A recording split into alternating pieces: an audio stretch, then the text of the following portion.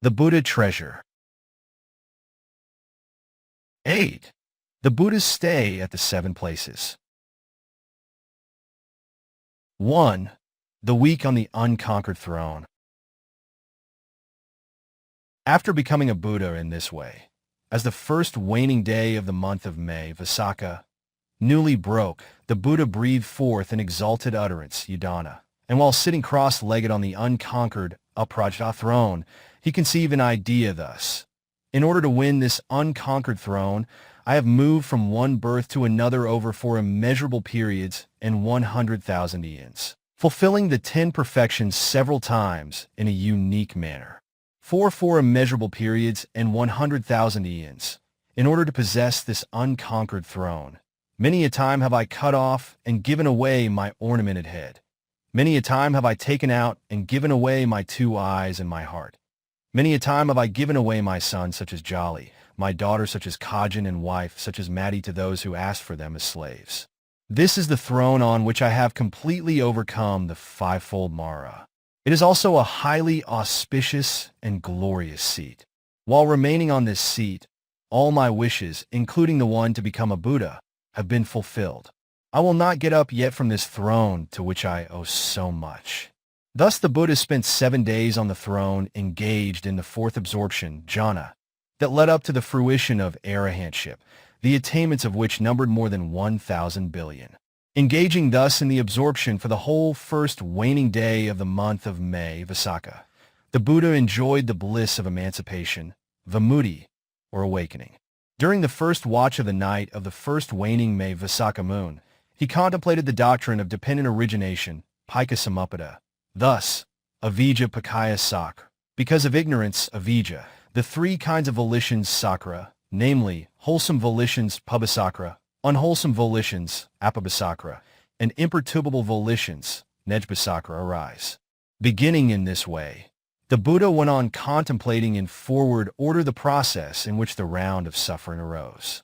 Again he contemplated, avijjaya tviva asisa viraga nirodho, sakra nirodho, because of the complete cessation of ignorance by not arising through the path of awakening, the 3 kinds of volitions, wholesome, unwholesome, and imperturbable, cease by not arising. Beginning thus, the Buddha went on contemplating in backward order the process in which the round of suffering ceased. When the Buddha repeatedly reflected on this doctrine in both forward and backward order, he understood more and more clearly the process of the arising of suffering in sastra in forward order, that on account of the causes such as ignorance there arose volitions and so on.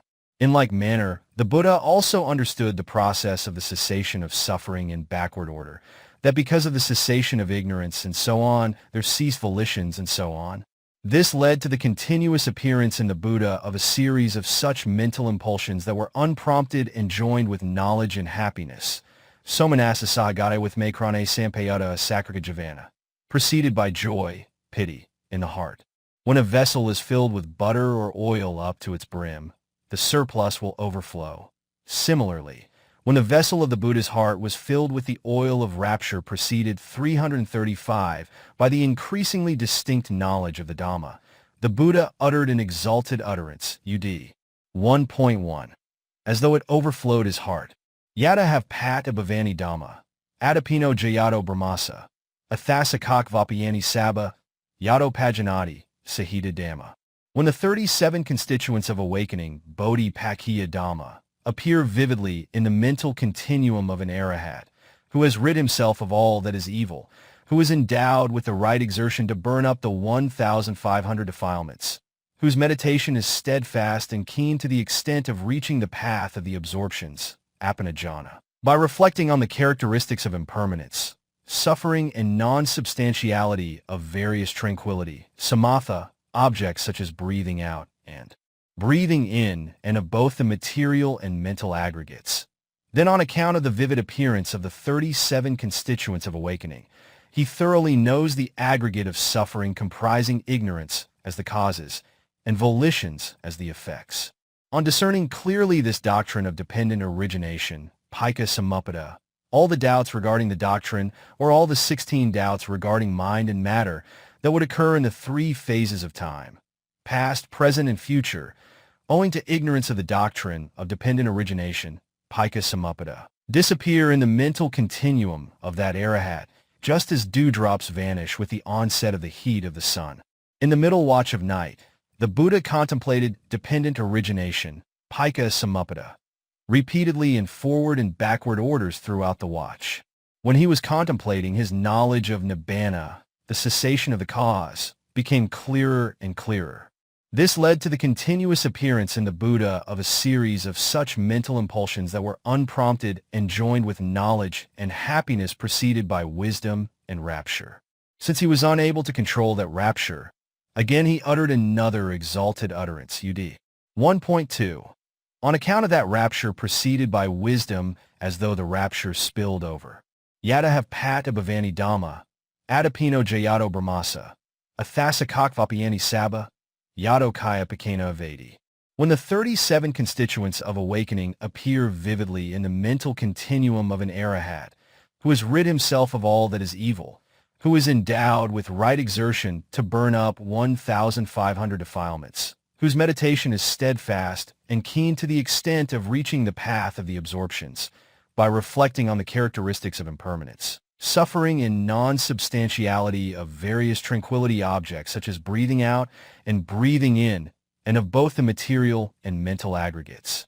Then, on account of this vivid appearance of the 37 constituents of awakening, he penetrated the unconditioned nibbana, the cessation of all the causes such as ignorance, volitions, etc. On discerning clearly the unconditioned ultimate nibbana called the destruction of causes, pakayakya, all the doubts that would occur owing to ignorance of nibbana disappear in the mental continuum of that arahat, just as dewdrops vanish with the onset of the heat of the sun. In the last watch of the night, the Buddha contemplated the doctrine of dependent origination repeatedly in forward and backward orders throughout the watch. When he was thus contemplating, his knowledge of the noble path that sees thoroughly the incessant arising and cessation of the cycle of suffering became clearer and clearer. This led to the continuous appearance in the Buddha of a series of such mental impulsions that were unprompted and joined with knowledge and happiness preceded by wisdom and rapture. Since he was unable to contain that rapture, still again he uttered a third exalted utterance, UD. 1.3. On account of that rapture preceded by wisdom, as though the rapture spilled over. Yada have pat abhavani Dhamma, adapino jayato brahmasa, vidpaya tahati mara sina, suriyo va abhisayam antalika. When the 37 constituents of awakening appear vividly in the mental continuum of an arahat, who has rid himself of all that is evil, who is endowed with right exertion to burn up 1,500 defilements, whose meditation is steadfast and keen to the extent of reaching the path of the absorptions, by reflecting on the characteristics of impermanence, suffering in non-substantiality of various tranquility objects such as breathing out and breathing in, and of both the material and mental aggregates. Then, just as the sun that rises and stands on the top of Mount Yugandhara, illuminating the whole vault of heaven with its own light, even so that Arahat by means of the 37 constituents of awakening crushes the 10 Mara armies, such as sensuality, aversion, etc., and remains in the brilliance of the torch of his wisdom, resembling the sun. After reflecting on the doctrine of dependent origination in forward and backward orders throughout the 3 watches of the night of the first waxing moon of May, Visakha, the Buddha uttered the aforesaid 3 exalted utterances. On the 2nd, 3rd, 4th, 5th, 6th, and 7th days too, he remained on that unconquered throne, enjoying the bliss of being an Arahat. 2. The week of the unblinking gaze. After becoming a Buddha and enjoying the bliss of being an Arahat, and without changing his cross-legged position throughout the whole sitting, the Buddha remained on the unconquered throne for 7 days. In the mental continuum of some ordinary Devis and Brahmas, partially because they had the experience of attaining the paths and fruitions in the time of former Buddhas, doubts arose as they wondered. The Buddha has not yet got up from the throne, even up till now. Apart from the attributes he is already, are there still other attributes that would enable him to attain Buddhahood? Then on the 8th day, the 8th waning moon, the Buddha got up from his enjoyment of awakening. Knowing about the doubts of the Devas and Brahmas, he rose up into the sky and performed the twin miracle of water and fire in order to eradicate their doubts. Having removed the doubts entertained by the Devas and Brahmas by performing the twin miracle of water and fire, the Buddha descended from the sky and stood erect like a golden post on the spot to the northeast of the unconquered throne, pondering, "I have indeed attained omniscience." He spent 7 days without closing his eyes, but gazing at the throne and the Mahabodhi tree, where he had attained the path knowledge of an Arahat, Arahata Magga e with Makrane, and omniscience, Sabanuda e with Makrane, as a result of the perfections fulfilled by him throughout the period of 4 immeasurable periods and 100,000 eons. That spot is known as the unblinking shrine, Anamisa Satya. 3. The week on the walkway. In the 3rd week, the Buddha spent 7 days walking up and down on the jewel walkway, created by Devas and Brahmas and stretching from east to west between the unconquered throne and the unblinking shrine. While at the same time, he was reflecting on the Dhamma and was absorbed in fruition attainment, Phala Samapatti. That place is called the jeweled walkway, Ratana Kakama Satya. 4. The week at the treasure house. In the 4th week, the Buddha reflected on the supreme doctrine of the Abhidhamma while sitting cross-legged in the treasure house, Ratnagara, created by Devas and Brahmas, at the northwest corner of the Mahabodhi tree. According to the sub-commentary on the ornaments of the victor, Janlakara, when the Buddha sat cross-legged in the treasure house and reflected on the Dhamma, as well as surveying the beings worthy of teaching, he discerned perfectly the course of practice composed of morality, concentration, and wisdom, Sila Samadhi Panna. He saw that humans, Devas and Brahmas would attain the noble state of the paths, fruitions, and nibbana by establishing themselves in morality, Sila, by concentrating their minds, Samadhi, and by putting efforts in their attempts at wisdom, Panna.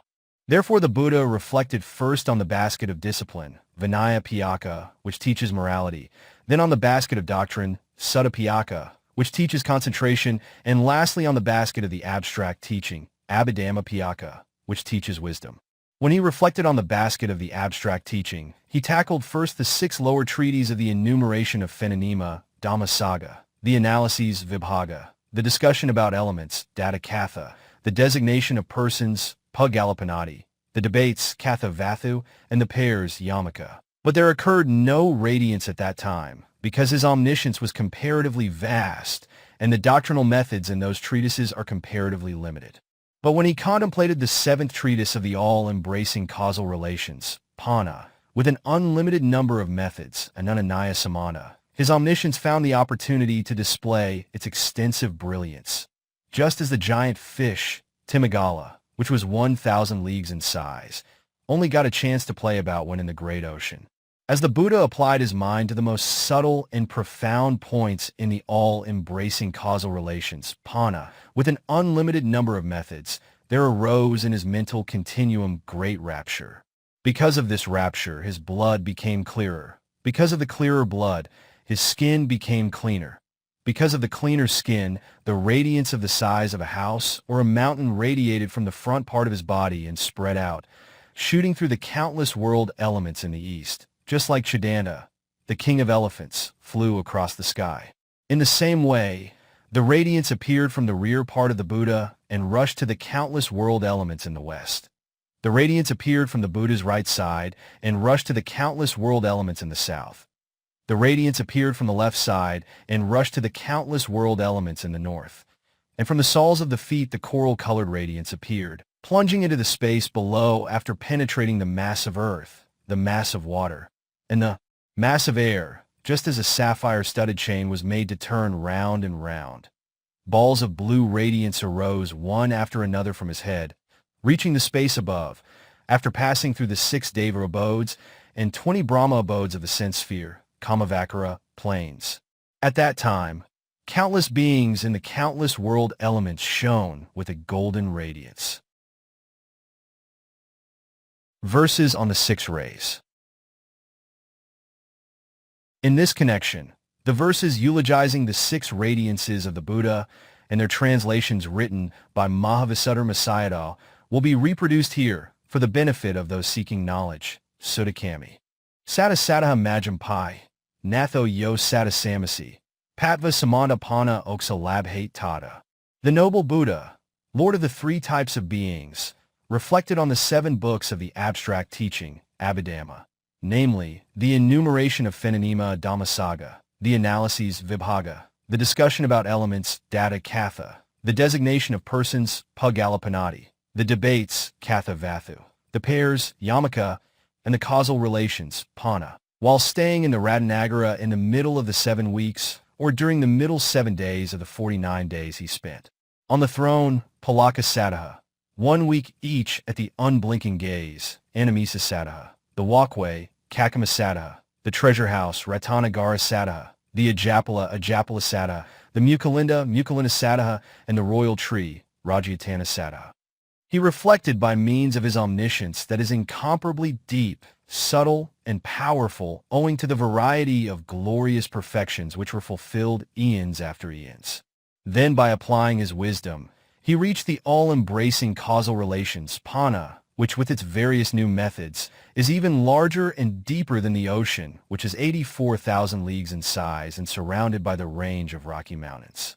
Having reached the causal relations thus, his omniscience, that is incomparably deep, subtle, and powerful owing to the variety of glorious perfections, which were fulfilled eons after eons, has an opportunity to display its brilliance. Yojana Satayamo Paka Timura Pigalo, Koksam Samadeva Gamhire Labhate Yatha.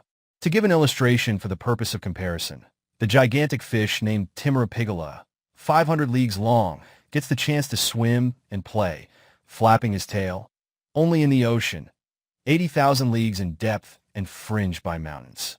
Similarly, the Buddha's omniscience, uniquely profound, subtle, and powerful owing to the variety of glorious perfections, which were fulfilled through successive eons, had the occasion to display its brilliance only when reflecting on the causal relations, Pana. Samasantasa Tatata Sathis Sararato, Tata Devani Chaba, Lohitati Pasadana. When he had the occasion to display the radiance of 6 colors from his body of 18 cubits height of the blue, gold, white, red, pink, and glittering colors, all these assorted colors spread overwhelmingly to all places, left and right, front and rear, above and below, because of the clear and shining state of his blood, and so on, which arose while reflecting on the doctrine of the causal relations, Pana, which was subtle like atomic particles. He is the teacher who poured out his words of advice from his cheerful, golden heart to those of the 3 worlds of humans, Devas and Brahmas. Nalayon Lani Pitadata Ca Lohita, Tama Tama, Tum J Nikamasa Pabasara. From the blue-black parts of the Buddha's physical body, such as the hair and the pupil of the eye, emanated a blue-black radiance about the size of a house or a mountain. Shining brightly, the radiance that was somewhat grayish, somewhat bluish, and somewhat greenish like butterfly peas, blue lotus and blue collyrium, making the whole sky and the earth blue, or like blue fans of rubies and cloths that were swinging gently and smoothly, have been spreading since the day the Buddha reflected on the causal relations, Pana, up till now. From the yellow and golden parts of the Buddha's person, such as the skin, emanated the yellow and golden radiance about the size of a house or a mountain. Shining brightly, the radiance that covered the 10 directions, making them all yellow like cloth of gold sprinkled with liquid gold and spread out and placed in the vicinity, or like powders of saffron and realgar and golden kaikra flowers filling up the sky, have been spreading since the day the Buddha reflected on the causal relations, Pana, up till now. From the white parts of his body, such as the bones, the teeth, and the white portions of the eyes, emanated the white radiance about the size of a house or a mountain. Shining brightly, the radiance that is like a stream of milk poured from a silver jar, or like a silver canopy completely covering the sky, or like silver fans swinging gently and smoothly from the high clouds in the sky, or like silvery jasmine, magya, white lotus, jasmine, samana, and mugara mixed together, have been spreading since the day the Buddha reflected on the causal relations, Pana, up till now. From the red parts of his body, such as the eyes, the flesh, and the blood, emanated the red radiance about the size of a house or a mountain. Shining brightly, the red radiance, that is like the powder of red lead, molten lac, China rose, the flower of the noon flower, Bunda Javaka, the flower of the Indian coral tree, Parahata, making the surface of land and water, and the whole sky red, have been spreading since the day the Buddha reflected on the causal relations, Pana, up till now. Besides, from the various unascertainable spots of the Buddha's body emanated the radiance of light and dark colors, Majiha, resulting from a mixture of black, red and blue, and the radiance of sparkling, flaming and glittering hues, Pavasara, about the size of a house or a mountain. Shining brightly, the radiance, like the lighting in the sky during the month of May, Visakha, or like the skin of playful insects or sparks of a blazing fire, has been spreading since the day the Buddha reflected on the causal relations, Pana, up till now. Evatsabba rasiyo eta yava vasarasabha disa vitkavant papana santitatika. Thus the 6 radiances of blue, gold, white, red, pink, and glittering colors shine in the directions of all 10 quarters at the same time as the Buddha's teaching still shines forth. The radiance of the body and the glory of those Devas and Brahmas that happened to be at the wish-fulfilling trees, Kaparukka, gardens and mansions which were along the course of the Buddha's 6 radiances and which could illuminate the entire 10,000 world element, only by means of their 10 fingers, disappeared as they were not capable of outshining the radiance from the Buddha. Iti Shabara Siddha Agraso Ti Namaso, Lokpatha Gwata Vandi Buddha Namasiya. To the Buddha, Lord of the world, who has earned the name Agrasa because he possessed the radiance of 6 colors in the aforesaid manner, who is endowed with a good reputation spreading throughout the 3 worlds, who is worthy of the honor done to him by the whole world, who knows the 4 noble truths thoroughly as though they were written on the palm of his hands, like a lively ruby, the so-called I, whose body on contemplation is found to be composed of 32 portions of a dirty, disgusting nature, that I pays homage repeatedly in full faith with my head bowing, recalling the time when the Lord was still alive. The causal relations, Pana, teaching has an unlimited number of methods, like the sky. It is extensive like the mass of the earth. It is deep like the mass of water in the ocean. And yet its survey by the Buddha was completed within 7 days, because omniscience is vast and quick in its application. The place where the Buddha contemplated this Dhamma jewel for 7 days came to be known as the treasure house, Ratana Garasatiya. 5. The week at the Ajapala banyan tree. After spending the 4 weeks, or 28 days, near the Mahabodhi tree, in the 5th week, the Buddha proceeded to the foot of the Ajapala banyan tree, situated to the east of the Mahabodhi tree, and stayed for 7 full days at the foot of this tree reflecting on the Dhamma and absorbed in fruition attainment, Phala Samapatti. At that time, a Brahmin of unknown clan and name, one seemingly violent and haughty by nature, approached the Buddha and had a pleasant and joyful conversation with him. Having finished the pleasant and joyful conversation, which was worthy of lifelong remembrance, the haughty Brahmin stood at a suitable distance and asked the Buddha, "Venerable Gautama, what virtues make a true Brahma in this world? What does it take to become a noble one?" The haughty Brahmin could not penetrate the 4 truths even if the Buddha made him a disciple and taught him. Those who heard the Buddha's utterance of Dhamma verses prior to his teaching of the Dhamma wheel, Dhammacakka, discourse would get benefit only as an impression on the mind, like the taking of the refuges by the merchant brothers, Tapassa and Balika, who would never realize the paths and fruitions through the penetration of the 4 truths, such as a natural law, Dhammata, according to the light on the essence of meaning, Sāratadipani. Since the haughty Brahmin could not absorb the Dhamma, as he was not a person capable of discerning the 4 truths, the Buddha did not make him a disciple. But being aware of the meaning of the Brahmin's question, the Buddha breathed forth this exalted utterance, UD 1.4. Yo Brahmeo Bahita Papadamo, Nihuko Nikasavo Yatato, Vedanagu Vusita Brahmakariyo, Damana So Brahma of Davadiya, Yasasada Nati Kahinsi Lok. An Arahat, called a Brahmin, is he who has rid himself of all that is evil. He is free from violence and haughtiness. He is free from the stains of defilements. He is intent on developing meditation, or he has a heart restrained with morality, or he has reached Nibbana, the true cessation of the volitions, by realizing it through the fourfold path knowledges, Magga with Makrane, or he has reached the stage of the Arahat fruition, Arahata Phala, the climax of the fourfold path knowledges. He has accomplished the noble practice of the path which leads to Nibbana. In this world where things rise and fall, there is absolutely nothing of the 5 evil prominences, asada, in any of his sense objects, namely, prominence of passion, ragasada, prominence of hate, dosasada, prominence of delusion, mohasada, prominence of conceit, manasada, and prominence of wrong view, dhyasada. That Arahat, who is called a Brahmin, should fearlessly declare, properly and correctly, I am indeed a true Brahmin. Mara's concession of defeat. Mara had been following the Buddha for 7 years to get a chance of finding fault with him, but had not come across the slightest opportunity to do so. He therefore approached the Buddha, who was still at the foot of a Japala banyan tree, and said in verse, Ascetic Gautama, are you brooding here in this forest because you are overwhelmed by grief? Have you incurred loss of property worth hundreds and thousands?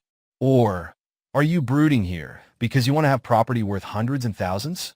Or are you brooding here in this forest because you have committed a serious wrong deed in a village or a town and do not dare to face others? Why do you not make friends with the people? You have absolutely no friendship with anybody. The Buddha replied, Mara, I have uprooted and destroyed all the causes of grief. I have not even an iota of evil. Being completely free from worry, I remain absorbed in 2 absorptions. I have cut off desire for existence, bhavata. I have no attachment whatever. I remain blissful in the 2 forms of absorption. Mara, ascetic Gautama, in this world some men and some recluses are attached to their objects, such as gold and silver, etc., and their requisites, such as robes and bowl, etc., saying, This is mine. If your mind is attached, like these men and recluses, to that gold and silver, etc., and to that robe and bowl, etc., you will never escape from my domain in the 3 existences.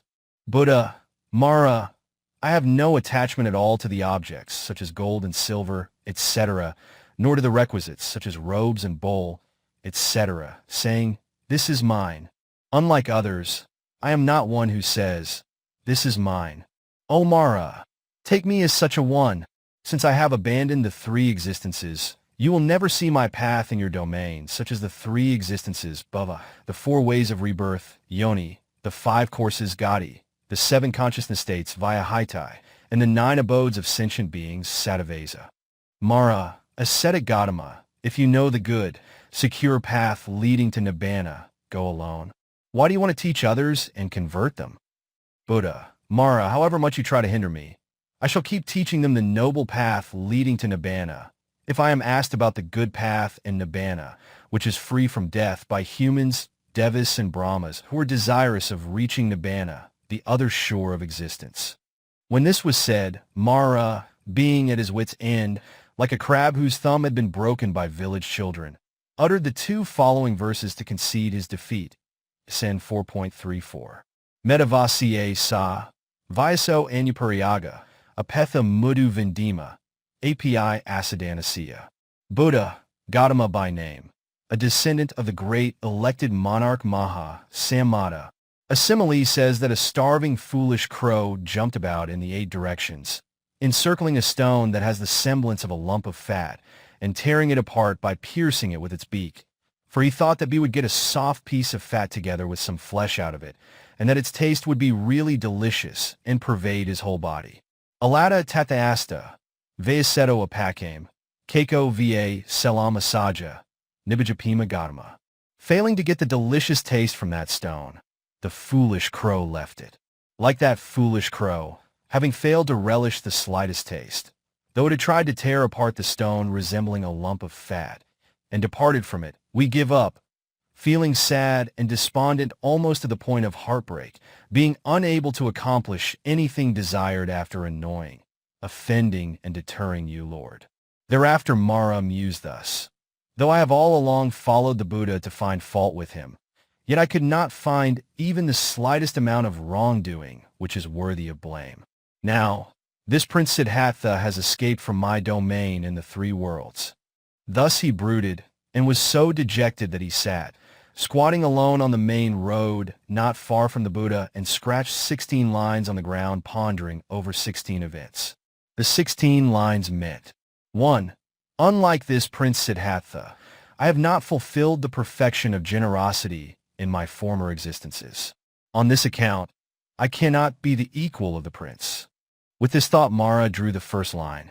2. Unlike this Prince Siddhartha, I have not fulfilled the perfection of morality in my former existences. On this account, I cannot be the equal of the prince.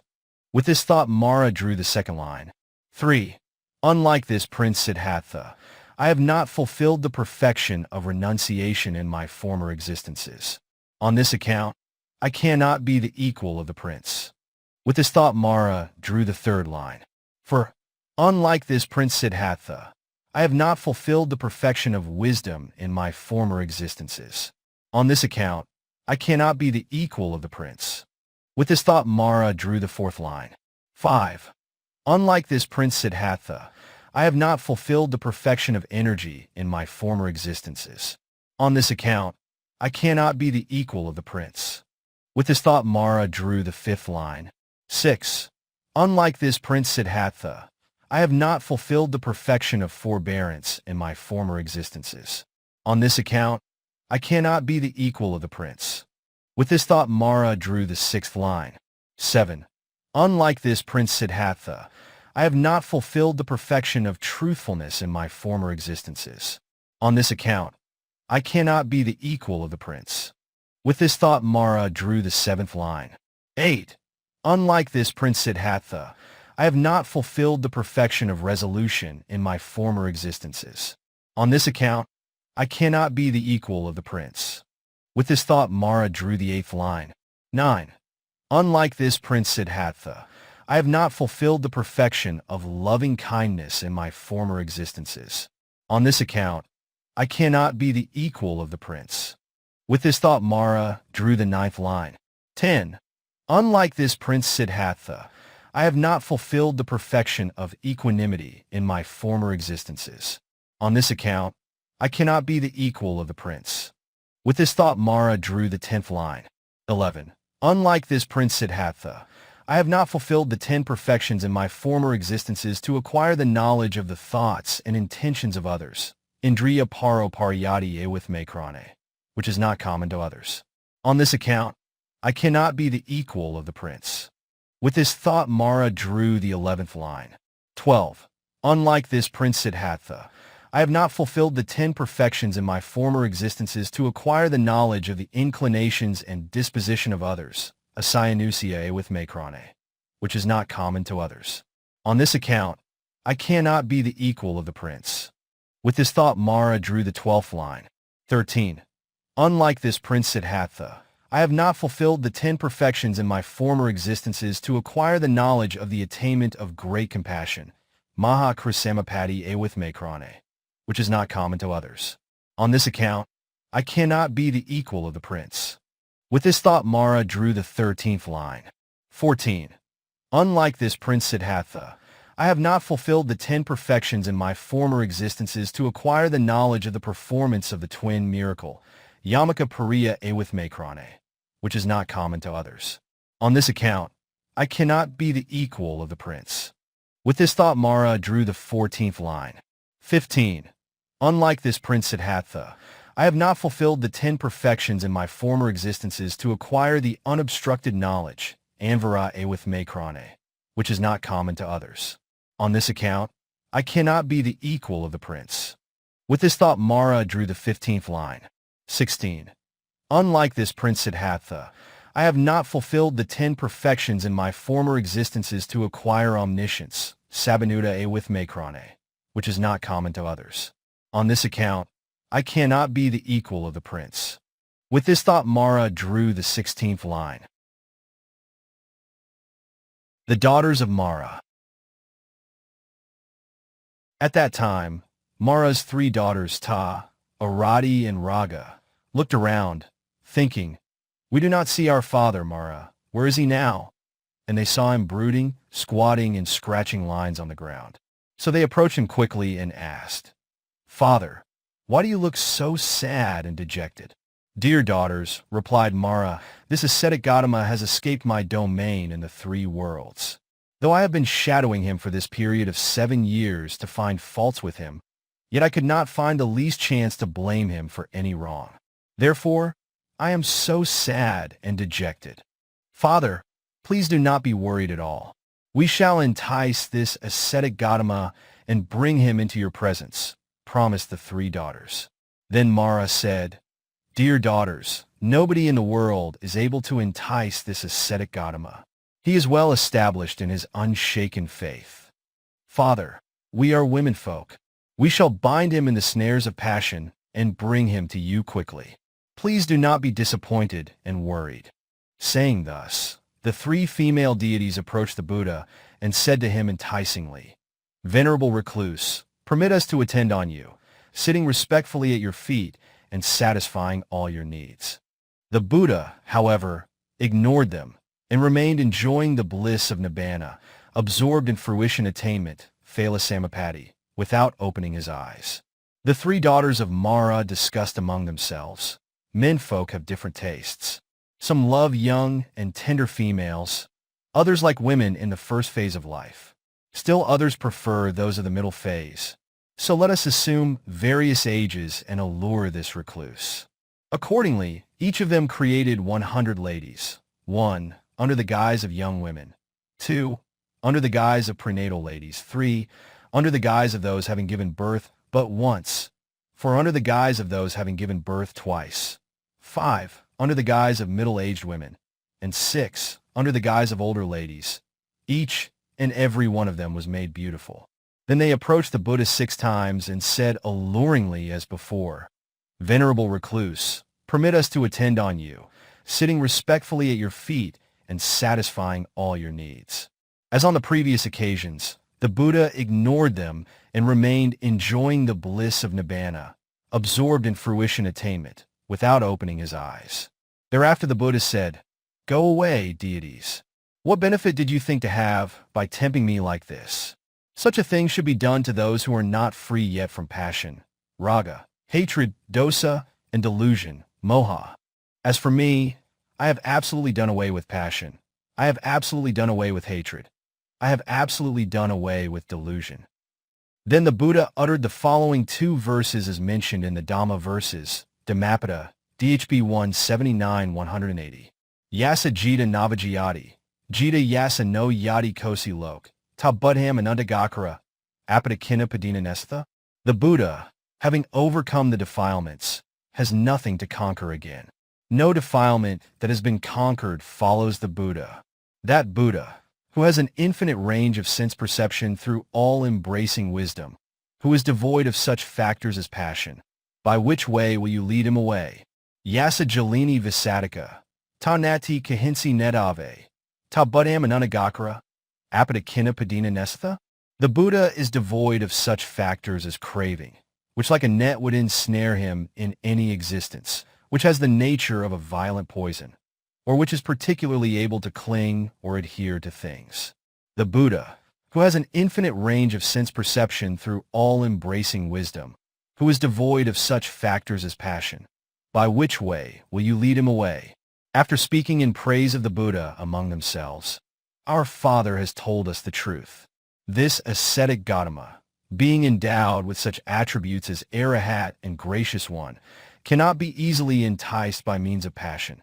And they returned to their father, Mara. The Buddha honors the Dhamma. While the Buddha was staying during the week at the Ajapala banyan tree, he pondered, "It is miserable indeed to live without showing respects to others, having nobody to respect. Who should be approached and held by me in high esteem? One who has rid himself of all defilements, who has removed evils." Then he pondered thus, "I should live near someone who is superior to me in morality, concentration, wisdom, and emancipation, so that my morality, concentration, wisdom, and emancipation, which are still incomplete and inadequate, will become complete and adequate. Then he made a survey with his omniscience to find someone superior to him in morality, concentration, wisdom, and emancipation. Seeing no such person in the three worlds, he thought, "It will be good if I live paying respects only to the Dhamma that I have penetrated." At that moment, knowing the Buddha's intention, Brahma Sahampati arrived instantly in the presence of the Buddha, and having put his shawl on his left shoulder and touched the ground with his right knee, he raised his folded hands in adoration and said, "Exalted Buddha, what you have thought of is correct. Fortunate one, those Buddhas who appeared in the past lived honoring only the Dhamma. Those Buddhas who will appear in the future will also live honoring only the Dhamma. Exalted Buddha, as a present Buddha, you should live honoring only the Dhamma." He also added the following three verses, SN 6.173. Yisa added as Sambuddha, Yisa Buddha Anagata, Yosidarahi Sambuddho, Bana Sokanasano. Lord glorious, there exist those Buddhas who appeared in the past, those who will appear in the future, and he who is appearing now, who removes or destroys the thorn of worry from many humans, Devas and Brahmas. Sab Sadamagarano, Vahasu Viharani Ca, Tathapi Viharasani, Esa Badana Damata. All these Buddhas of the three phases of time live paying respect to the Dhamma, are living and will live in the same manner. Such a living with respect paid to the Dhamma is a natural law of omniscient Buddhas. Tasma Hai Adikamina, Mahadam Abhikakat, Sadamo Garakatabo, Sarabadana Sana. Therefore, he who wishes for benefits and who is desirous of being a highly honored person should pay respect day and night to the Dhamma jewel, which is the property of the virtuous, bearing in mind the three aspects of the teaching. After uttering these three verses, Brahma Sampati saluted the Buddha respectfully, circumambulated him, and disappeared from that very place, and appeared at his Brahma abode. Then, knowing thoroughly that the request made by Brahma Sampati was quite appropriate for him, the Buddha lived paying respect only to the Dhamma that he had realized. 6. The week at Mukalinda Lake. After spending 7 days reflecting on the Dhamma under the Ajapala banyan tree, the Buddha left it for the Mukalinda tree, towards the east of the Mahabodhi tree. There, at the foot of the Mukalinda tree, the Buddha spent 7 days sitting cross-legged and enjoying the bliss of being an Arahat. At that time, a great untimely rain fell for 7 days. Such rain falls only on 2 occasions. 1, when a universal monarch appears, and when a Buddha appears. When the great rain fell, a very powerful Naga king, Mukalinda, who ruled the Naga abode underneath the lake, thought thus: "This great unseasonal rain fell as soon as the Buddha took shelter in my abode. It will be good if a dwelling place for the Buddha can be found."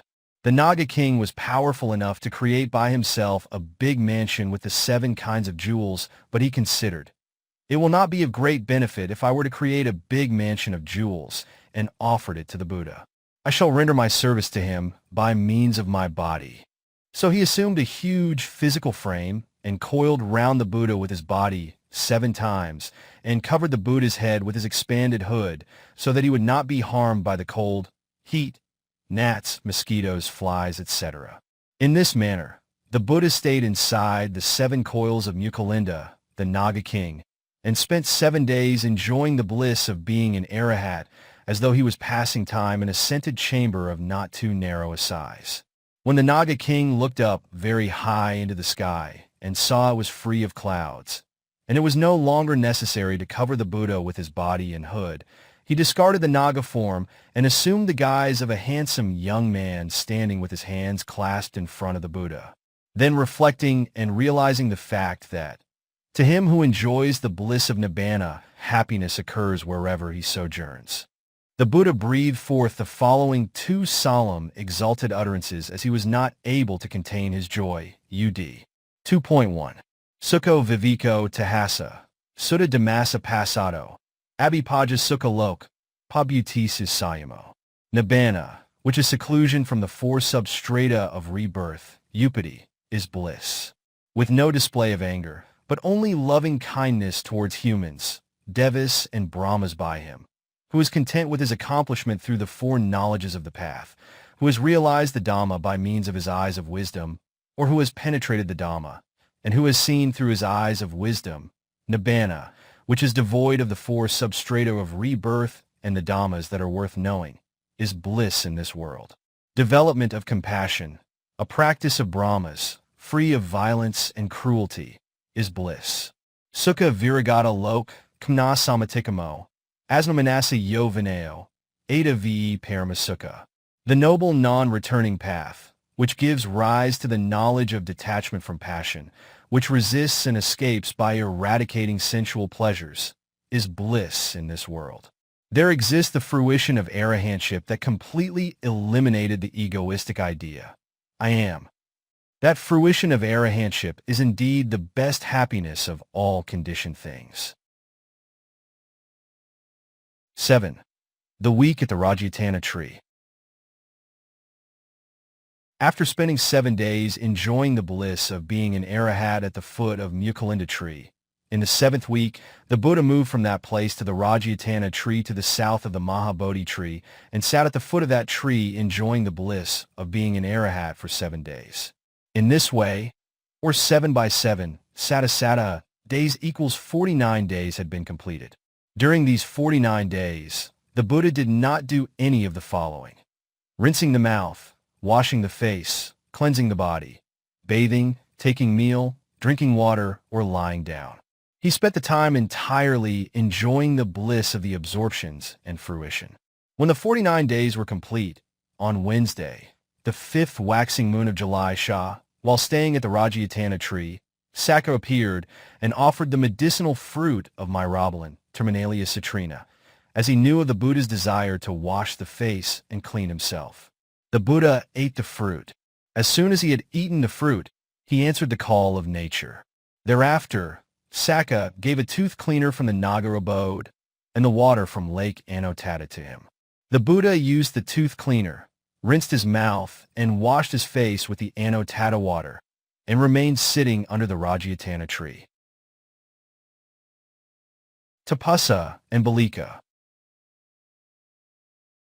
The two merchant brothers, Upatissa and Kolita, were traveling with 500 carts from their home in the state of Ukala to the middle country, Majjhima Desa, for trading.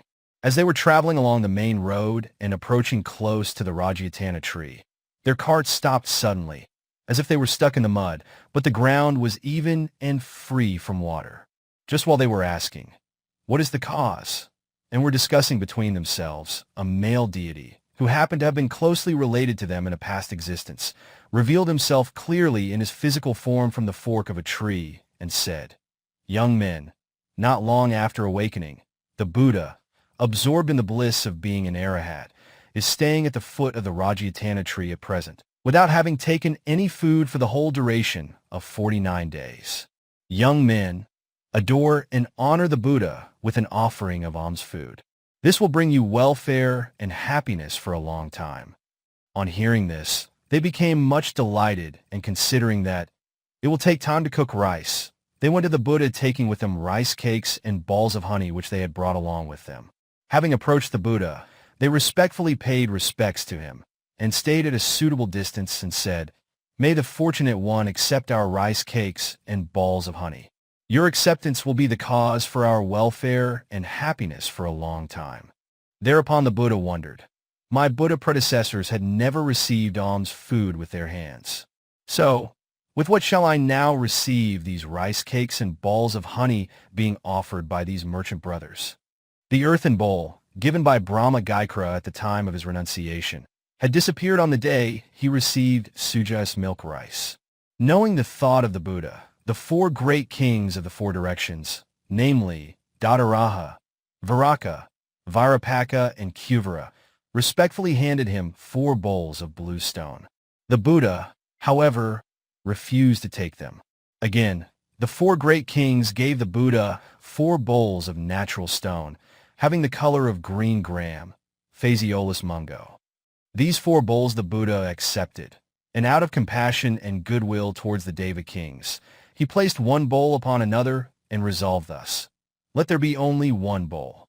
No sooner had the Buddha resolved thus, than the 4 bowls reduced themselves to just one bowl with 4 rims.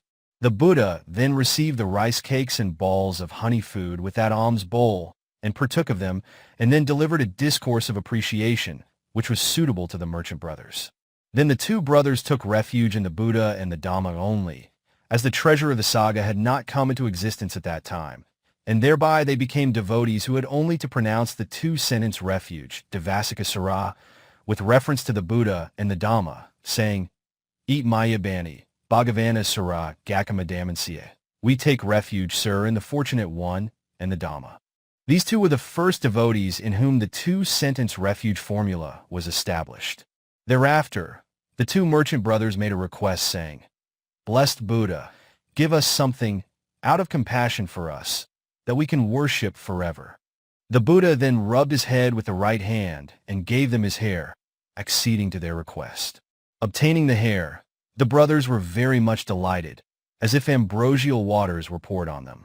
After finishing their trading, they returned and arrived back at their native town of Puckeravati in the district of Ukala, where they built a shrine, Satya, enshrining in it the hair relics kept in a golden casket.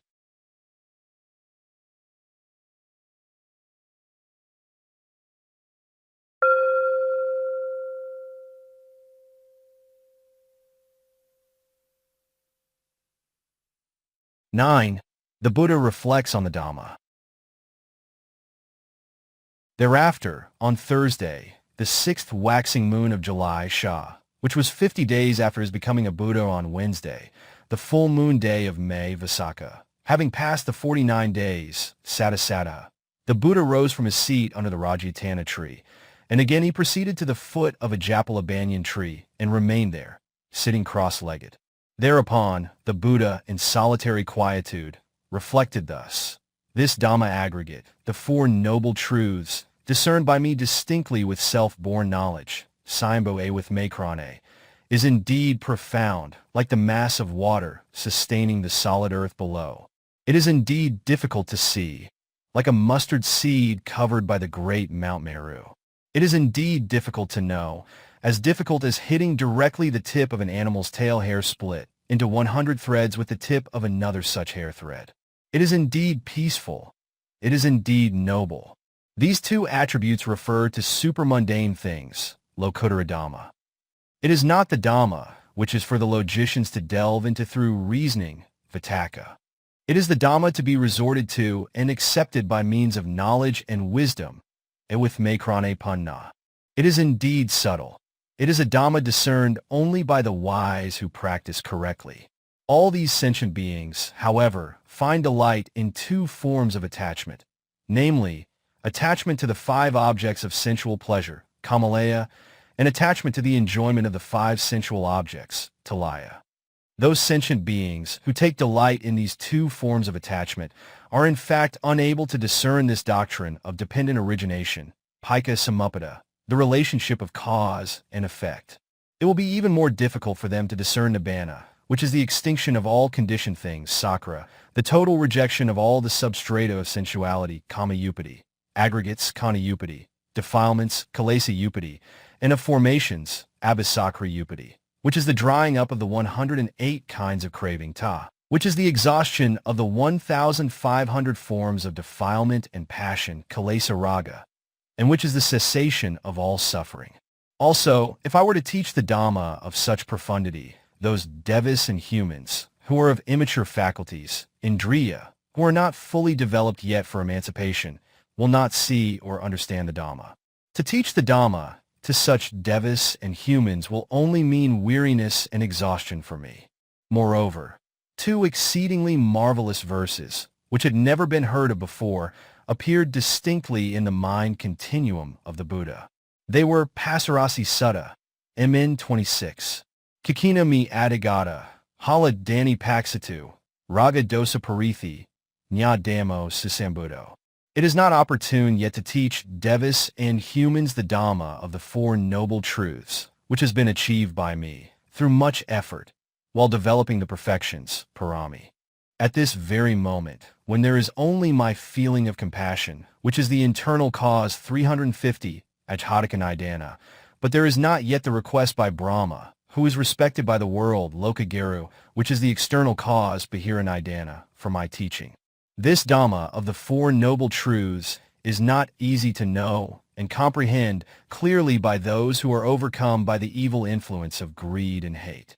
Paisatagmi Nipua, Gambra Dudasayu, Raga Rata na Dakani, Tamakananavu, all devas and humans, who being covered by the darkness of ignorance, avijja, so much so that they have no eye of wisdom, crave for sensual pleasure, kama raga, continued existence, bhava raga, and false doctrines, daihi raga, will not be able to see the good Dhamma of the Four Noble Truths, which is subtle, profound, like the mass of water sustaining the solid earth from below, difficult to see, like a mustard seed covered by the great Mount Meru, fine as an atom, and which leads to nibbana by going against the stream of sasra. This thought is in fact a natural law, Dhamma, which happens to all the Buddhas. The Buddha, who had thus reflected, was inclined not to make an effort to teach the Dhamma forthwith, for the following three reasons. 1. The minds of sentient beings were full of defilements. 2. The Dhamma was very profound. And 3. The Buddha held the Dhamma in high esteem. The Buddha's thought process may be likened to that of a physician who, having given treatment to a patient afflicted with various kinds of illness, would reflect, in what way and with what medicine should this patient be treated for recovery from his illness? So too the Buddha, being aware of all sentient beings afflicted with various ailments of the defilements, kilesa, on the one hand, and of the Dhamma being immensely profound and not easily discernible on the other, reflected, what Dhamma should be taught to these beings and what method should be employed in teaching them. Another explanation is that there are two causes, nidana, for the Buddhas to teach the Dhamma. 1. The feeling of compassion for sentient beings generated in the mind continuum of the Buddhas, i.e., the great compassion, mahakara, which is the internal ajhataka cause. And 2. The act of asking by the world-respected Brahma for the Buddha's teaching of the Dhamma, i.e., the request by Brahma, Brahma yakana, which is the external bahira cause. At the time when the Buddha thus reflected on the profundity of the Dhamma and on the abundance of the defilements, kilesa, in sentient beings, the great compassion, mahakru, of Buddha, the internal cause had already arisen, but the external cause was still lacking as Brahma had not made the request yet. The Buddha was inclined to teach the Dhamma only when Brahma had made the request, thereby fulfilling the external cause. The teaching of the Dhamma, only when requested by Brahma, was a natural law, Dhamma, for every Buddha. The reason for the teaching of the Dhamma, only when thus requested by Brahma, was this. Outside the Buddha's dispensation, before the appearance of the Buddha, those who were considered virtuous, whether laymen, wanderers, ascetics, or Brahmins, worshipped and revered only Brahma. If the world respected great Brahma, showed reverence to the Buddha by bowing before him, the whole world would do likewise and develop faith in the Buddha. For this reason, it was usual for the Buddhas to teach the Dhamma only when requested by Brahma. Thus, only when the external cause, the request of Brahma, had been made, did the Buddha teach the Dhamma. The great Brahma Sahampati's request. When the mind continuum of the Buddha was such that he was still inclined not to exert himself for teaching the Dhamma, this thought occurred to Brahma Sahampati. Nasati Veda Bo Loko. Vinasati Veda Bo Loko. Friends, the world is going to perish. Oh friends, the world is going to perish. Then the Buddha, who is worthy of special veneration by devas and humans because of his fully and truly penetrating knowledge of all things in the world, is inclined not to exert himself for teaching the Dhamma. Then, as instantly as a man of great physical and mental strength might stretch out his bent arm or bend his outstretched arm, Brahma Sahampati vanished from the Brahma world along with 10,000 fellow Mahabrahmas and appeared in front of the Buddha. At that time, Brahma Sahampati had a scarf placed over his left shoulder and kneeling with his right knee on the ground. Sitting in the way of a Brahma, he made obeisance to the Buddha by raising his clasped hands and addressed him. Exalted Buddha, may the Buddha kindly teach the Dhamma to all sentient beings, humans, devas, and Brahmas. Exalted Gracious One, may the Buddha kindly teach the Dhamma to all sentient beings, humans, devas, and Brahmas. There are many beings who have just a little dust of the defilements in their eyes. If these beings do not get the chance to listen to the Dhamma of the Buddha, They will suffer a great loss by not acquiring the extraordinary Dhamma of the paths and fruitions which they deserve. Venerable Buddha, there will appear those who can comprehend the Dhamma taught by you. Then again, having addressed the Buddha in plain prose, Brahmasampati made the request also in verse. Exalted Buddha, in the past, before your appearance, there existed in the Magadha country the impure, false doctrine sponsored by the 6 heretical teachers, such as pure Kassapa, who were stained by the dirt of the defilements. Kindly open the great doorway of the path for entry into the deathless Nibbana, which has remained closed since the disappearance of the Buddha Kassapa's dispensation, Sasana. Let all sentient beings listen to the Dhamma of the 4 noble truths as discerned by you, free as you are from the dust of the defilements.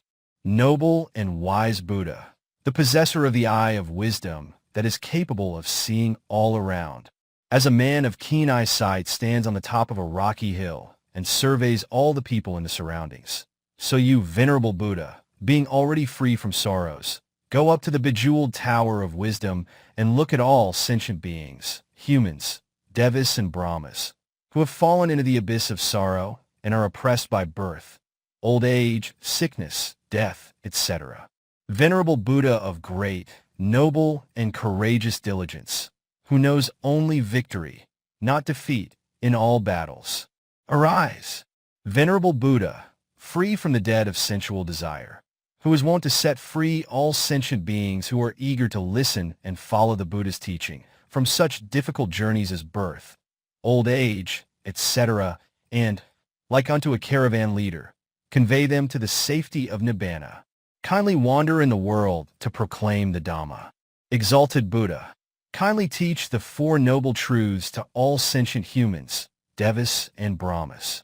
Venerable Buddha, there will appear those who can discern and understand the Dhamma to be taught by you.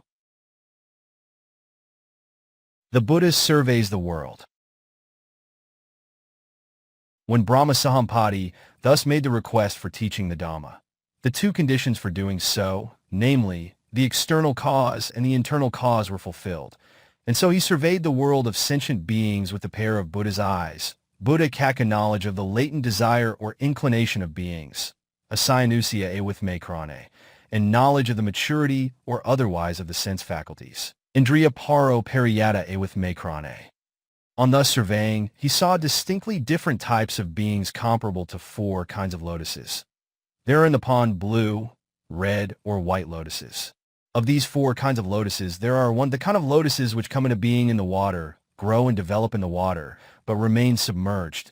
2. The kind of lotuses which come into being in the water, grow up in the water and stand level with the surface of the water. 3. The kind of lotuses which come into being in the water, grow up in the water and stand aloft, above the water and without the water wetting and adhering to them. Apart from the 3 kinds of lotuses, there is the 4th kind of lotus which will neither appear at all above the water nor bloom forth. The lotuses of this kind are diseased and will eventually become food for fish and tortoises. Like these 4 kinds of lotuses, there are beings who have little or no dust of the defilements in their eyes of knowledge, beings who have much dust of the defilements in their eyes of knowledge, beings in whom the 5 faculties of faith, energy, mindfulness, concentration, and wisdom are sharp and mature, beings in whom the said 5 faculties are dull and immature, beings whose disposition, such as faith, energy, etc., are good or are not good, beings who would easily understand the Dhamma, taught, and beings who would not, beings who view all mundane matters, such as the aggregates, all forms of defilements, wrong deeds, volitions, and actions that would cause further existences as a dreadful group of dangers, just like an enemy wielding a 2-edged sword prepared for an assault, and beings who have no such view. After thus reflecting and discerning, the Buddha gave his assent to Brahmasampati in verse MN 26. Aparuta tessa amatasadvara, ye sodavanto pemankanda sada, vihisasani padwa nabsai, dhammapada manyajizabram. O Brahma Sahampati, I do not keep the 8 portals of the paths, Magga, for entering into the deathless Nibbana, closed to devas and humans who are fit for emancipation. They are kept permanently open. Let devas and humans with good hearing, Sotapasada, show faith in me. O Brahma Sahampati, to humans, Devas and Brahmas I have not in days past taught the noble Dhamma which I have acquired. It was because at that time the two causes, Nidana, for teaching the Dhamma had not yet been fulfilled, and as such I knew well that, even though the Dhamma was taught, it would be of no benefit to them, but would be merely exhausting for me. Thereupon, Brahma Sampati felt jubilant and exclaimed, "The Buddha has given me the word of assent for teaching the Dhamma." Then, after paying respect to the Buddha and circumambulating him, he vanished from that very place and reappeared in the Brahma world. The Buddha proceeds to the deer park. After Brahma Sampati had left, the Buddha reflected, "To whom should I first teach the Dhamma? Who will quickly understand the Dhamma, to be taught by me?" Then it occurred to him, the sect leader, Ra of the Kalama clan, is one endowed with the three wisdoms, Panna wisdom about birth, Jati Panna, wisdom about meditation, Bhavana Panna, and wisdom about preservation, Paraharika Panna. He is also an individual whose eye of wisdom was free from the dust of the defilements, Aprajaka Pagala, for a very long time. It would be good if I were to teach him the Dhamma first. He will quickly discern the Dhamma taught by me. Thereupon, one Deva, without making himself visible, addressed the Buddha. "Exalted Buddha, it has now been 7 days since the sect leader Ra of the Kalama clan died." The Buddha, however, without readily accepting the mere words of the Deva, looked with his omniscience, Sabanuta e with Mekrane, and confirmed that Ra had indeed died 7 days ago, as he had been informed by the Deva, and that he had been reborn since in the sphere of nothingness, Akankanyatana, the third of the four formless planes. After musing, it was indeed a great loss for the sect leader Ra of the Kalama clan to miss the opportunity of realizing path and fruit which he deserved. If he could have listened to the Dhamma to be taught by me, he would have quickly discerned the four noble truths. The Buddha again reflected further. To whom should I then teach the Dhamma? Who will quickly understand the Dhamma to be taught by me? Then it occurred to him, the sect leader Rājagaha, the son of Rama, is one endowed, like Ra, with the three wisdoms. He is also someone with little dust in his eyes, his eye of wisdom having been free from the dust of the defilements for a very long time. It would be good if I were to teach the Dhamma first to him. He will quickly discern the Dhamma to be taught by me. Thereupon, another Deva, without making himself visible, addressed the Buddha. "Exalted Buddha, the sect leader Rājagaha, the son of Rama, has already died at about midnight yesterday." The Buddha, however, without readily accepting the mere words of the Deva, looked by means of his omniscience and confirmed that the sect leader Rājagaha had died in the middle of the previous night, as informed by the Deva, and that he had been reborn since in the sphere of neither perception nor non-perception, Nevasana Nasanyatana, which is the fourth of the four formless planes, which is also called Bhavaga. Thereupon, musing, it was indeed a great loss for the sect leader Rājagaha, son of Rama, to miss the opportunity of realizing the paths and fruitions which he deserved. If the sect leader Rājagaha could have listened to the Dhamma taught by me, he would have quickly discerned the four noble truths. He again reflected further. To whom should I teach the Dhamma first? Who will quickly understand the Dhamma to be taught by me? Then the Buddha thought, the group of 5 ascetics, Panka Vigiya, have been very helpful to me. They stayed with me and attended to my needs when I was practicing austere striving, Dukkara Kriya, for 6 long years in the Arrival forest. So, it would be good if I were to teach the Dhamma first to the group of 5. On reflecting, where are the 5 ascetics living at present? With his super knowledge of divine sight, Dibakaku Abhina, he saw them dwelling in the huge deer park also called Sipatana, near Bras city. After making the intention, I will proceed to the deer park and deliver the Dhamma wheel Dhammakaka Discourse. He went round for alms near the Badamala, and stayed there till the 14th day of the waxing moon of the month of July, Shah, and then on the full moon day of the month, quite early in the morning, after arranging and carrying his robes and alms bowl and thinking, I will proceed to Bras city. He began the journey of 18 leagues on foot. The Buddha meets the ascetic Apaka. When the Buddha went from the Mahabodhi to Bras on foot, the ascetic Apaka, who was traveling between the Mahabodhi and Buddhagaya, approached the Buddha, and on seeing him, asked, My friend, your organs of eye, ear, nose, tongue, body, and mind are so clear. Your complexion is also clean and radiant.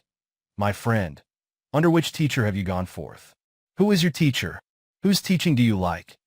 The Buddha thereupon gave the reply to the ascetic Upaka in verse MN 85 and elsewhere. Sababiba, Saba Vijuamasmi, Sabisu Demisu Anupalito, Sabanjaho Take Vimudo, Saya Abhinaya Kamadizia. Upaka, I have mastered all things in the three worlds and possess perfect and complete knowledge of them all. I am one who is free from the stain of the defilements, such as greed, wrongdoing, delusion, etc., with regard to the three forms of existence, Tapumika Dhamma. I have abandoned all the three forms of existence. I am also one established securely in Nibbana, where craving is extinct, being one who has penetrated all things by myself, without being taught by others. Whom should I point out saying, "This is my teacher"?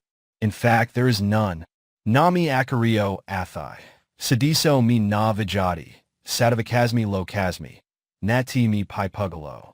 Upaka, for me, there is no teacher, not to speak of a teacher superior to me. There is no one who is even my peer. There is no one in the world of sentient beings, including devas, who can compare with me in respect of such qualities as morality, concentration, etc. Ahan hai araha lok, aha satha anataro, ikomi samasambudo, siddhi butasmi nabudo. Upaka, I am indeed the Arahat in the world, one deserving of special veneration. I am also the incomparable and most excellent teacher of devas and humans in the world. Since I can discern with self arisen knowledge, Sayambue with Mekrane, all things without perversion, I am the supremely self-awakened one. I am also one who has extinguished the fire of the defilements. Dhamma kaka pavatetu, gakami ksina pura, andib tasmi lokasmi, hacha amata dundubi. Upaka, I will go to the Isipatana Deer Park near Bras in Kasi to set in motion the Dhamma wheel. I will beat the large deathless drum for all devas and humans who, without the eye of wisdom, are groping around like the blind. Thereupon, the ascetic Upaka said, My friend, if what you claim is true, you must be one who possesses infinite wisdom, Ananta Awith Mekrane, and who has conquered the 5 kinds of death. Mark 356. The Buddha replied thus, Madisava yina honti nyapata asavakaya yitama papakadkama tasmaham upakayino. Upaka, the Buddhas who are of the same nature like myself are named conquerors, Jina, since they have attained the path knowledge of an Arahat, Arahata Magaye with Mekrane, the extinction of the 4 pollutants, Asava, and have got rid of the unwholesome factors, Akusala Dhamma. I am also known by the name of Conqueror, for, like these Buddhas, I have attained the knowledge of the extinction of the pollutants, Asavakya with Mekrane, and abandoned the unwholesome factors. Thereupon, the ascetic Upaka saying, My friend, what you have said may be true, nodded his head and took another route to go to Vakara district. The opportunity of having such a dialogue and discussion with the Buddha proved to be a helpful factor in his renouncing the world later on. True, Upaka was in fact one who possessed extraordinary merit at Akara. For this very reason, the Buddha had taken the journey on foot to meet him on the way. The story of Upaka in brief. The ascetic Upaka lived in a small hermitage in a hamlet of hunters in Vakara and was held in high esteem and looked after by the leading hunter of the hamlet. As there were plenty of wild gnats in the said county, Upaka was made to spend his time inside a large pitcher. As the hunter wanted to go to a distant deer forest, he left word with his daughter Kappa. Daughter, look after and serve well our reverend teacher, who is an Arahat. Don't fail to do so. And then he left for the forest in company of his sons and younger brothers. Kappa, the daughter of the chief hunter, had pleasant, beautiful looks. She possessed perfect bodily form with features becoming to a woman. The day after her father left, the ascetic Upaka went to the chief hunter's house. On seeing the hunter's daughter Kappa as she approached close to him to offer alms food which she had prepared, he became overwhelmed by lust. So, without even being able to take the food, he went back to his place carrying the alms food in a dish. keeping the dish of alms food in a suitable place, and thinking, I will remain alive only if I can have Kappa. I will die if I cannot get her. He lay down without taking food. On the 7th day, when the chief hunter returned home, he inquired from Kappa about teacher Upatissa.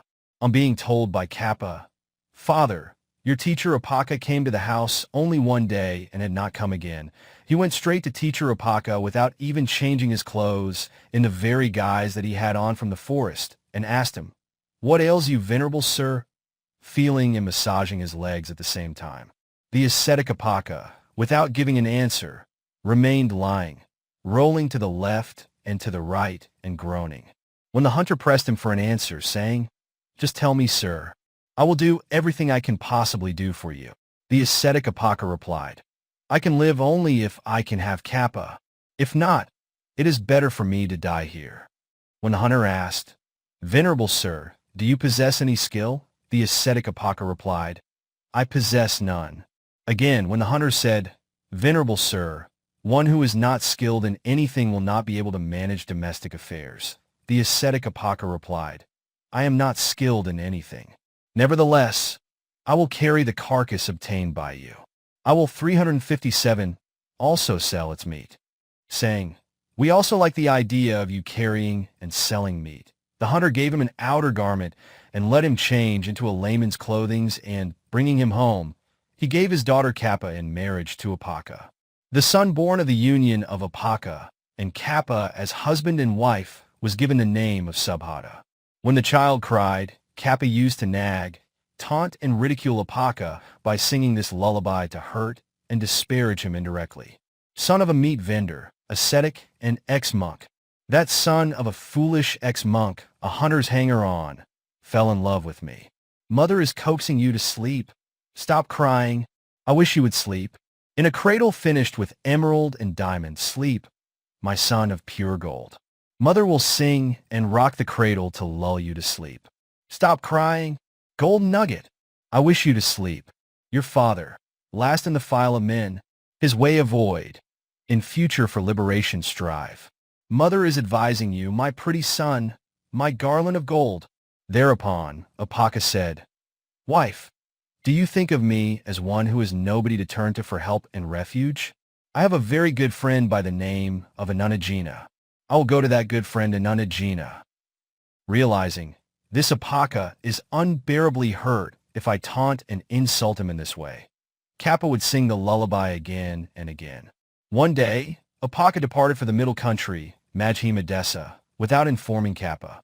At that time, the Buddha happened to be dwelling in Jetavana Monastery in Savatthi, and he had earlier given word in advance to the monks, ascetics, if someone comes and inquires after Anandajina, point him out to me. Upatissa inquired from everyone he met all along the way, Where is Anandajina staying? And in due course he reached Savatthi, and, standing in the center of Jetavana Monastery, he asked the ascetics, Venerable sirs, where is Anandajina staying? The ascetics took him to the presence of the Buddha. On seeing the Buddha, Upatissa immediately addressed him. Exalted Buddha, do you still remember and know me, your disciple? When the Buddha said, Yes, Upatissa, I do. Where are you living at present? Upatissa replied, Exalted Buddha, I am living in Vikara. Thereupon the Buddha asked him, Upatissa, you are advanced in age. Can you enter the order of ascetics? Upatissa replied, Yes, exalted Buddha, I will. Thereupon, the Buddha permitted him to enter the order of ascetics and taught a suitable form of meditation. Upatissa practiced the meditation with great exertion and attained the non-returner fruition, Anagami Phala. When he died, he was reborn in Aviha, which is the lowest in the 5 planes of the Sutta Brahma world. And before long, he became an Arahat, Arahata Phala.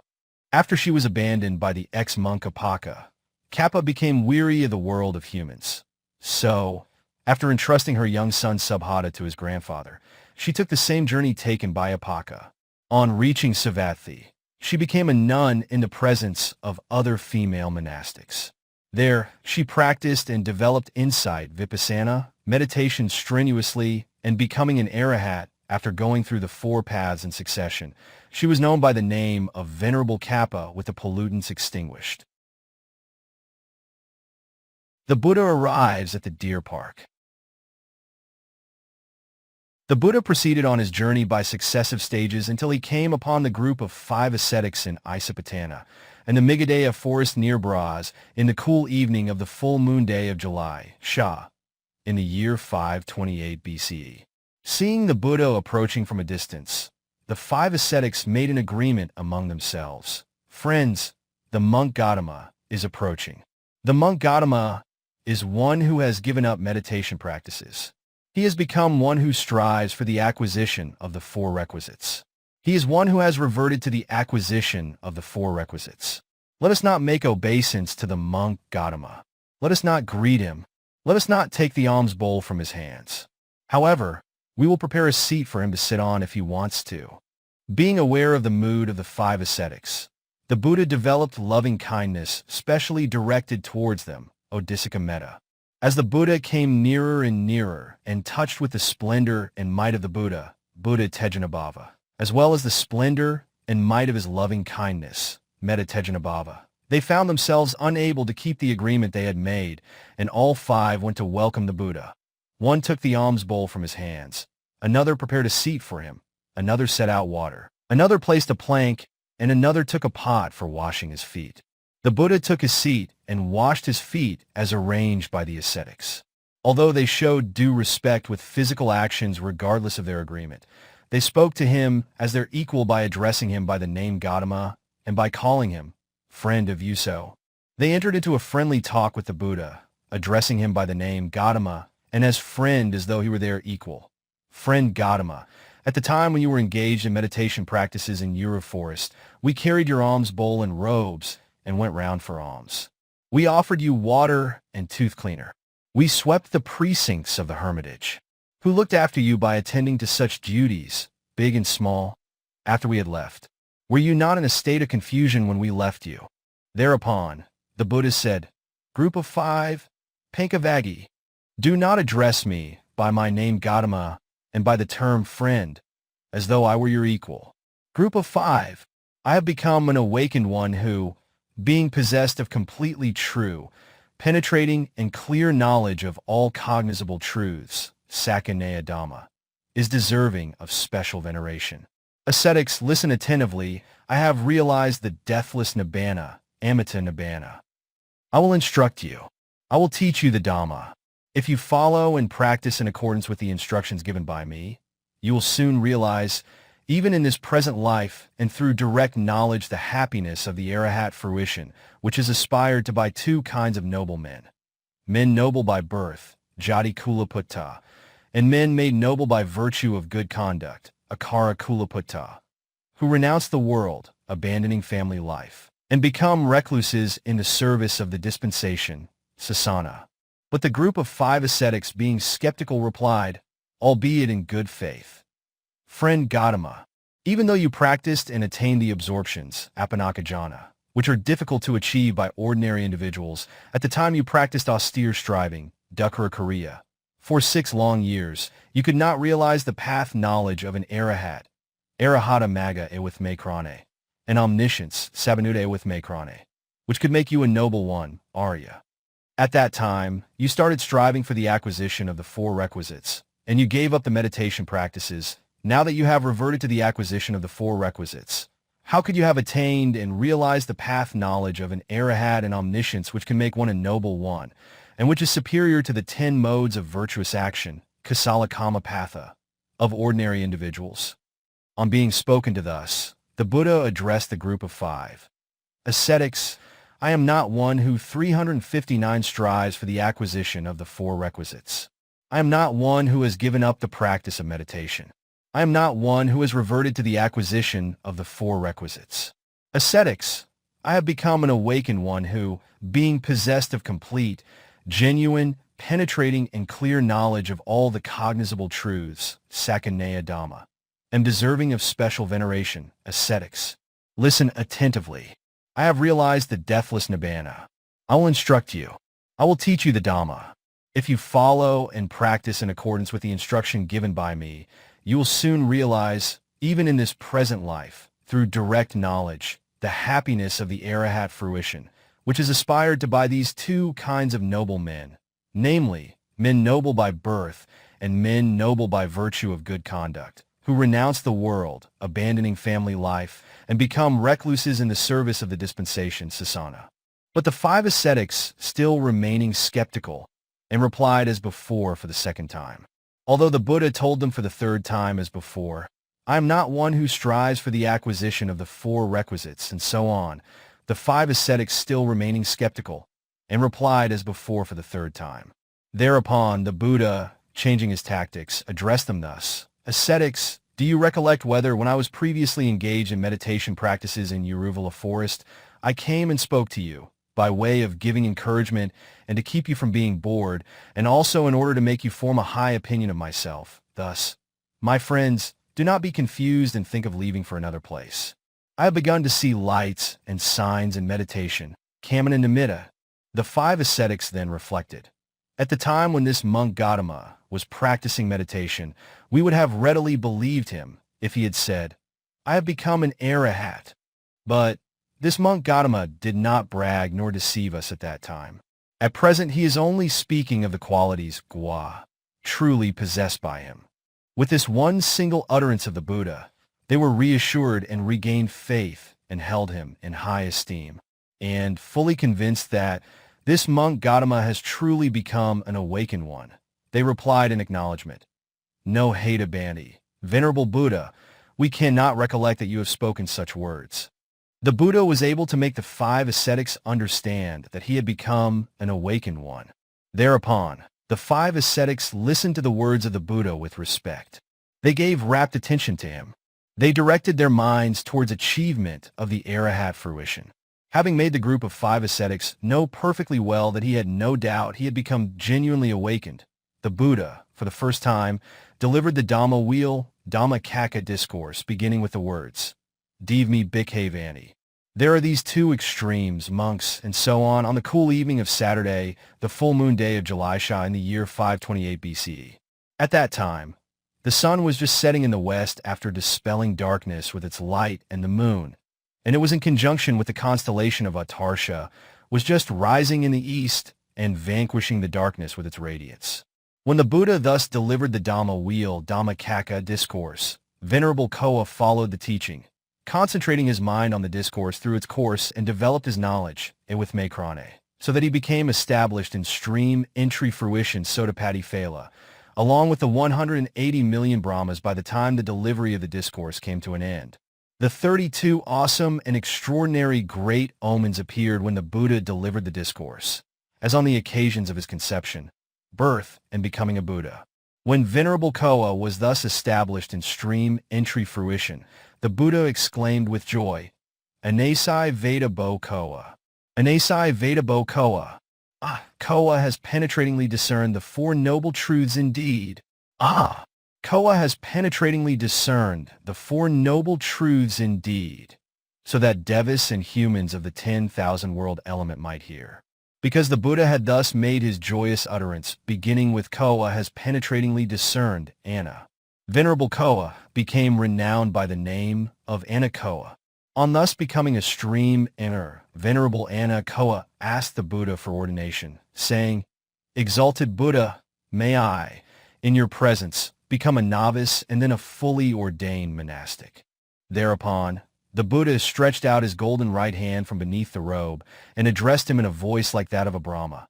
Ahai bhikkhu svakato dhammo, kara Brahma kariya sama dakasa and takiriyaya. Come, monk, receive the ordination you had prayed for. The Dhamma has been well taught by me. Strive for the accomplishment of the noble practice constituting the three upper paths in order to put an end to the round of suffering. The ordination of Venerable Anna Koa as a monastic came to a successful completion just as the first of the three sentences uttered by the Buddha ended. The Buddha took up residence in the deer park for the rainy season, and on the following day, the first waning moon of the month of July he remained in the monastery without going round for alms, and spent time giving instruction to Venerable Vappa. The remaining four monastics went on alms round. Venerable Vappa became a stream enterer in the morning of that very day. Similarly, The Buddha remained only in the monastery without going round for alms, and spent the time giving instruction to Venerable Bodhiya on the following day, to Venerable Mahanama on the day following that, and to Venerable Assaji on the day following that. These monks also attained stream entry fruition on the day concerned, and all became summoned monastics in the presence of the Buddha. The turning of the Dhamma wheel. Before the advent of the Buddha, there appeared in India some leaders of religious sects who called themselves ascetics, Sama. Some of them practiced and taught a sensuous way of life as the conduct of ascetics, while others practiced and taught a self-tormenting mode of life as the conduct of ascetics. During the time when the world was thus shrouded with the darkness of the two extreme doctrines of self-indulgence and self-torment, each claiming to be the true good practice. On the full moon of May Visakha, at dusk in the year 528 BCE, the Buddha delivered the discourse about the turning of the Dhamma wheel, Dhamma Kakappavatana Sutta, SN 56.11. The Buddha began the discourse with the words, "Monastics, these two extremes should not be followed by one who has renounced the world." And as soon as these words were uttered by the Buddha, due to the Buddha's powers, they echoed throughout the 10,000 world element which constitute the birth sphere of the Buddha, and filled the entire world, from the Avicii realm at the bottom and the Bhavaga Brahma realm at the top. By that time, Brahmas numbering 180 million, who had a matured root of merit as sufficing condition to perceive the four truths, had already assembled at the deer park, Isipatana, where the discourse was to be delivered. When this first discourse was delivered by the Buddha, the sun was setting in the west, and the moon was appearing on the eastern horizon. The theme of the discourse about the turning of the Dhamma wheel is this. The Buddha exhorted the group of 5 ascetics to avoid the two extremes of self-indulgence and self-mortification, and pointed out to them the middle way, which consists of 8 factors, as the proper course of practice. Then he briefly expounded the 4 truths. Next, he declared the essential features of Buddhahood, which requires 3 stages of knowledge regarding each of the 4 truths, and proclaimed that he was the Buddha because he has fulfilled those requirements. As the discourse continues, Koa entered the stream of knowledge and became the first stream enter Sotapanna, a disciple established in the first path. Thus, the wheel of the Dhamma was set rolling, and the noble truth became established in the world. The great event was cheered by the terrestrial devas, whose loud applause spread among celestial devas and Brahmas. The great earth quaked in joyous approval. A wondrous light emanating from the Buddha, caused by his mind, and arising from temperature arose, infinitely superior to the personal effulgence of the greatest of the devas or Brahmas, thanks to his all-knowing wisdom. At the end of the discourse, the delightful satisfaction that had begun to arise at the start of the discourse could not be contained by the Buddha, who made the joyous utterance, "Yadana Koa has seen the truth." Indeed, Koa has seen the truth. This joyous utterance also spread to the 10,000 world element. Then Koa requested the Buddha to make him a monastic. The Buddha summoned him. "Come, monastic," and at that very instant, Venerable Koa became a monastic who had the distinction of being ordained by the Buddha himself. What is it that is termed the Dhamma wheel? The Dhamma wheel is a term referring to 2 kinds of the knowledge of the Buddha: the penetrative knowledge, Paveda Awithmekrane, of the 4 path knowledges, Magga Awithmekrane, and the exposition knowledge, Dasana Awithmekrane. The 4 path knowledges, consisting of the 12 aspects of the 4 truths that arose in the Bodhisattva who was about to attain perfect awakening, is the Dhamma wheel, and the power of exposition on the self-same 12 aspects of the 4 truths, which was made clear to the group of 5, is also the Dhamma wheel. They are called the wheel of Dhamma or righteousness, because these 2 kinds of Buddha knowledge destroy all the defilements just as a powerful missile destroys all enemies. Both knowledges arose in the heart of the Buddha. By means of them, the Buddha caused the wheel of the Dhamma to turn, caused it to happen. This wheel is said to be turning up to the moment when Venerable Koa and the 180 million Brahmas attained stream entry, Sotapanna Phala. That is because the function of the wheel did not end till that precise moment. From that moment, when the first fully fledged stream enterers, Sotapanna Phala, in Koa and the 180 million Brahmas appeared in the world, the wheel of the Dhamma is said to have been turned. The kingdom of Dhamma became established. This is because since the time when the teaching of Buddha Kassapa became extinct, up to this point under Buddha Gautama, nobody had been able to turn this wheel through the above-mentioned two Buddha knowledges. In the matter of penetration of the four truths, the truth of cessation is penetrated or perceived through having nibbana as the object of mind. The remaining three truths are perceived in their respective functions. It means that the four truths are simultaneously revealed at the instant path knowledge. Magga with Mekrane dispels bewilderment or ignorance that has concealed the four truths. The characteristics of non-self. After the Buddha had established Koa in stream entry, Sātāgiri, he taught spiritual development to the group of 5 ascetics like they were children. From the first waning day of May, Vasaka, he did not go on the alms round but instead remained back to teach them his doctrine.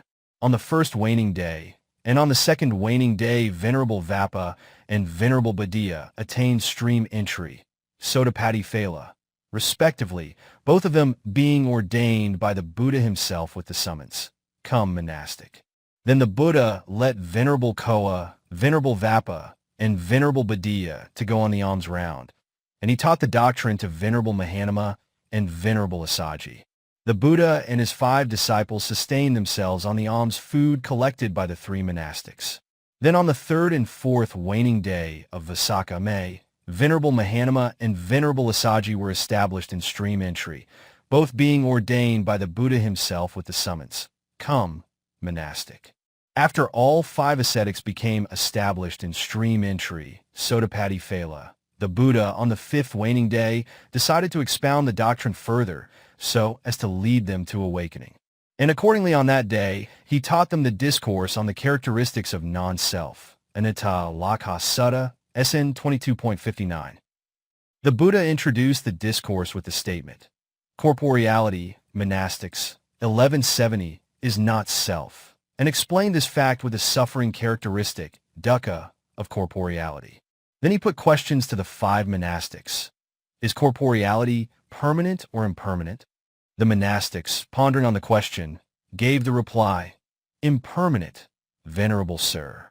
By this similar question and answer method, the Buddha drew out from his hearers the impermanent character of the 5 aggregates, one by one. Likewise, he drew out the fact of suffering, dukkha, and non-self, anatta, from the disciples. This method of dialogue in which the disciple comes to his own conclusion of the 3 characteristics of the 5 aggregates is technically termed by the commentators as the Triple Round Discourse, Tepariva Dhamma Dasana. In this matter, what the Buddha wishes to establish is the character of not-self, anatta, after first establishing the impermanent character, anicca, and the suffering character, dukkha, of the 5 aggregates. We shall explain this further. In some of the discourses, the Buddha expounded on the impermanent nature of the 5 aggregates with regard to their impermanent character. In some discourses, he makes the not-self character clear through the fact of its suffering, dukkha, character. The earlier part of the present discourse is a case in point. In some discourses, he makes the not-self character evident after having first established the fact of the impermanent and suffering character. In this present discourse, the latter part makes this clear. The Buddha takes this approach because the impermanent and suffering nature of things is evident to all, whereas the not-self nature is not so evident. To explain this further, when somebody by accident breaks some utensil, he or she would remark, "Ah, it's impermanent," but not, "Ah, it is unsubstantial," or not self. When a sore afflicts one, or one is pricked by a thorn, one would remark, "Ah, it's suffering," but not, "Ah, it is not self." Non-self, anatta, is not uttered in these cases because the nature of not-self is somewhat remote to one's thinking. Therefore, the Buddha teaches not-self through impermanence or through suffering, or through a combination of impermanence and suffering. This latter method is employed in the latter part, the Triple Round Discourse of the present discourse.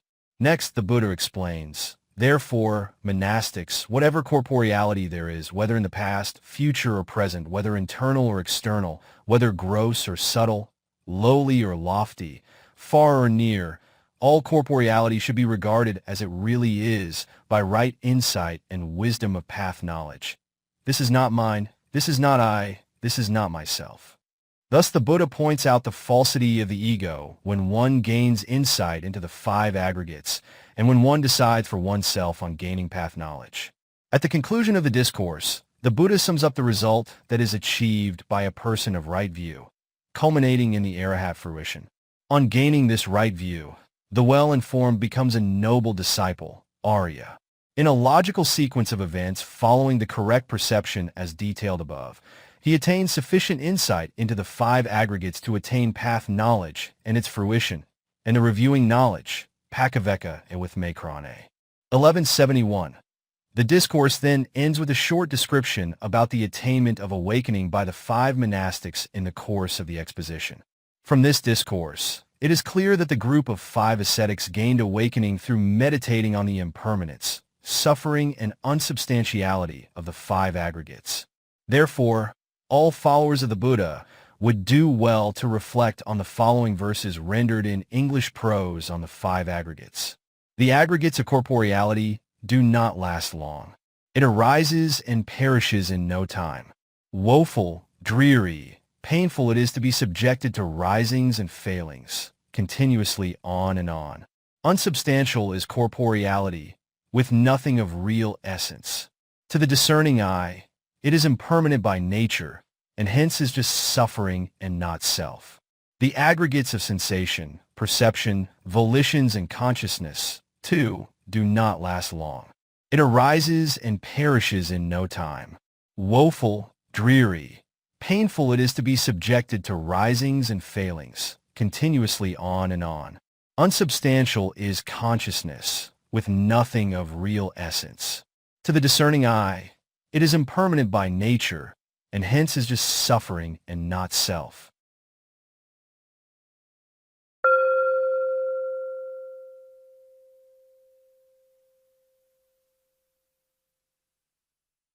(10) The story of Sātāgiri and Hemavata.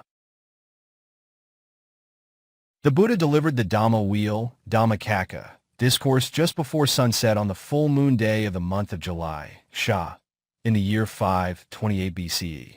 At midnight, he taught the discourse concerning Hemavata, Hemavata Sutta, sometimes called the discourse concerning Sātāgiri, Sātāgiri Sutta, S&P 1.9. The reason in detail for teaching the said discourse was as follows. In this fortunate aeon, Bada Kappa, with the human lifespan running up to 20,000 years, Buddha Kassapa appeared, and he entered Parinibbana after living for 16,000 years, which was 4/5 of the lifespan, Au Kappa. The cremation of his remains was carried out with great reverence.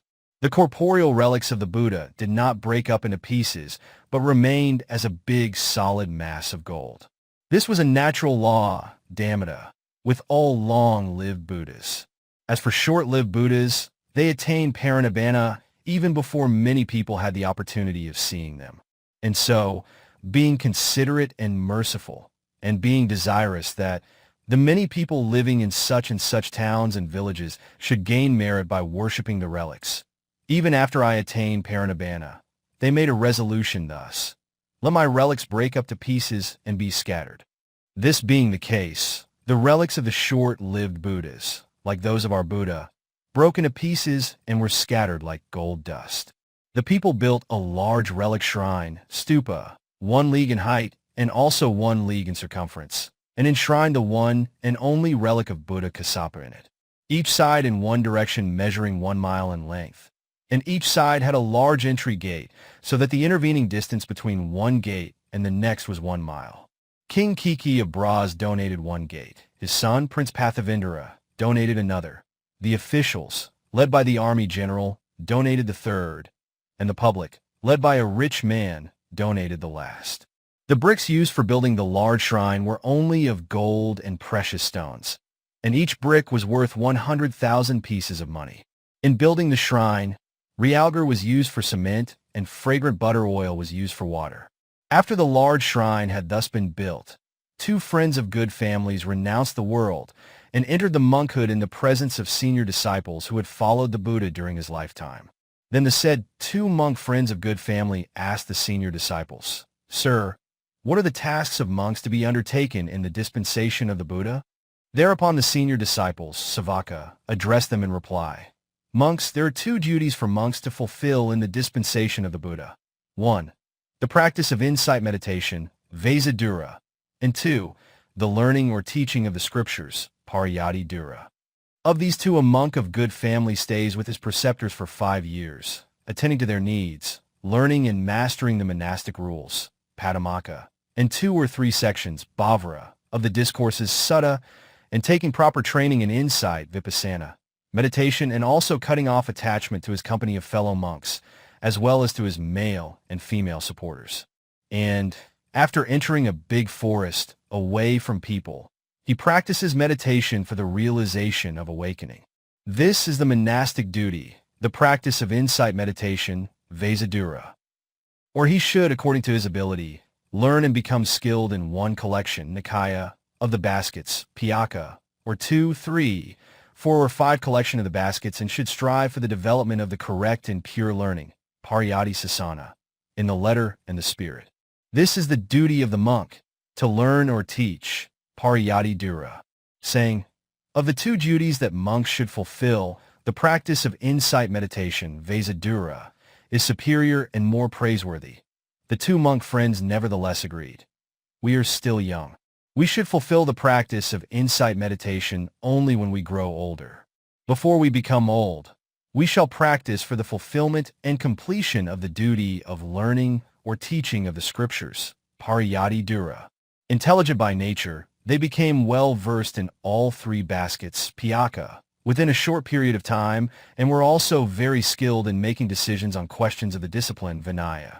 By virtue of their knowledge of the scriptures, the 2 monk friends became renowned in the dispensation, Sasana, and they came to always have a large retinue and plenty of gifts and offerings.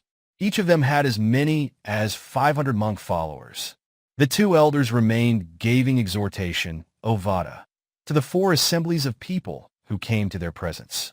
This being the case, the dispensation prospered and shone as if the Buddha had reappeared. Dhamma and not Dhamma. At that time, there lived 2 monks, one who taught Dhamma, Dhammavadi, and one who taught what was against Dhamma at Hemavata, in a monastery near a village. Of the 2, the monk who taught what was against Dhamma was cruel and harsh in speech. One day, when the monk who taught Dhamma came to know clearly about the other monk's offense against some disciplinary rule, Sikkhapada, he rebuked the latter thus, "My friend, your conduct is unbecoming of the dispensation, Sasana." Thereupon the monk who taught what was against Dhamma, in order to disrupt the original trend of speech, retorted by saying, "My friend, what do you see of me? What do you hear of me? Don't make any rash accusation." The monk who taught Dhamma replied, "My friend, the noble elders who are upholders of the discipline, Vinayadhara, will know best." The monk who taught what was against Dhamma, thinking, "If the elders who uphold the discipline are to decide this matter according to the Vinaya, I will certainly have no support to resort to in the dispensation, Sasana." And he went instantly to the 2 elders who uphold the discipline. He approached them with certain requisites as presents in order to beguile and persuade them to favor him. He respectfully made obeisance and offered what he had brought to them and tried to receive their guidance. He pretended to be one who had due respect for them and was desirous of staying near them at their service. One day, the monk who taught what was against Dhamma went to the meeting place of the elders who uphold the discipline, and after paying respects to them, remained standing obstinately even though elders asked him to leave. The elders asked him, "Friend, do you have anything special to tell us?" And he replied, "Yes, sirs, there is. I have had a dispute with another monk over a breach of a precept. If he, the complainant Kadaka monk, comes to you and reports this matter, please do not decide according to what is deemed suitable." When the elders replied, "In the matter that has been brought before the Sāga, it is not fit and proper not to give a decision according to what is deemed right," he begged them, saying, "Venerable sirs, if such a decision is made, there will be no support for me to resort to in the dispensation, Sasana. Let this misdeed be my own. I shall bear its consequences in Sasra. Just do not come to a decision in that matter, please."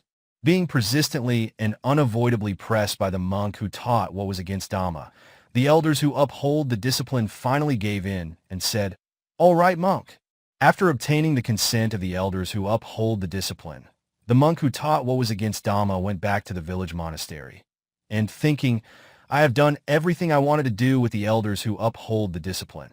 And he became more domineering, repressive, contemptuous, harsh and adamant in dealing with the monk who taught Dhamma.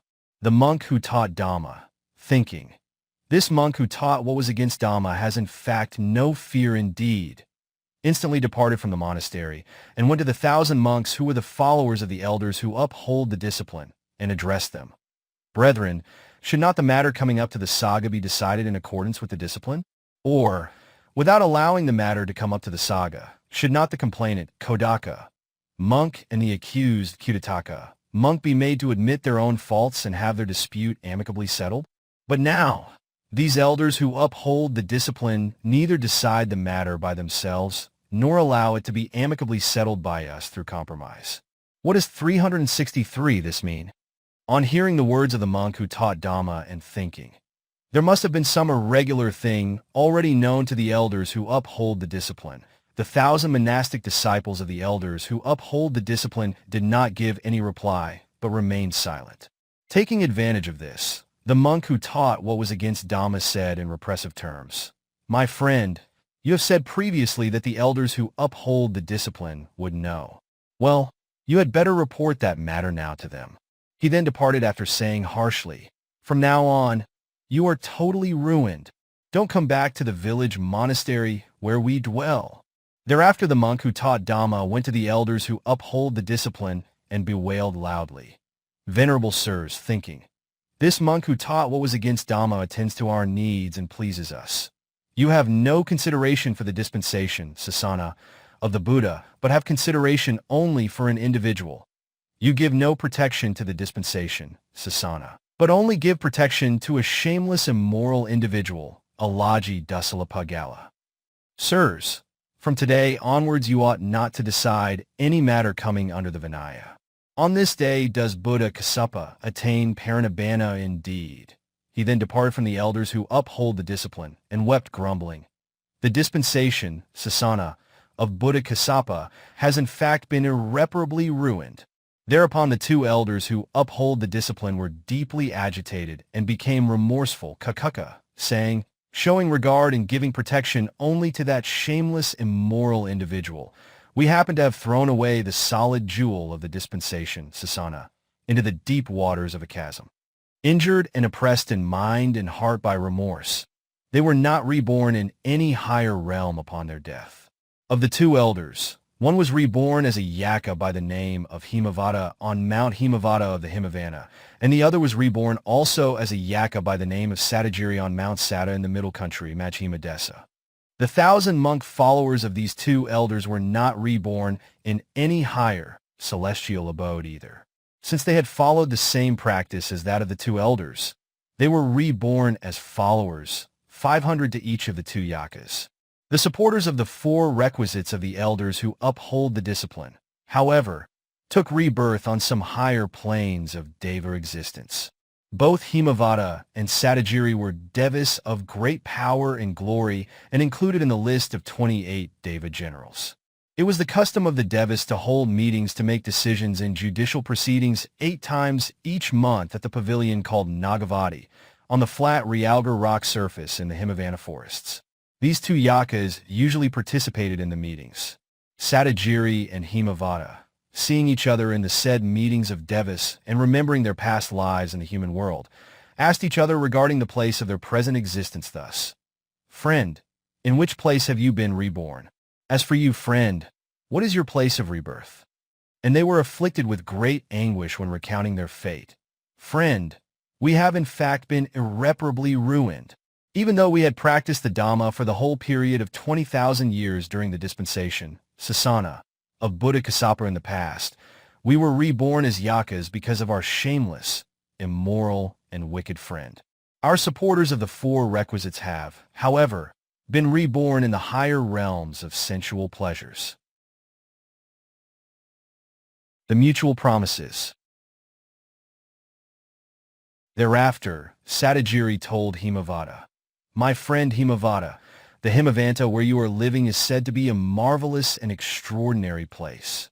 So, in case you see and hear anything strange and irregular, kindly come and let me know. Hemavata also told Sātāgiri, "My friend Sātāgiri, the middle country where you are living is a region where noble personages appear or live, and is said to be a marvelous and extraordinary country. In case you see and hear anything strange and irregular, please come and inform me." In this manner, the two friends, Sātāgiri and Hemavata, had made a mutual promise and lived on without being able to discard their lives as yakas.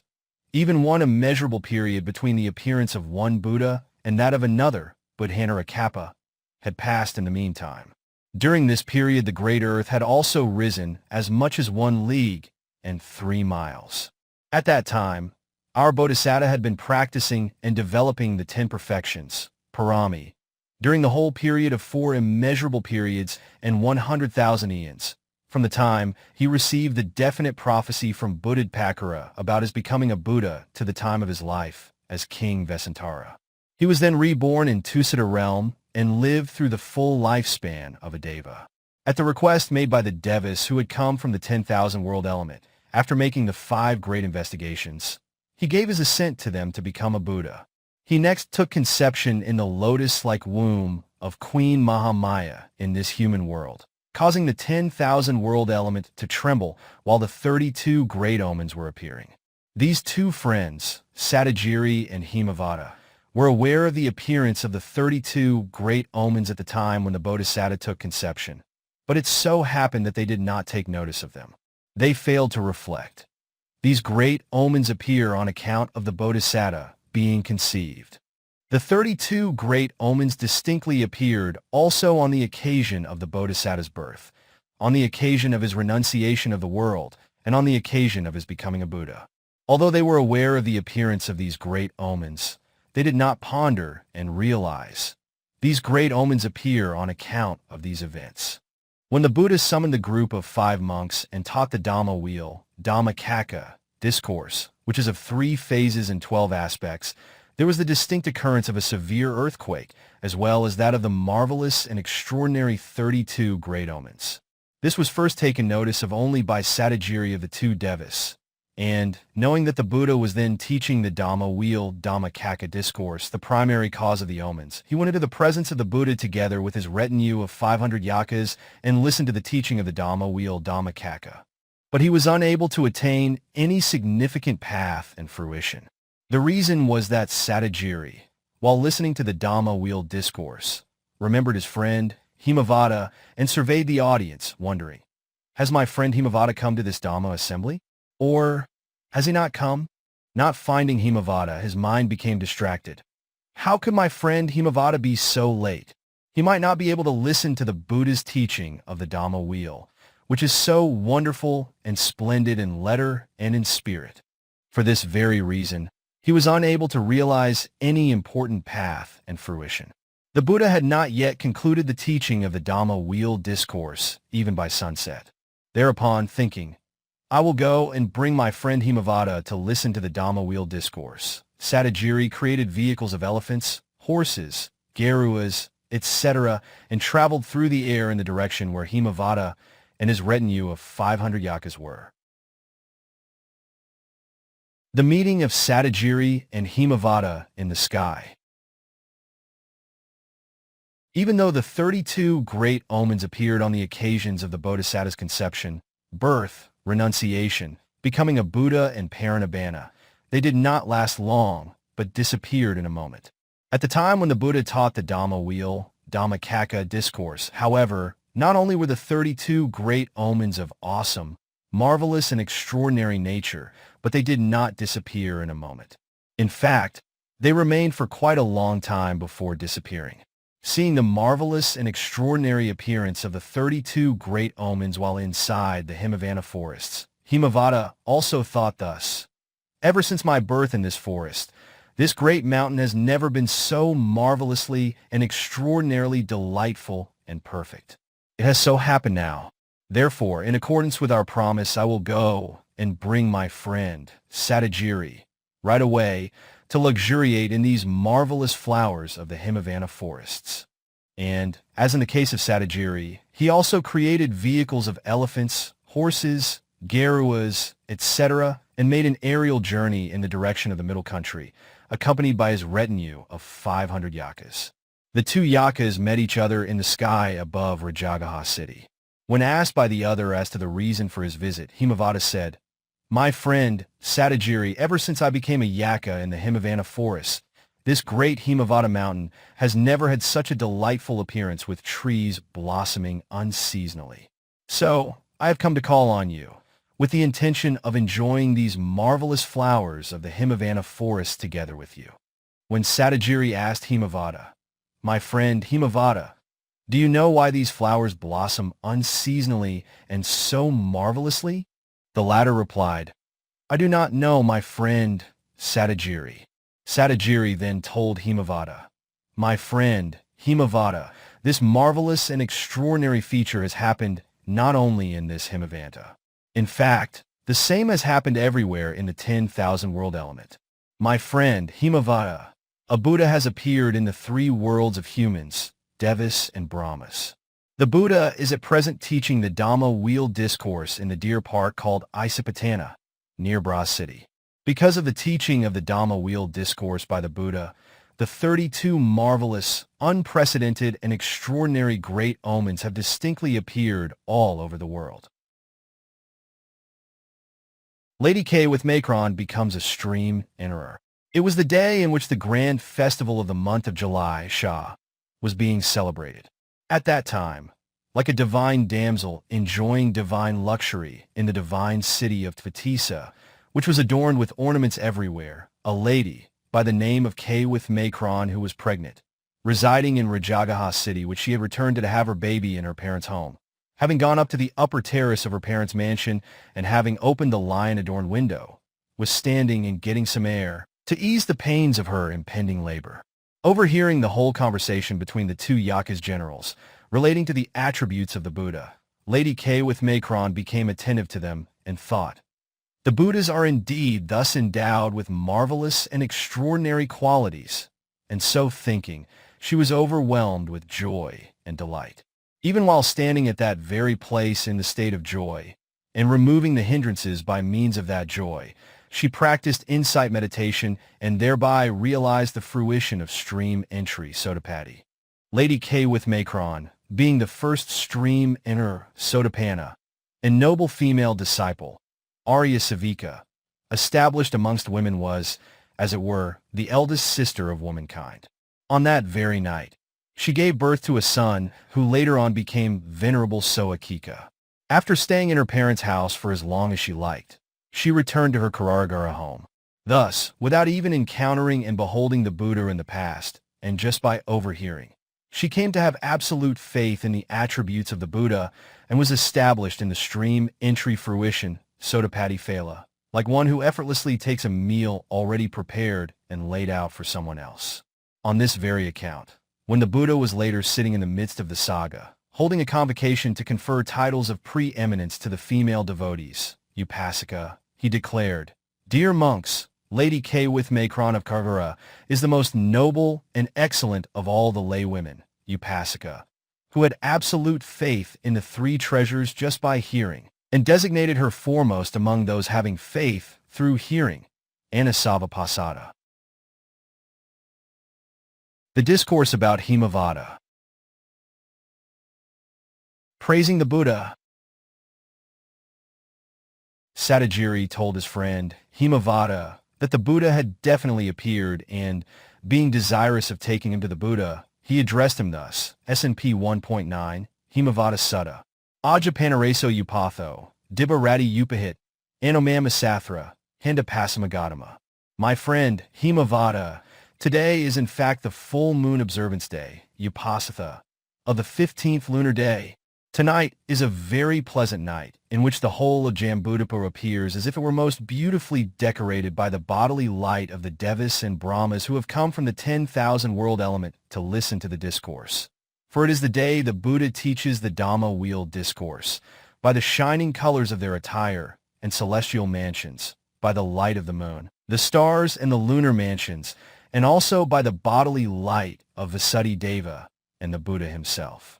My friend Hemavata, do not be confused with doubt whether he is the Buddha or not.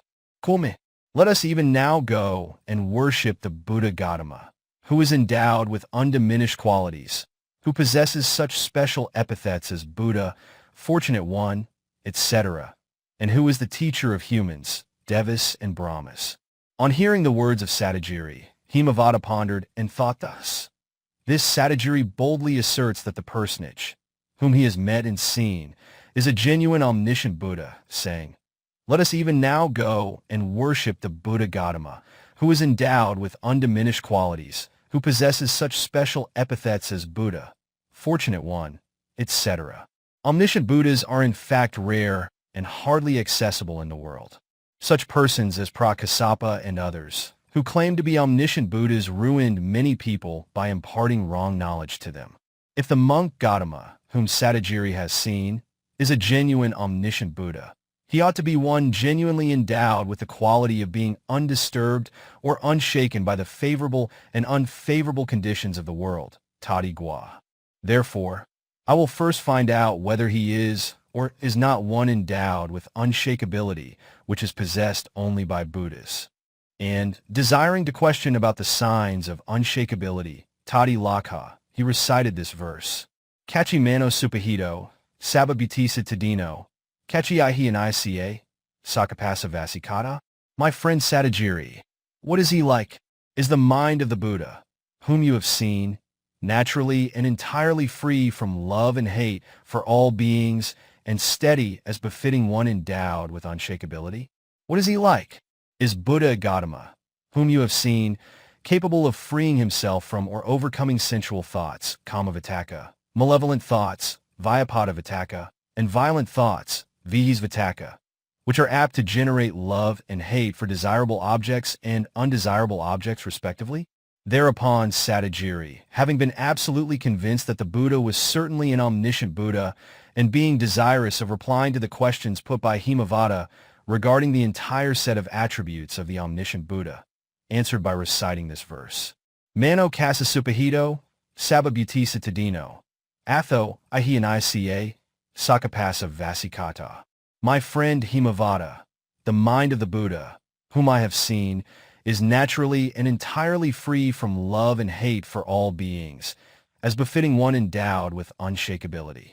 My friend Hemavata, the Buddha whom I have seen, is capable of freeing himself from or overcoming sensual thoughts, Kamavataka, malevolent thoughts, Vyapada-vataka, and violent thoughts, Vihisvataka, which are apt to generate love and hate for desirable objects and undesirable objects respectively.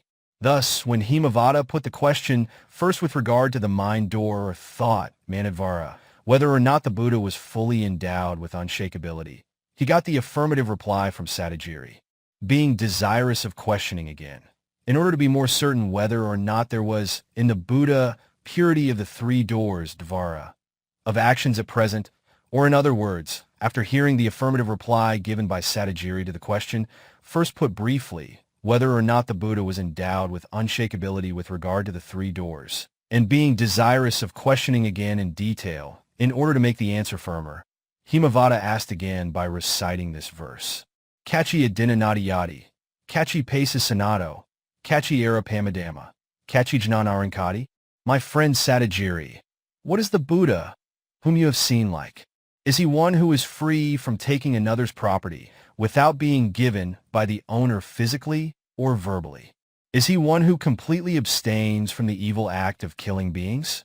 Is he free from attachment to the five objects of sensual pleasures and far from unmindfulness, which consists of sexual conduct and unchastity? Is he one who has discarded the five hindrances but who has not allowed attainment of the absorptions, jhana, to become extinct? The whole world also spoke in praise of the Buddha thus. Gautama abstains from the crime of theft, and so on. Hence Sātāgiri, being desirous of replying in clear and bold terms, recited this verse. Naso adina adiyati, atho pesa sanato, atho era pamadama, Buddho jnan narankati. My friend Hemavata, the Buddha, whom I have seen, is one who is free from taking another's property without being given by the owner physically or verbally. He is one who completely abstains from the evil act of killing beings. He is free from attachment to the 5 objects of sensual pleasures and far from unmindfulness, such as acts of sexual misconduct and unchastity. He is also one who has discarded the 5 hindrances and who has not allowed the attainment of the absorptions, jhana, to become extinct. After thus hearing the affirmative reply as regards the purity of deeds, kaya dvara, and being desirous of questioning whether or nor there was purity of speech, vachi dvara, Hemavata asked by reciting this verse. Kachi musa na body, kachi na ka by apatho, kachi veptiya naha, kachi sampanabasadi? My friend Sātāgiri, what is he like? Is the Buddha you have seen one who does not speak lies? Is he one who does not speak harsh words that tend to make beings upset and depressed? Is he one who does not speak words that mischievously destroy friendship between 2 persons? Is he one who does not indulge in frivolous talks which are unsubstantial and worthless like undeveloped paddy? Hence, Sātāgiri, being desirous of replying in clear and bold terms, recited this verse. Musa siye, so na body, atho na ka by apatho, atho vebtiya naha, manta atha siye basadi. My friend Hemavata, it is true that the Buddha, whom I have seen, is one who does not tell lies. It is also true that he is one who does not speak harsh and nasty words. It is also true that he does not speak mischievous words. He speaks only words which are discreet and beneficial. Hemavata, after hearing the positive reply as regards the purity of speech and being desirous of questioning whether or not the Buddha had at present purity of consciousness, had overcome ignorance and was endowed with the 5 eyes, asked by reciting this verse.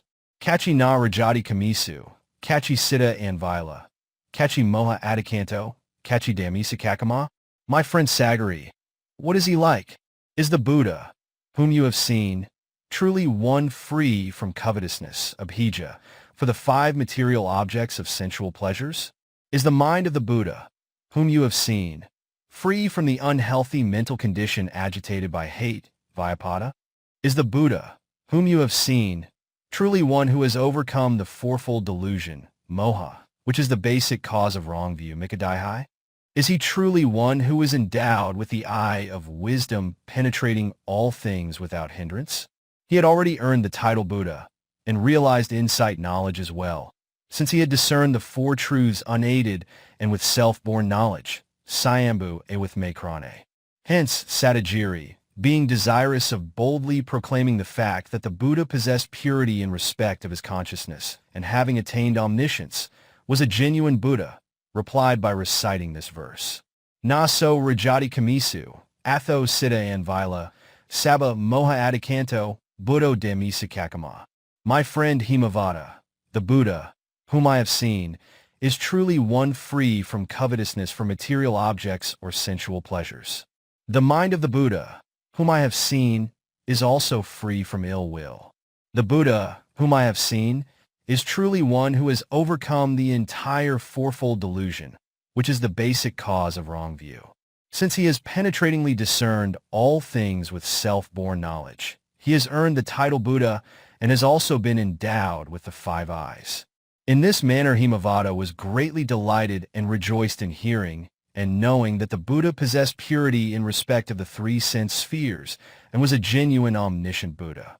Being himself one endowed with the auspiciousness of great learning, Bahusakamagala, in his past life during Buddha Kassapa's dispensation, and being therefore a fluent, learned, and effective speaker with very pure knowledge and wisdom, and desiring again to hear the further marvelous and extraordinary qualities of the Buddha, he asked by reciting this verse. Kachi Vijaya Sampano, Kachi Sasudacreo, Kaksisa Asava Keche with Makron, Kachi Nati Punabhavo? My friend Sātāgiri, is the Buddha, whom you have seen, truly one endowed with the eye of understanding, vijja, which all the Buddhas should be endowed with? Is he truly one who possesses the 15-fold pure conduct, resembling good legs used for walking up to Nibbana? Is the Buddha, whom you have seen, already devoid of the 4 pollutants, asava? Is the Buddha, whom you have seen, free from the possibility of appearing in a new existence, or being reborn. Thereupon, Sātāgiri, since he had profound and decided faith in the Buddha's genuine omniscient Buddhahood and a desire to affirm that the Buddha was fully endowed with all the qualities asked about by Hemavata, answered by reciting this verse. Vijaya Siva Sampano, Atho Sasudacreo, Sabasa Asava Keche with Macron, Nati Tassa Punabhavo. My friend Hemavata, the Buddha, whom I have seen, is truly one endowed with the eye of understanding which all the Buddhas should be endowed with. He is also truly one who possessed the 15-fold pure conduct, resembling good legs used for walking to Nibbana. The Buddha, whom I have seen, is already devoid of the 4 pollutants. The Buddha, whom I have seen, is free from the possibility of appearing in a new existence. Hemavata then became free from doubt about the Buddha, thinking thus, the Buddha, whom Sātāgiri has now seen, is a genuine Buddha, perfectly self-awakened, Sammasambhada, and supreme in the 3 worlds. Even while still remaining in the sky, therefore, he recited this verse in order to praise the Buddha and delight Sātāgiri. Sampana Munino Siddha, Kamina Byapathina Ca, Vija Kara Sampana, Dhammato Na Passasati. My friend Sātāgiri, the mind of the Buddha, whom you have seen, is endowed with unshakability. He is endowed with purity of deeds, words, and thoughts. My friend Sātāgiri, you have rightfully spoken in praise of the Buddha, who is endowed with the 3 understandings, Vija, the 8 understandings, and the 15 ways of good conduct, Kara. Thereupon, Sātāgiri, with the intention of gladdening Hemavata once again, recited this verse meaning, my friend Hemavata, what you have said is perfectly true. Now you, my friend, know the qualities of the Buddha fully well and are greatly delighted. Sampana Munino Siddha, Kamina Byapathina Ca, Vija Kara Sampana, Dhammato Anyamādasi. My friend Hemavata, the mind of the Buddha whom I have seen is endowed with unshakability. He is endowed with purity of deeds, words, and thoughts. My friend Hemavata, you have rightfully rejoiced in the Buddha who is endowed with the 3 understandings, the 8 understandings, and the 15 ways of good conduct. And so saying and intending to urge Hemavata to go along with him to the Buddha, Sātāgiri asked with this verse, Sampana Munino Siddha, Kamina Byapathina Ca, Vija Kara Sampana, Handa Passamagadama. My friend Hemavata, the mind of the Buddha, whom I have seen, is endowed with unshakability. He is endowed with purity of deeds, words, and thoughts. Let us even now go and respectfully behold the Buddha, who is endowed with the 3 understandings, the 8 understandings, and the 15 ways of good conduct. Thereupon, Hemavata, as one who had acquired the power of great learning since his previous existence, wished to speak in praise of the qualities of the Buddha which appealed to him and to invite Sātāgiri to go along with him and behold the Buddha. Thus, he recited the following verses. Rājagaha ki savra, Afra alalupa, Muni Vanasmi Jayanta, Ahai Passamagadama. Come, Sātāgiri, let us go.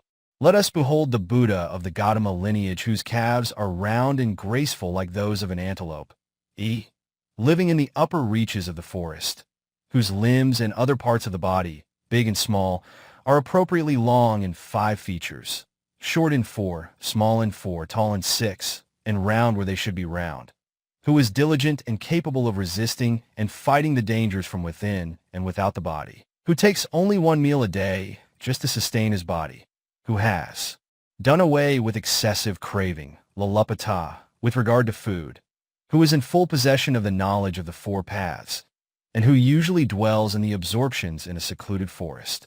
Shavika Karanga, Kamisu Anapekina, Upasakama Pukama, Makipasapa Mokana. My friend Sātāgiri, let us go into the presence of the Buddha, who, like the Kassapa Lion King, cannot be easily approached by ordinary persons, who can forbear the vicissitudes of the world, who is fearless, who is the one and only Buddha appearing in a universe, who, like the Chidana Elephant King, is endowed with great physical and intellectual power, and who is free from any desire and passion for all the material objects of sensual pleasures. Let us ask him about Nibbana, which will surely deliver us from the round of suffering in the three planes of existence, the snare of the king of death. In this way, Hemavata urged Sātāgiri and the retinue of 1,000 yakas to go along with him and worship the Buddha and listen to the discourse. The two yakas go to the Buddha. Sātāgiri and Hemavata, accompanied by their 1,000 yaka followers, reached the deer park at Isipatana in Bras City at midnight. And after approaching and paying respects to the Buddha, who had not changed his posture, but who was still sitting cross-legged as he did at the time when he taught the Dhamma wheel, Dhamma Kaka Discourse, they recited this verse to extol the Buddha and to request permission to question him. Aka Trapavatra, Sabadamana, Pragu, Buddha Vera Beta, Maya Pakamagadama. To the Buddha Gautama, who preaches the Four Noble Truths both briefly and in detail, who is fully endowed with the knowledge of all things, Dhamma, in 6 ways, via super-knowledge, abhina, analysis, parina, abandoning, pahana, meditation, bhavana, realization of nibbana, sakakirya, and attainment of the absorptions, jhana samapatti, who has awakened from the slumber of delusion, moha, and who has freed himself from the 5 wrong ways, such as taking life, tipped, etc. May we have your permission to question you on what we do not know? After asking for permission, Hemavata, who had the greater power and wisdom between the two, questioned him on things that were unknown to themselves by reciting the following verse. Kismi loko samapano, kismi kabadi santhava, kisa loko upadaya, kismi loko vihanati? Exalted Buddha, when what clearly comes into existence do the two worlds. 372, the world of sentient beings, Sataloka, and the world of conditioned things, Sakraloka, come into existence? In what do all beings, such as humans, devas, and brahmas, intimately associate themselves with craving and wrong view? Tadaihai, thinking I and mine.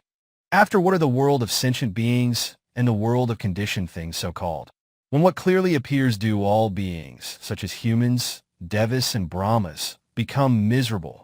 Thereupon the Buddha, intending to answer the question put by Hemavata on the strength of the 6 internal organs of sense, eye, ear, nose, tongue, body, and mind, ajhatakiyatana, and of the 6 external objects of sense, form, sound, smell, taste, touch, and ideas formed in the mind, baharayatana, replied by reciting this verse. Jasu ruko samapano, jasu kubati isenti vie chanam eva apdya, jasu ruko vihanati. Hemavata, when the 6 internal organs and the 6 external objects come into existence, the two worlds, the world of sentient beings and the world of conditioned things, come into existence. Hemavata, in the 6 internal and the 6 external bases do all beings, i.e., humans, devas, and brahmas, intimately associate themselves with craving and wrong view through the notion of I and mine. Hemavata, the 6 internal and the 6 external bases are the so-called world of sentient beings and the world of conditioned things. Hemavata, when the 6 internal and the 6 external bases clearly appear, all sentient beings, i.e., humans, devas, and brahmas, become miserable. Thereafter Hemavata, being unable to remember clearly the answer given in brief by the Buddha to the question put by him on the round of suffering, and being desirous of knowing the enumeration of the bases as well as their opposites, as contained in the Buddha's answer, recited the following verse in order to ask about the round of suffering, va, and the cessation of the round of suffering, viva, respectively. Katamata uptna, yatha loko vihanati, naina pachito bruhi, katha dukkhapamakati? Exalted Buddha, if, according to the answer, chasu loko vihanati, sentient beings, i.e., humans, devas, and brahmas, become miserable from the existence of the 6 bases, how are these 6 the cause of misery for beings? What is the factor that brings about release from the round of suffering? Sasrava. In what manner can release from the round of suffering be realized? May the Buddha, who has thus been asked about release from the round of suffering, favor us with the answer. When Hemavata asked about the 4 Noble Truths, mentioning the truth of suffering and the truth of the path leading to the cessation of suffering explicitly, and the truth about the arising of suffering and the truth about the cessation of suffering implicitly, the Buddha delivered the following verse in order to answer the questions asked by Hemavata. Patsakamgwa loke, manotsachapa vedita etatsandavirayatva, eva dukhapa mutsati. Hemavata. I have clearly shown the 5 sensual pleasures of form, sound, smell, taste, and contact with mind as the 6th in the world, kamagwa. Hemavata, craving and desire. Ta chanda, for the aggregate of these 12 bases, the round of suffering and the truth of suffering must be completely eliminated and destroyed. The Buddha thus showed the excellent way out, Jnana, which is the eightfold path as a means of escape from the round of births and deaths, Sasrava. And again, as he desired to conclude his answer on the way out, Jnana Dhamma, in natural language, he recited the following verse. Eta lokasa nyayana, acta vo yathatatha, eta vo aham akami, eva dukkha pamakati. Hemavata, I have truthfully taught you this means of the eightfold path, which can bring about escape from the conditioned world of the 3 elements, teta tukka sakra loka, such as the element of sensual pleasures, kama dhatu, the element of materiality, rupa dhatu, and the element of immateriality, arupa dhatu. Since there can be no escape from suffering in the round of births and deaths, sasra dukkha, except by way of this eightfold path, and since there is no other way of escape, even though you might ask 1,000 times, I will only say to you that this eightfold path is the only excellent Dhamma for escape from the round of births and deaths, Sasrava. Or, since there can be emancipation from the suffering in the round of births and deaths except through the eightfold path, and since there is no other way of emancipation, I will only speak of the eightfold path as the only excellent Dhamma which leads to emancipation from the round of births and deaths to enable you, who have already realized the lower path and fruition, to realize the higher ones. The yakas became stream enterers. In this manner, the Buddha concluded the Dhamma discourse perfectly well that had built up to the Arahat fruition, Arahata Phala, at its pinnacle. At the end of this discourse, the 2 devas, Sātāgiri and Hemavata, were established in stream entry fruition, Sotapati Phala, along with their retinue of 1,000 yakas. Thereafter, Hemavata, being one who had, by nature, due respect and devotion for the Dhamma, and who was now established as a noble stream enter, Sotapanna, was not content with the Buddha's wonderful Dhamma, which was perfect in letter and in spirit. Therefore, desirous of knowing the 2 causes, the cause of becoming lower noble ones, Sekabhumi Dhamma, and the cause of becoming Arahats, Asekabhumi Dhamma, he addressed the Buddha by reciting the following verse. Ko Saddha Tarati Yoga, Kota Tarati Ava, Apatai Analambi, Ko Gamhar Nasadati, exalted Buddha, who is endowed with virtuous conduct in the world, who is able to cross over the rough expanse of waters of the 4 floods, who, being endowed with virtuous conduct in this world, is able to cross over the wide and deep ocean of Sasra, who can remain safe and sound without being drowned in the fathomless ocean of Sasra, with nothing below to stand on and nothing above to hang on to. Thereupon the Buddha recited the following verse as he desired to answer about the cause of becoming lower noble ones. Sabata Sila Sampano, Panava Susamahito, Ajatasini Sattama, Oga Tarati Datara. Hemavata, a monk who is endowed with morality at all times, without breach of precepts, but with care to observe them even at the risk of his life, who is also endowed with mundane and supermundane knowledge, who is also steadfast with neighborhood concentration, upakara samadhi, and full concentration, apana samadhi, who by means of insight knowledge, vipassana and with makrane, repeatedly meditates on the mental and physical aggregates known internally as one's own, nyakajata, by applying the 3 characteristics, who also possesses mindfulness, sati, which enables him to take up incessantly the 3-fold training, sikha, i.e., virtue, concentration, and wisdom, sila samadhi panna. He who is thus endowed with these 3-fold trainings is able to cross over the rough expanse of the 4 floods, which is hard for ordinary persons to do. After the Buddha had thus given the answer concerning the cause of becoming lower noble ones, he now recited the following verse in order to give an answer about the cause of becoming Arahats. Virato Kamasanaya, Sabaseo Janago, Nandi Bhava Pariko, So Gamhar Nasadati. Hemavata, a monk, who has accomplished complete abstinence from all the perceptions accompanied by the craving for material objects of sensual pleasures, who has also broken and discarded the long thong of the 10 attachments by means of the 4 paths, in whom the 3 types of craving and the 3 states of existence, all collectively called rejoicings, Nandi, have completely dried up. Who is the Arahat? Fully endowed with these qualities, is one not drowned in the vast and fathomless ocean of Sasra, with nothing below to stand on and nothing above to hang on to. The 2 Yakas sing eulogies.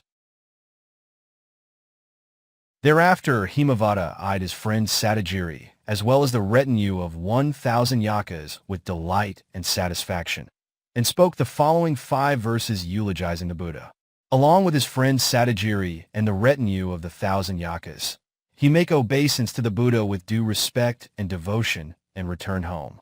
The 5 verses of eulogy and veneration were: Gambira Pandapuitha Dasi, Akakana Kama Bhavayasata, Tapasatha Sabati Vipamutta, Dibpath Kamamna Mahisi.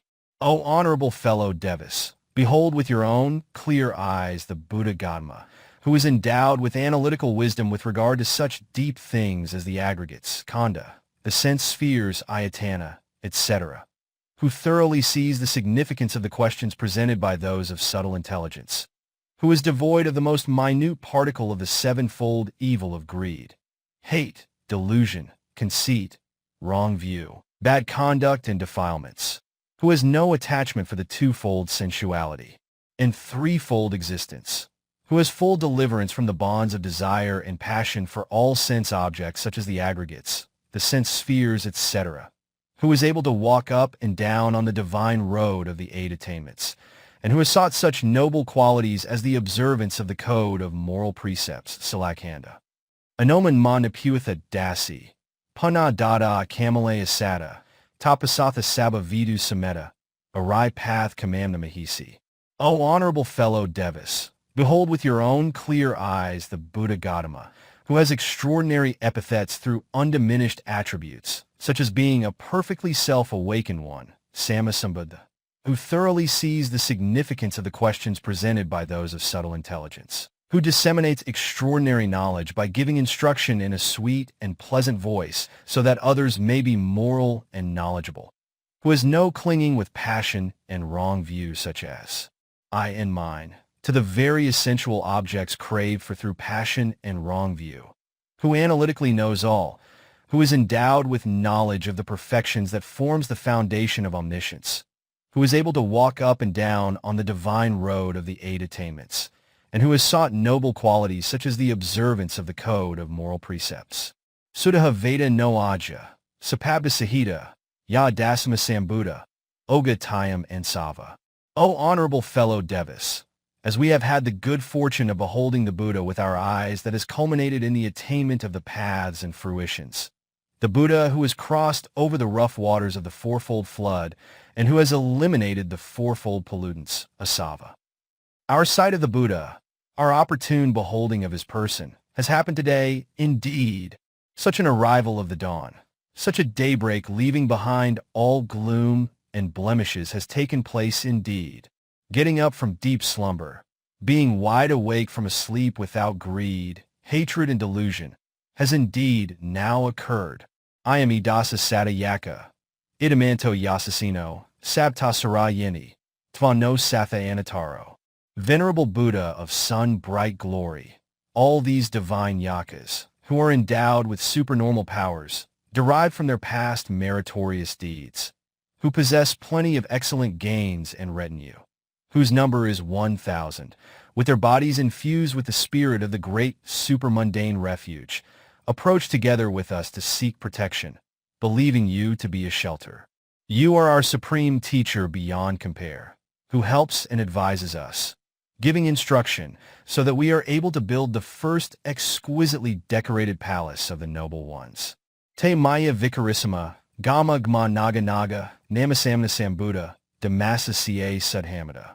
Venerable Buddha of sun-bright glory, from today onwards we will move from one divine village to another, from one divine mountain to another, to proclaim like town criers, exhorting people to walk the path to Nibbana, and singing in praise of the respective glories of the three treasures. We shall proclaim, paying respects to the state of the Buddha, with our clasped hands placed on our heads, and our joyous devotion meant for the genuine Buddha, the Lord of the three worlds, and full of immeasurable attributes, and also to the state of the Dhamma, the way out from the round of suffering, of the teaching which is tenfold, its constituents being the four paths, the four fruitions, Nibbana, and the mass of Dhamma parts.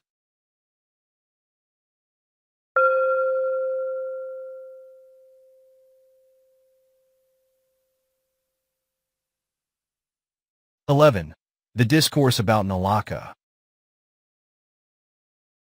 The Buddha taught the Dhamma wheel, Dhammacakka, discourse on the full moon day of July, Shah, and caused the 180 million Brahmas along with Venerable Koa to enter the path of emancipation.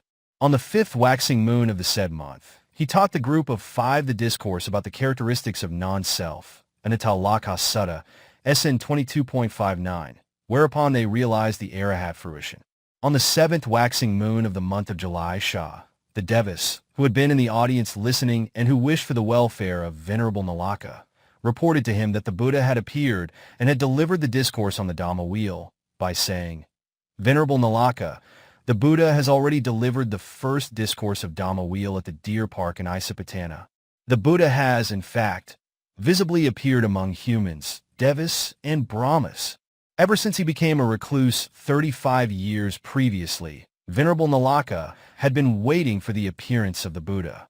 He had even abandoned the hereditary practice of immersion in water, bearing in mind, if there is too much of immersion in water, the ears will get damaged. If the ears are damaged, the words of the Dhamma cannot be heard, thereby depriving me of the chance of hearing the Dhamma." On hearing the news given by the Devas, he was delighted and said to himself, "The time has indeed arrived that my uncle Kedevala advised me about." Then on the 7th waxing moon of the month of July, Shah, he left Hemavata and proceeded to the deer park in Isipatana. On arrival there, he saw the Buddha sitting cross-legged on the eminent Buddha seat, awaiting and expecting him. "Nālaka will arrive today. I will teach him the path to moral perfection, Munya."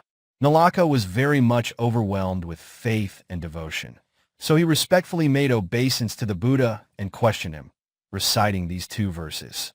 "Anatam Ada Vakana, Asatasa Yathatatha, Tatagatama Pachami, Sabadamana Pragu." Exalted Buddha of the Gautama lineage. Now that I can see the Buddha in person with my own eyes, I have personally found that the words spoken to me 35 years ago by my uncle Asita Kedevala are perfectly true.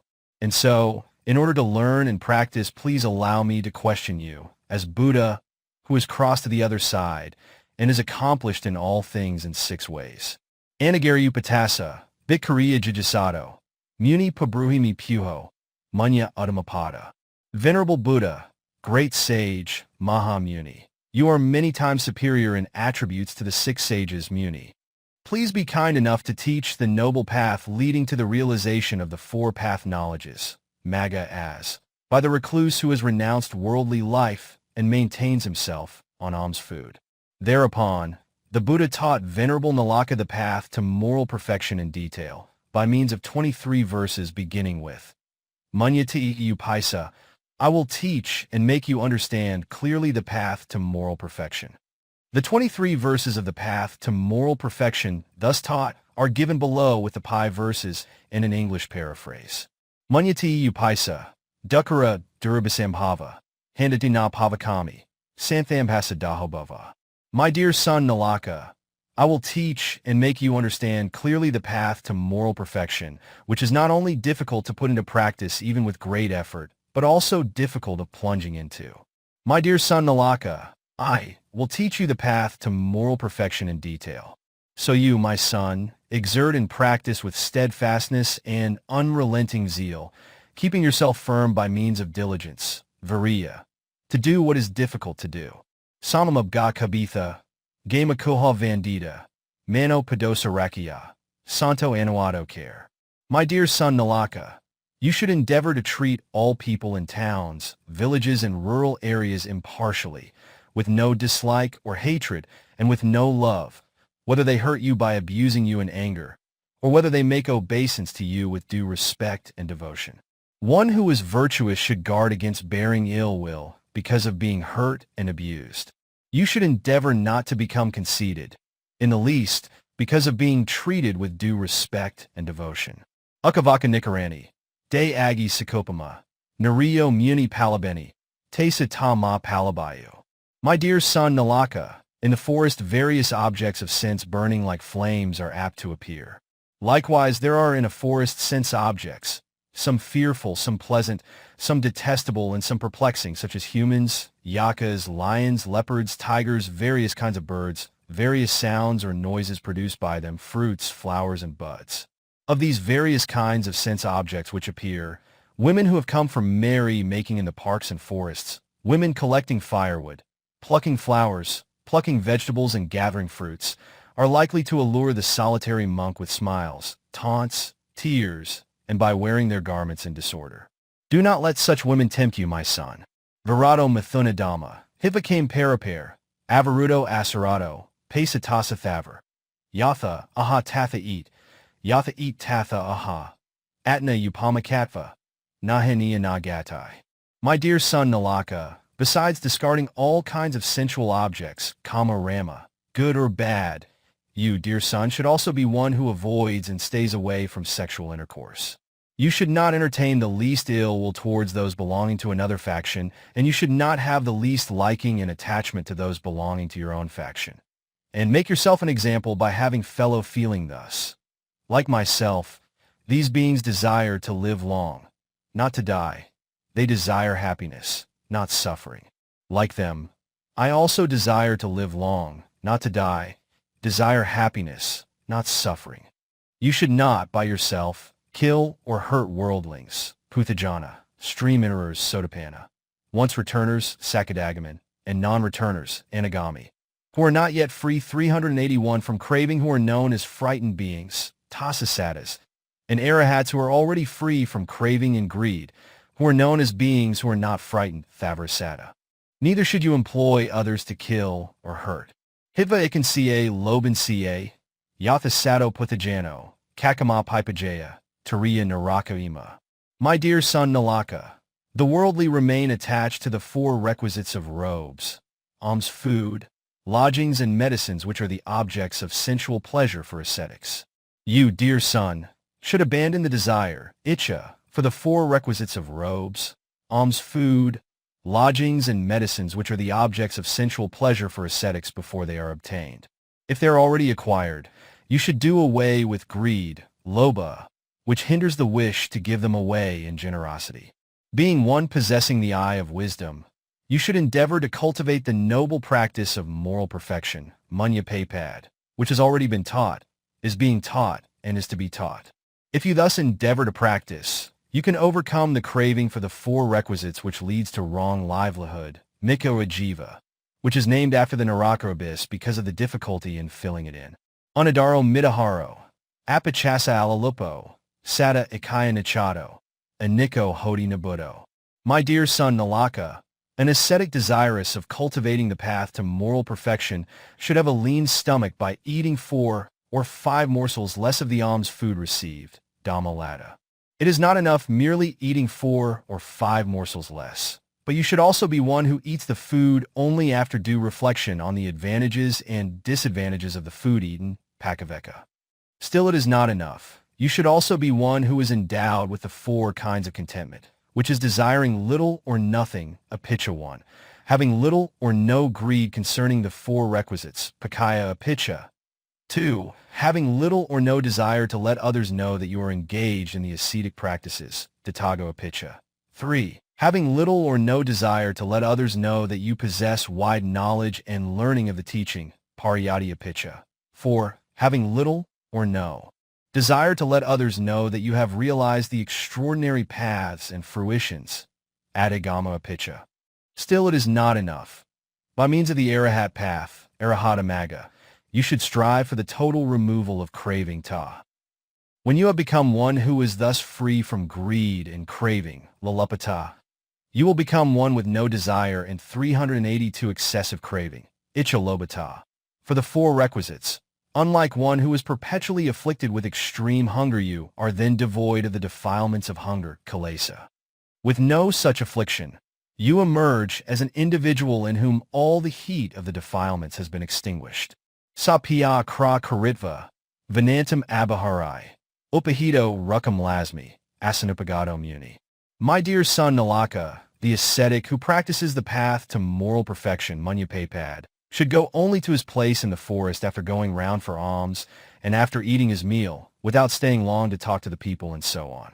The monk who practices the path to moral perfection should remain sitting at the foot of a tree or in his own place on reaching the forest. Sajjana pasuto dairo, vanani remido siya, jaitha rukam lasmi, atanam abhidoseya.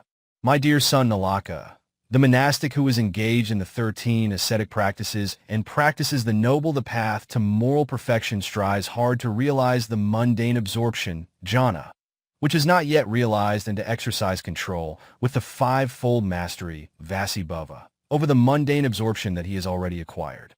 Attaining thereby absorption concentration, apana samadhi, he should take delight in the quietude of the forest, away from human noise.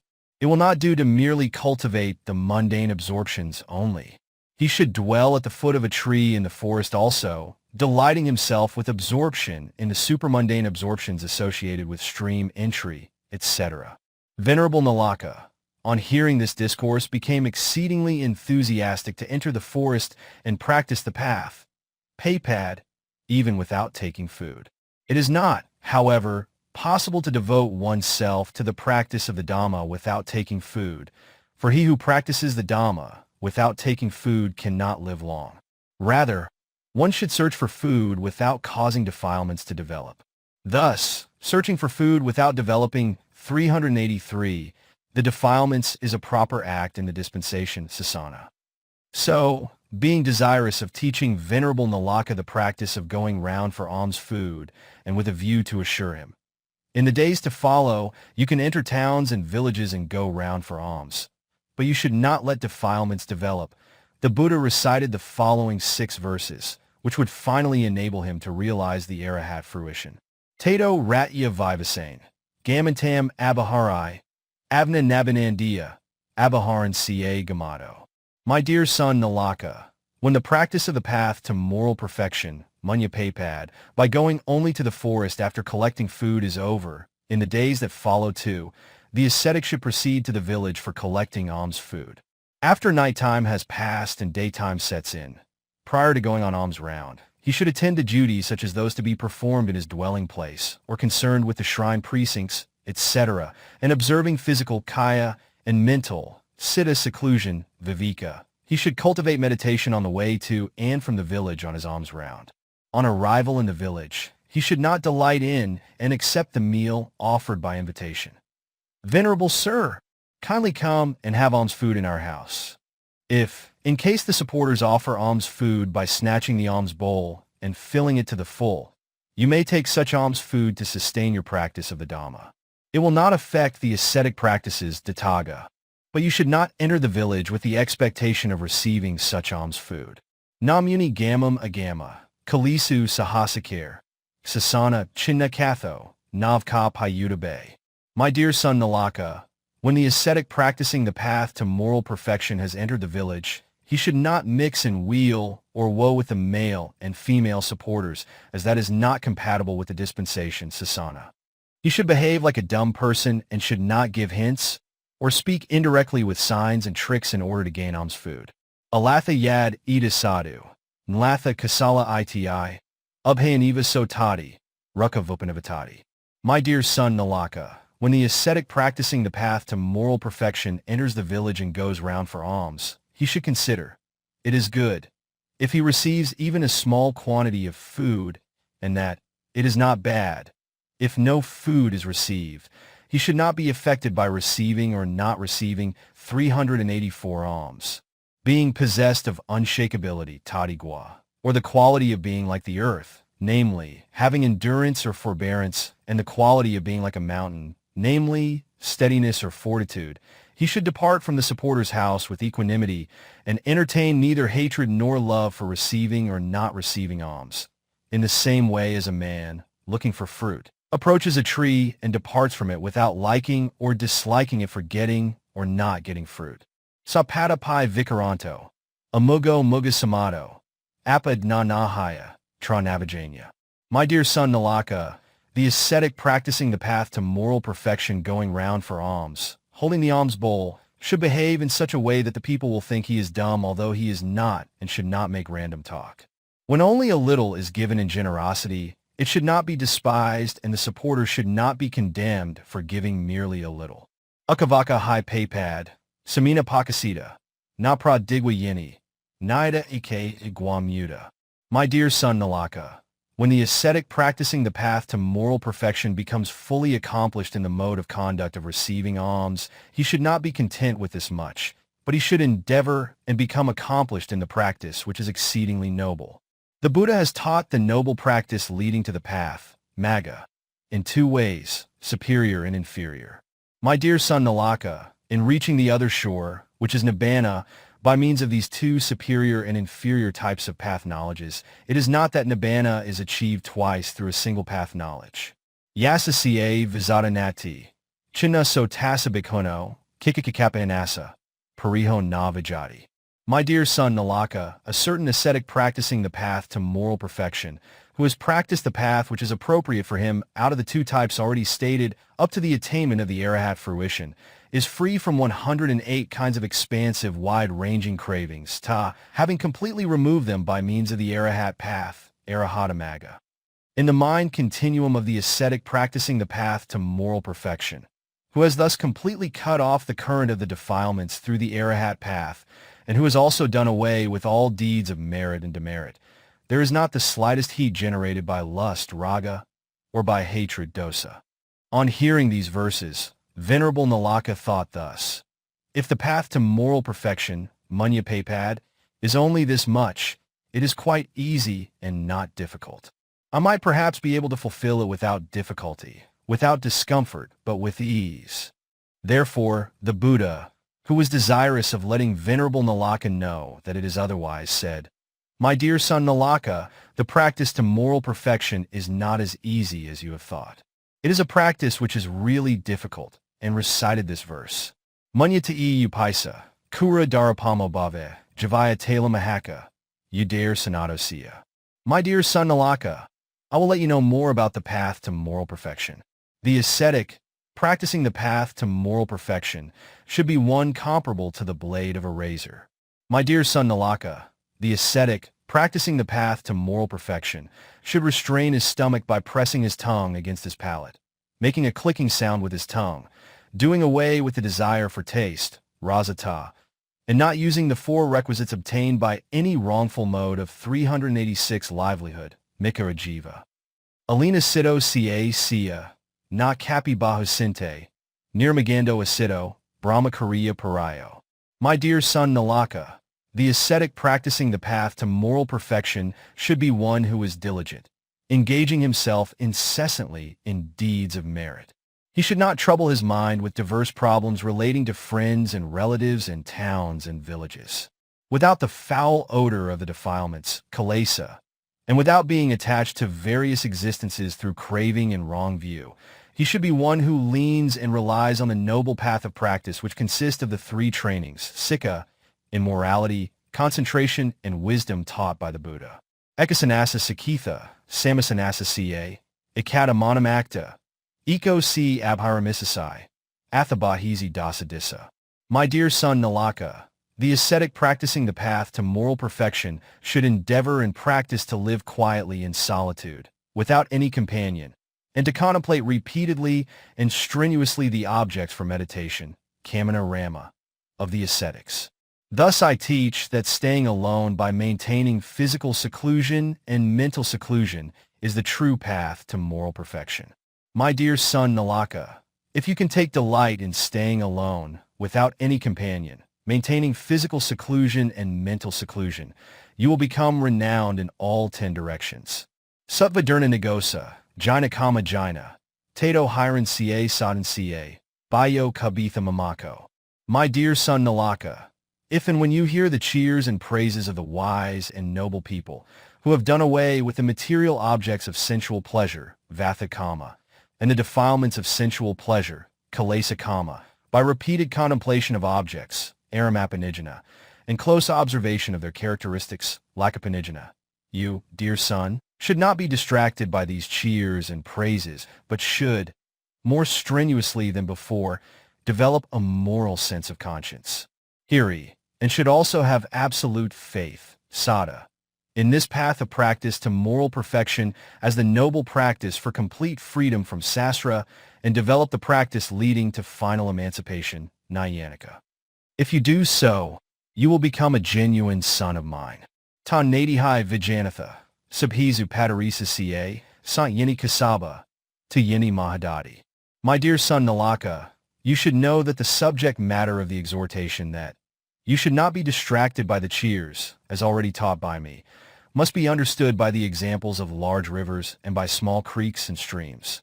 The water in small creeks and stream flows noisily. The water in such large rivers as the Ganges, however, flows silently without making any noise.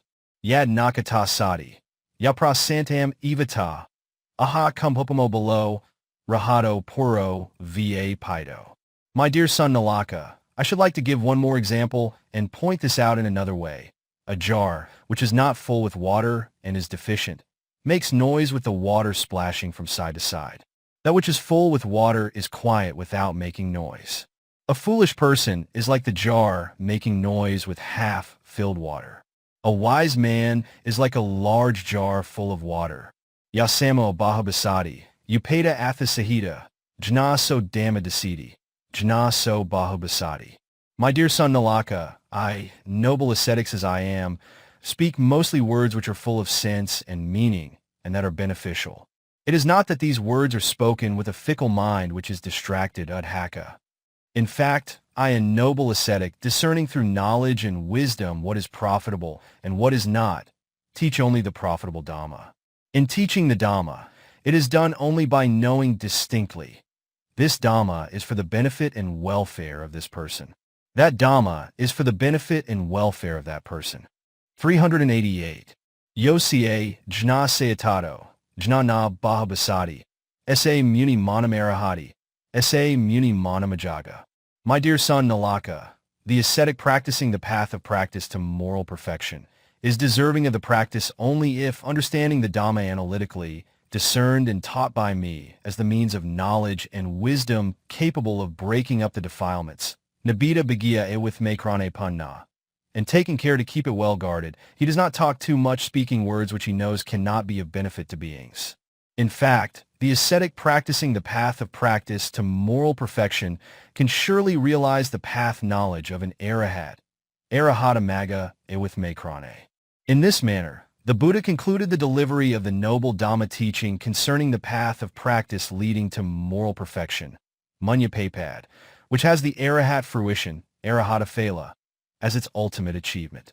Upon hearing the Buddha's discourses on the path to moral perfection, Munyapapad, which has the Arahat fruition as the ultimate achievement, Venerable Nālaka became one who had but little desire to engage in three matters. 1. Seeing the Buddha. 2. Hearing the Dhamma. And 3. Asking questions concerning the path to moral perfection. To elaborate. 1. At the end of his hearing of the Dhamma teaching concerning the path to moral perfection, Venerable Nālaka was very much pleased and delighted, and, after paying respects to the Buddha to his heart's content, he entered the forest. After entering the forest, such a wish as, "It will be good if I can once again see the Buddha," did not occur in his mind continuum even once. This is the instance of him having little desire to see the Buddha. 2. In the same way, such a wish as, "It will be good if I can once again listen to the Dhamma," did not occur in the mind continuum of Venerable Nālaka even once. This is the instance of him having little desire to listen to the Dhamma. 3. Likewise, such a wish as, "It will be good if I can once again address and question the Buddha on the path to moral perfection," did not occur in the mind continuum of Venerable Nālaka even once more. This is the instance of him having little desire to question on the path to moral perfection. Being the one and only individual of distinction, Pagala Vasisa, and disciple of distinction, Savaka Vasisa, who emerges with the appearance of each Buddha. He was content, and his wish was fulfilled even with seeing the Buddha just once, with hearing the Dhamma just once, and with asking about the path to moral perfection also just once. And so he had no more wish to see the Buddha, to listen to the Dhamma, and to ask questions again. It is not for want of faith that he had no more wish to see the Buddha, to listen to the Dhamma, or to ask questions. Venerable Nālaka becomes an Arahat. In this manner, Venerable Nālaka, being endowed with the three instances of having little desire, entered the forest at the foot of the mountain and stayed in one grove only for 1 day, not remaining there for 2 days. Stayed at the foot of a tree also only for 1 day, not for 2 days, and went round for alms in a village only for 1 day, not repeating the round the next day. In this way he wandered about from one forest to another forest, from the foot of one tree to the foot of another tree, and from one village to another village, and practiced the path to moral perfection, suitable and appropriate for him. And before long, he attained the Arahat fruition, Arahata phala. There are 3 kinds of individuals practicing the path to moral perfection, namely, 1. The prominent person, Ukkaha, practicing the path, Paypad, with the greatest effort. 2. The middling person, Majjhima, practicing it with medium effort. And 3. The mild person, Muddha, practicing it with only little effort. Of these 3 kinds, 1. The prominent person, Ukkaha, practicing the path with the greatest effort lives only for 7 months. 2. The middling person, Majjhima, practicing it with medium effort lives only for 7 years. And 3. The mild person, Muddha, practicing it with only little effort lives for 16 years. Of the said 3 kinds of person, Venerable Nālaka was a prominent person who practiced the path with the greatest effort, reflecting and knowing that he would live only for 7 months, and that his will to live, Ayu Sakara, and the continuum of the life vitality, Jivatindriya, would soon come to an end. He took a bath to keep his body clean. Then wearing the lower robe correctly and neatly and girdling it with the waist belt, and then putting on the upper robe together with the double robe, he faced the direction of Rājagaha where the Buddha was dwelling and made obeisance to him with the 2 hands, the 2 knees, and the forehead touching the ground. And then raising his joined hands in adoration, standing erect and leaning against the mountain by the name of Higulaka, he attained Parinibbana, which was the cessation and the end of his existence. Thereupon, the Buddha, knowing of Venerable Nālaka's attainment of Parinibbana, proceeded to Higulaka in a company of monastics and had the remains cremated under his personal supervision. And then, after supervising the collection of the relics and the construction of a shrine over them, the Buddha returned to Rājagaha.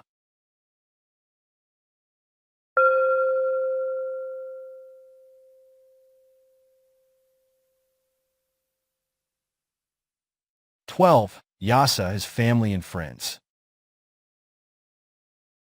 When the Buddha took up his residence at the deer park at Isipatana near Bras for his rains retreat observance, he taught the discourse about the turning of the Dhamma wheel, Dhamma Kakkapavatana Sutta, SN 56.11, and the discourse about the characteristics of non-self, Nālaka Sutta, SN 22.59, to the group of 5, Pankavaggiya, monks, and the discourse to Nālaka Sutta, SNP 3.11, to Venerable Nālaka, and brought about their emancipation.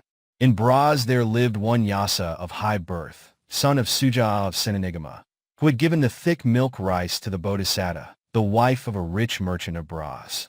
Besides being gentle and tender in deed, speech, and thought, Yasa possessed a large amount of wealth and a great number of followers.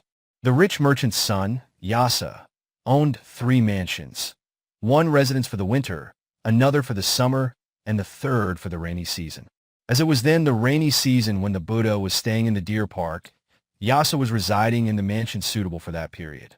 During the whole of the 4 rainy months, he was surrounded by dancers skilled in music, dancing, and singing.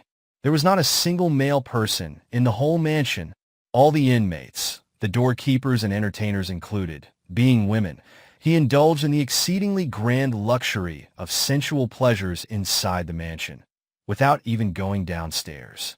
One day, while thus indulging with relish the grand luxury of sensual pleasures, only with womenfolk who were playing the 5 kinds of musical instruments, singing and dancing, Yasa fell asleep.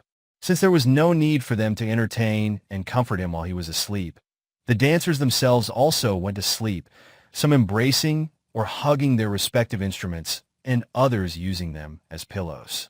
The inside of the main theatrical hall was illuminated brilliantly with the light from the oil lamps, which were kept ablaze throughout the night.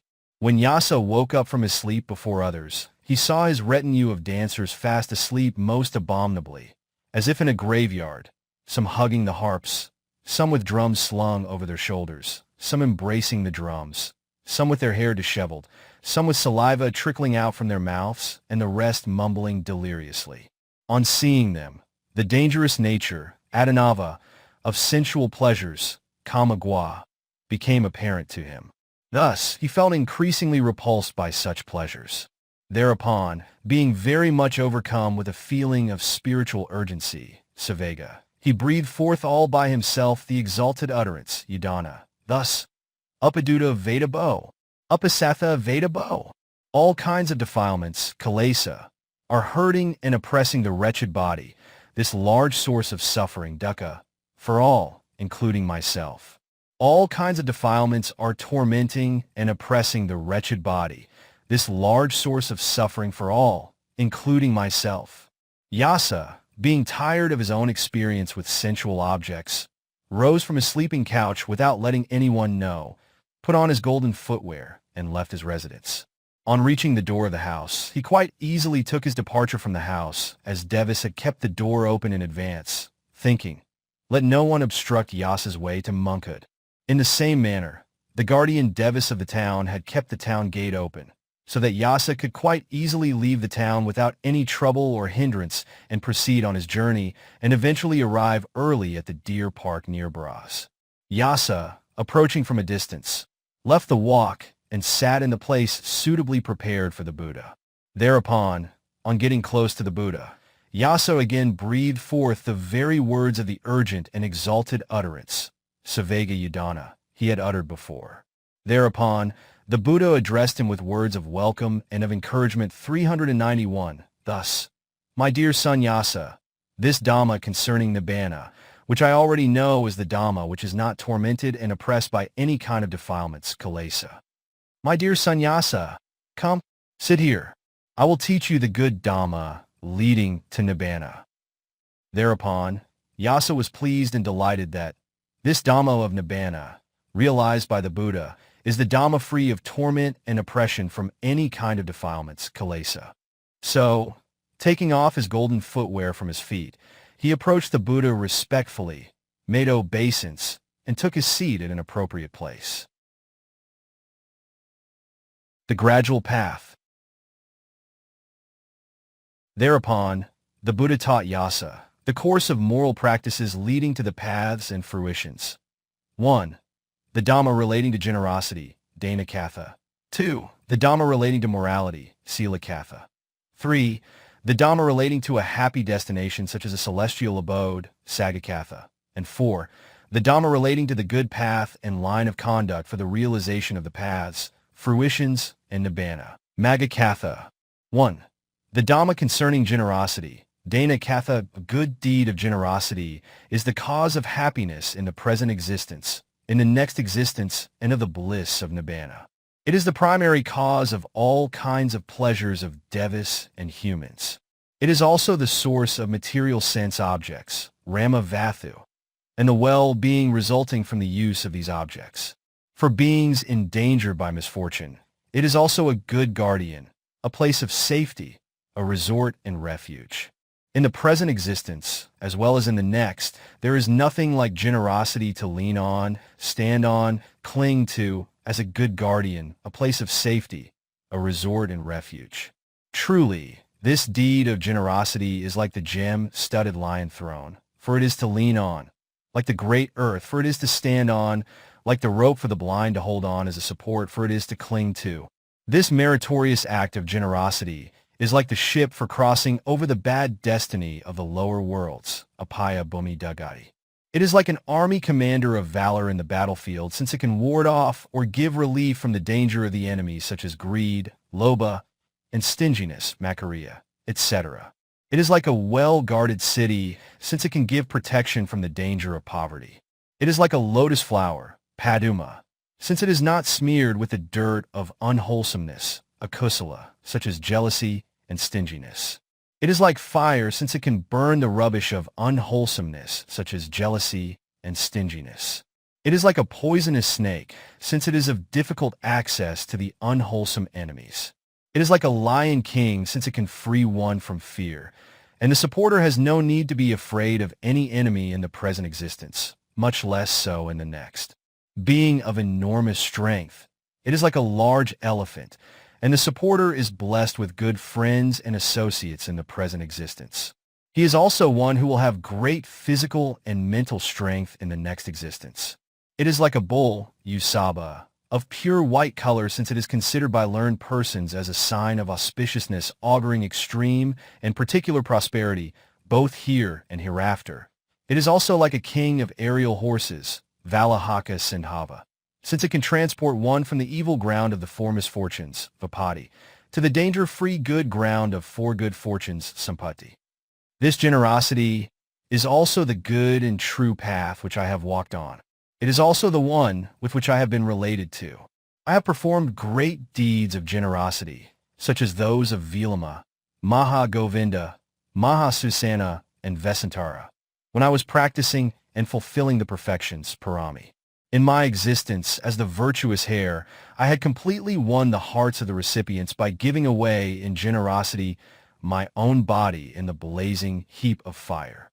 Furthermore, the merit of generosity, Dana, is capable of bringing the luxury of a Saka, Mara, Brahma, and of a universal monarch, Kakavati, in the mundane world.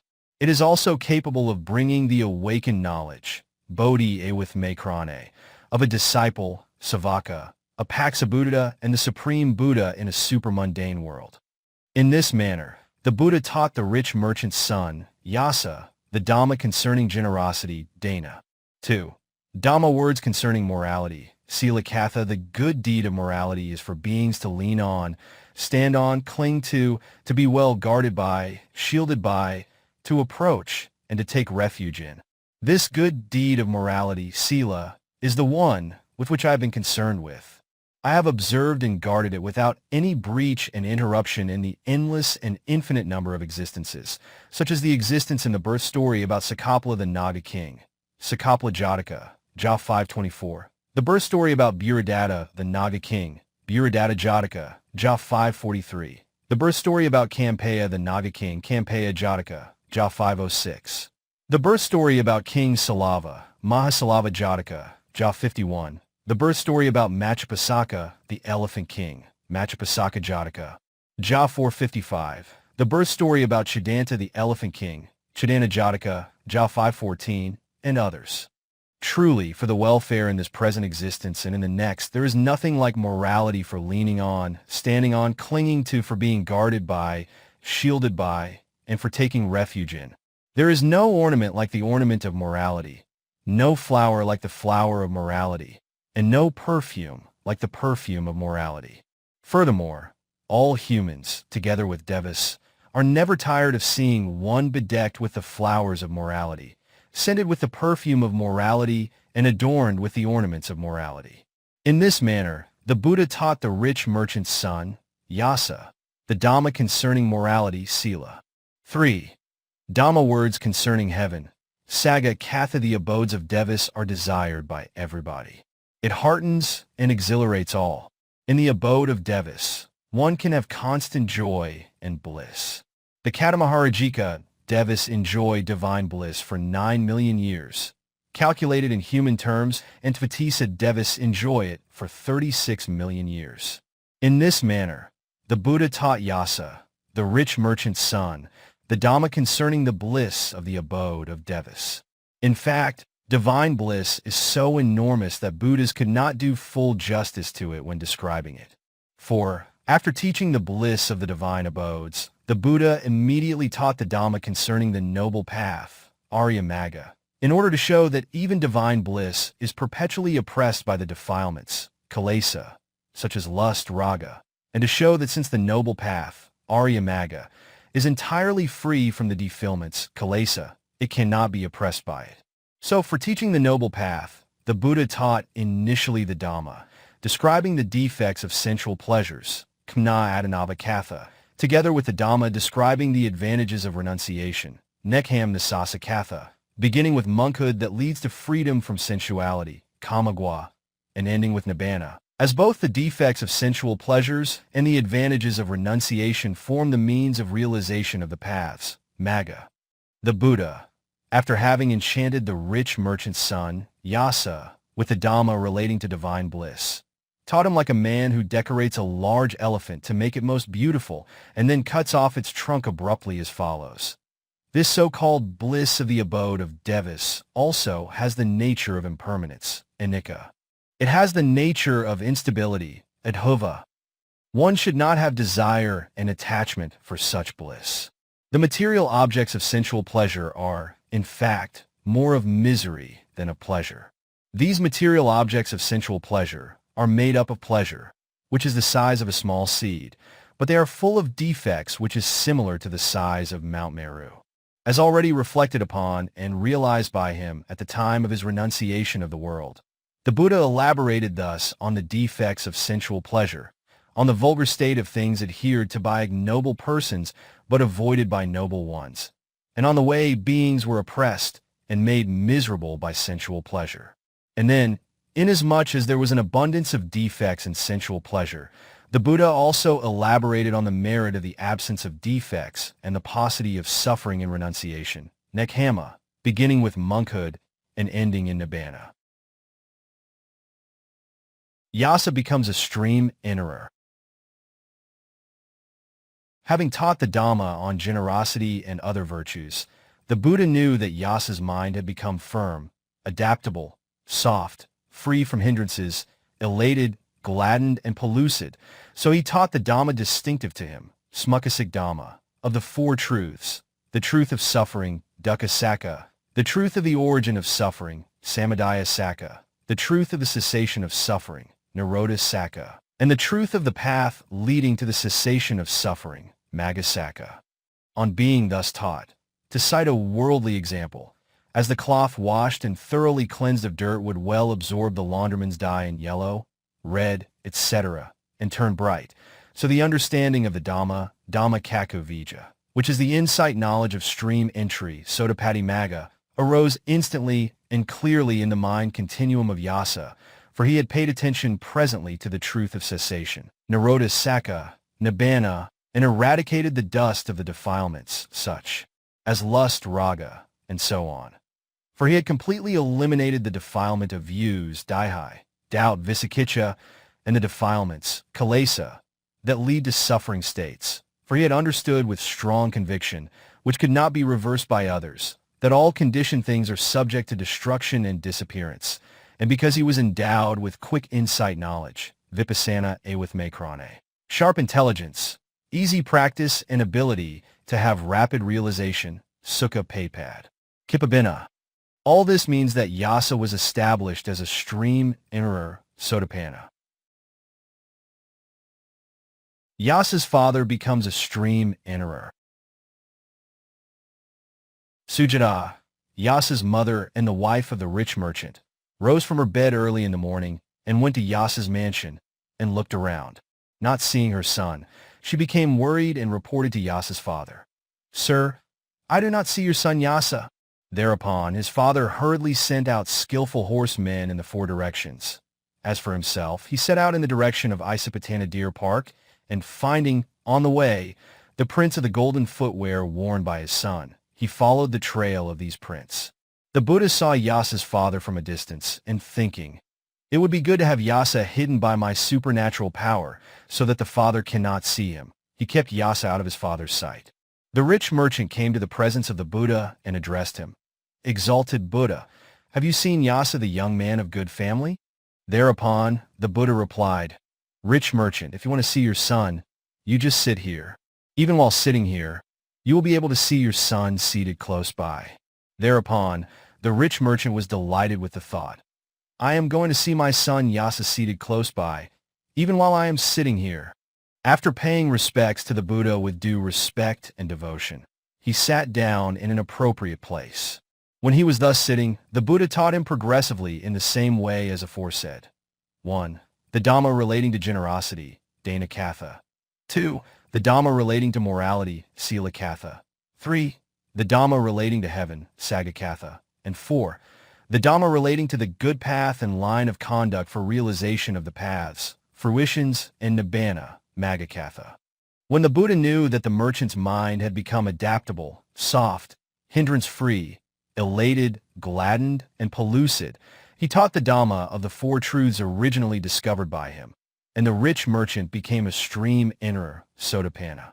Then Yasa's father addressed the Buddha thus: "So delightful is it, exalted Buddha! So delightful is it, exalted Buddha!" As though what is placed downward has been turned over, so goes a worldly simile. As what is covered has been disclosed, as a man losing his way has been guided in the right direction, as a lamp that has been lighted in the dark with the thought. Those who have eyes may see the various shapes of things. So the Buddha has clearly taught me the Dhamma in manifold ways. Exalted Buddha, I recognize and approach the Buddha, the Dhamma, and the Sangha for refuge and shelter. May you, exalted Buddha, take me as a devotee with a threefold refuge from today onwards till the end of my life. Thereafter, he took supermundane refuge. Yasa becomes an Arahat. Even while the Buddha was teaching the Dhamma to his father, Yasa realized the three higher paths and became an Arahat by reflecting on the four noble truths in accordance with the course of practice that had already been known to him since his attainment of stream entry. Thus Yasa became entirely free from attachment for anything through 395 craving and wrong view, ta daihai, as I, or mine, and became completely emancipated from the pollutants, asava, which ceased by way of non-arising. Thereupon, the Buddha put an end to what he had created by his supernatural power by not letting the Son and the Father see each other. Thinking, with the pollutants, asava, extinct, the man of good family Yasa has indeed become an Arahat. He will not slip back to the world of householders or in any way indulge in sensual pleasures as formerly. This being so, it would be good if I withdraw the miracle that has prevented the Son and the Father seeing each other. And he made the resolve that they should now see each other. Suddenly, seeing his son sitting near him, the father was very much delighted and told him thus: "My dear son Yasa, your mother has fallen into a state of anxiety and grief and is crying from not seeing you. Save your mother's life." Thereupon, without replying to his father, Yasa looked up at the Buddha, who questioned the rich merchant thus: "Rich supporter, how will you consider the question I am going to ask you now?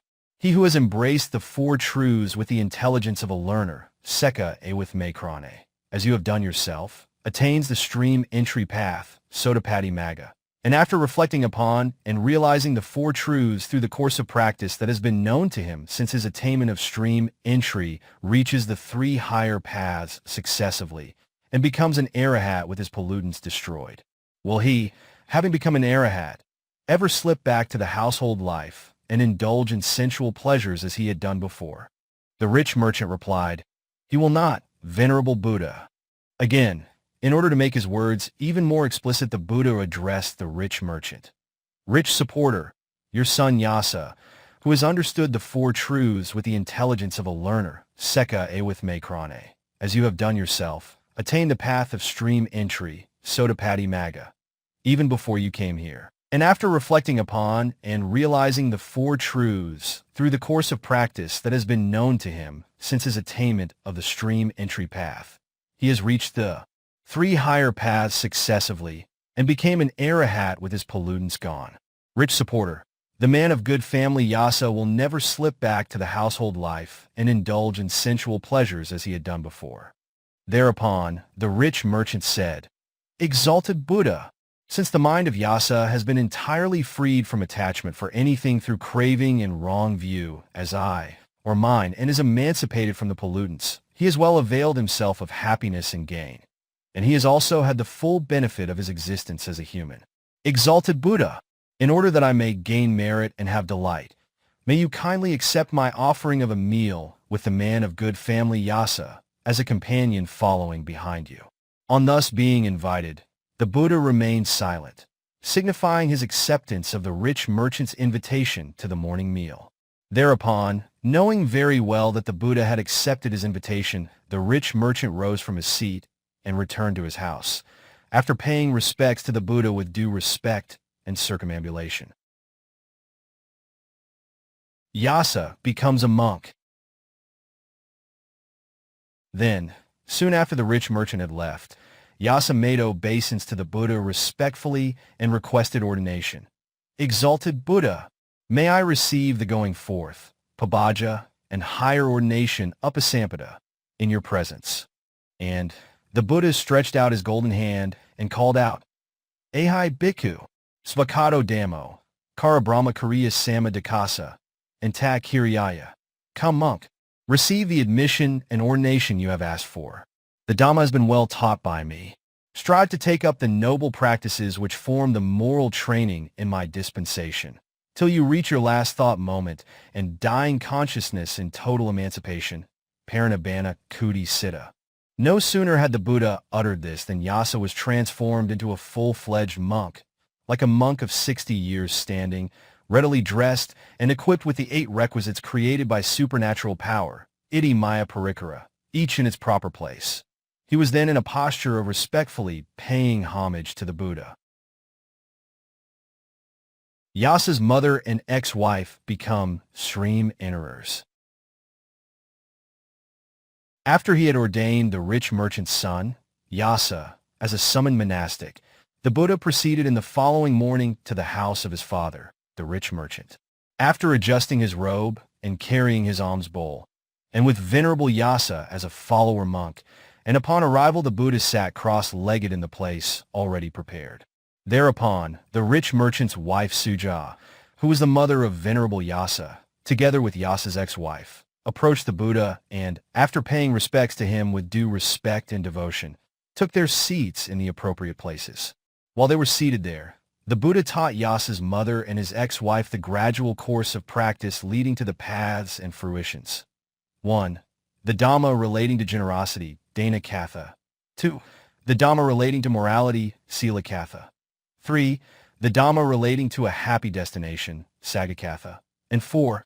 The Dhamma relating to the good path, and the line of conduct for the realization of the paths, fruitions, and nibbana, Magakatha. Then he showed the demerits of sensual pleasures and the merits of renouncing the household life. Thereafter, when the Buddha knew that the mind of both of them had become adaptable, soft and free from hindrances, eager, gladdened, purified, and pellucid, he taught the Dhamma that which was originally discovered by him, Smukasik Dhamma Dasana, of the Four Truths. Then Yasa's mother and his ex-wife became established in the fruit of stream entry, Sotapati Phala. Thereupon, Yasa's mother, Sujata, and his ex-wife received the supermundane refuges, Lokuttara Saragamana, by addressing the Buddha thus, So delightful is it, exalted Buddha! So delightful is it, exalted Buddha! As though what was placed downward has been turned over, so goes a worldly simile. As what is covered has been disclosed, as a man losing his way has been guided in the right direction, as a lamp that has been lighted in the dark with the thought, those who have eyes may see the various shapes of things. So the Buddha has clearly taught us the Dhamma in manifold ways. Exalted Buddha, the two of us approach the Buddha, the Dhamma, and the Sangha for refuge and shelter. May you, exalted Buddha, take us as female lay disciples from now on till the end of our lives. Then the mother, the father, and the ex-wife of Venerable Yasa served the Buddha and Venerable Yasa with hard and soft food of excellent quality with their own hands, Satika, and on knowing that the Buddha had finished the meal, they took their appropriate seats, which were free from the 6 faults. Thereupon, the Buddha rose from his seat after teaching the Dhamma to the mother, the father, and Yasa's ex-wife, and left for the deer park at Isipatana. Yasa's 54 friends enter the monkhood. In Braz, there were 4 rich merchants' sons, by the names of Vimla, Sabau, Panaji, and Gavampati, who were descendants of rich ancestors and were old friends of Venerable Yasa while he was a layman. On hearing that their friend Yasa had become a monk after relinquishing his enormous wealth and property, these 4 rich merchant sons reflected and considered thus. Our friend Yasa has given up family life and the world and entered the monkhood by shaving his head and beard and putting on robes. Therefore, the doctrine and discipline, Dhamma Vinaya, of the Buddha cannot be inferior. It will certainly be superior. Nor can the state of monkhood be inferior. It will certainly be superior.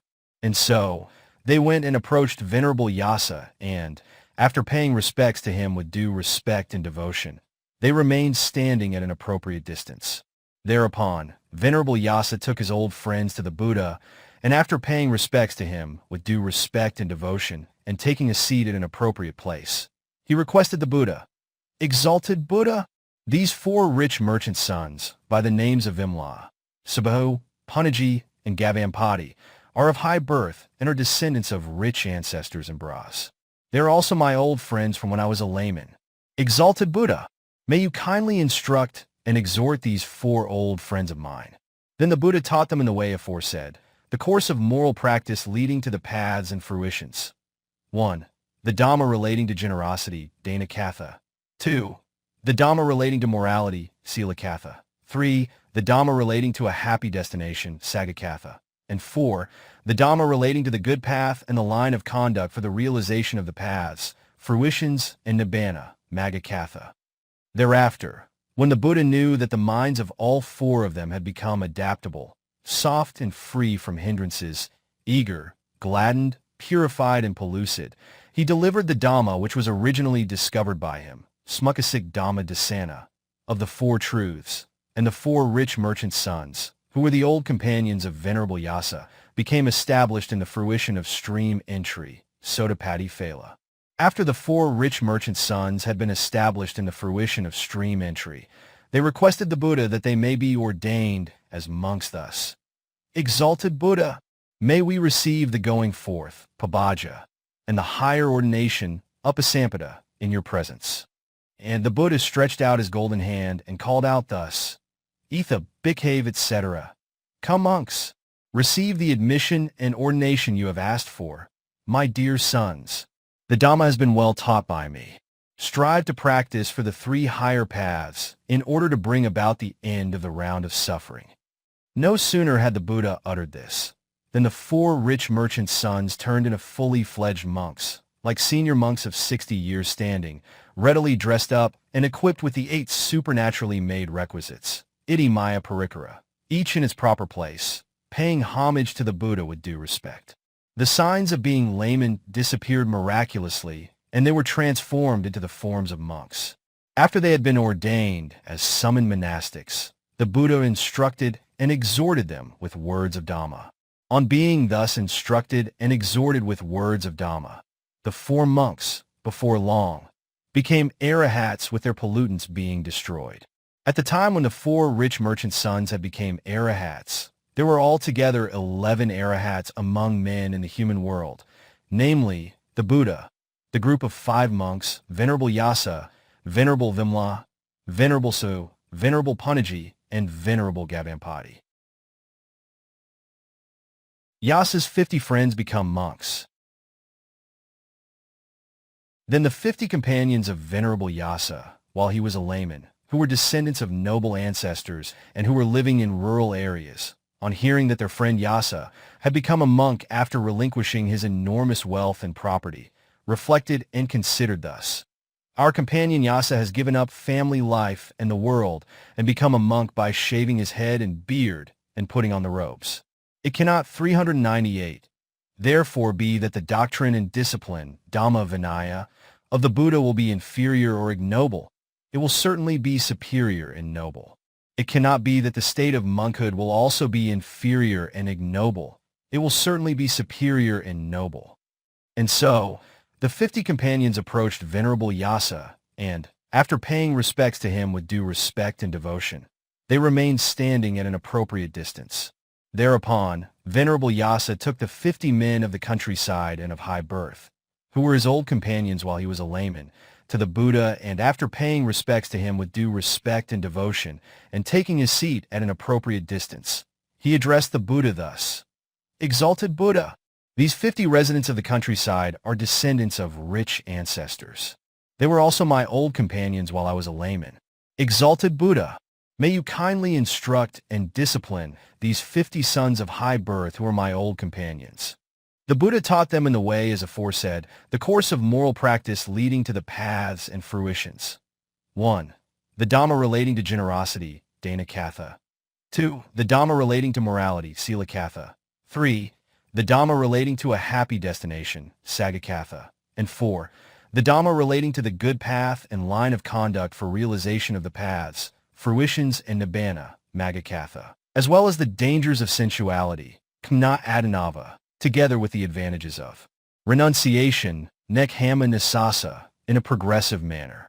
Thereafter, when the Buddha knew that the minds of the 50 sons of high birth had become adaptable, soft and free from the hindrances, eager, gladdened, purified, and pellucid, he delivered the Dhamma which was originally discovered by him, Smukasik Dhamma Dasana, of the Four Truths, and the 50 sons of noble birth, who were the old companions of Venerable Yasa, became established in stream entry, Sotapati Phala.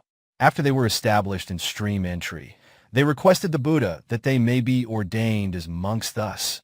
Exalted Buddha, may we receive the going forth, Pabaja, and the higher ordination, Upasampada, in your presence. And the Buddha stretched out his golden hand and called out in the same way as before, Etha Bhikkhav, etc. Come, monks, receive the admission and ordination you have asked for. My dear sons, the Dhamma has been well taught by me. Strive to practice for the 3 higher paths in order to bring about the end of the round of suffering. No sooner had the Buddha uttered this than the 50 men of noble birth instantly turned into full-fledged monks, like senior monks, Thera, of 60 years standing, readily dressed and equipped with the 8 supernaturally made requisites, Iti Maya Parikara, each in its proper place, paying homage to the Buddha with due respect. The signs of being laymen disappeared miraculously, and they were transformed into the forms of monks. After they had been ordained as summoned monastics, Ahai Bhikkhu, the Buddha instructed and exhorted them with words of Dhamma. On being thus instructed and exhorted with words of Dhamma, the 50 monks of noble birth, before long, became Arahats with their pollutants, asava, destroyed. At the time when the 50 sons of high birth became Arahats, there were altogether 61 venerable Arahats, including the previous 11 in the human world. Meditation on impurity in the past. Once upon a time in the distant past, 55 companions formed an association of volunteers for performing deeds of merit. They carried out the work of cremating, free of charge, the dead bodies of those who died in destitution. One day, finding the dead body of a pregnant woman who had died in destitution, they took her to the cemetery for cremation. Out of the 55 volunteer companions, 50 of them went back to the village after asking the other 5 companions to take up the duty, saying, "You do the cremation." Thereupon, as the young man, the future wealthy son Yasa, who was the leader of the remaining 5, carried out the cremation by piercing and rending the corpse with a pointed bamboo pole and causing it to turn over. In so doing, he gained the perception of the impure and loathsome nature of the body, a sabasana. The young man, the future Yasa, advised the remaining 4 companions thus, "Friends, look at this unclean and disgusting 399 corpse." The 4 companions also gained the perception of the impure from the corpse, Shava, by following Yasa's advice. When the 5 companions returned to the village after having finished the work of cremation and related what they had found and had understood of the loathsome nature, asubha, to the 50 associates who had returned to the village, the latter also gained a perception of the impure and loathsome nature of the body, asubhasana. Besides relating the matter to the companions, the young and leading man, the future Yasa, recounted the facts regarding the loathsome nature also to his parents and his wife on reaching home. And so his benefactors, his parents and his wife, also gained the perception of the impure and loathsome nature of the body, asubhasana. These 58 persons, headed by the future wealthy son Yasa, continued to practice and develop meditation on the impurity and loathsomeness of the body, asubhabhavana, based on the perception they had gained. These, in fact, were the past deeds of merit of these 58 persons. By virtue of the past deeds of merit, in the present existence as the son of the rich merchant of Banarasi, there appeared to venerable Yasa the perception of the impure and loathsome nature of the body, a subasana, and the impression of a cemetery on seeing the conditions of the dancers. The realization of the paths and fruitions by the 58 persons was due to their possession of the supporting Upatissa, merit resulting from developing the perception of the loathsome, a subabhavana, and having practiced and developed it in a previous existence.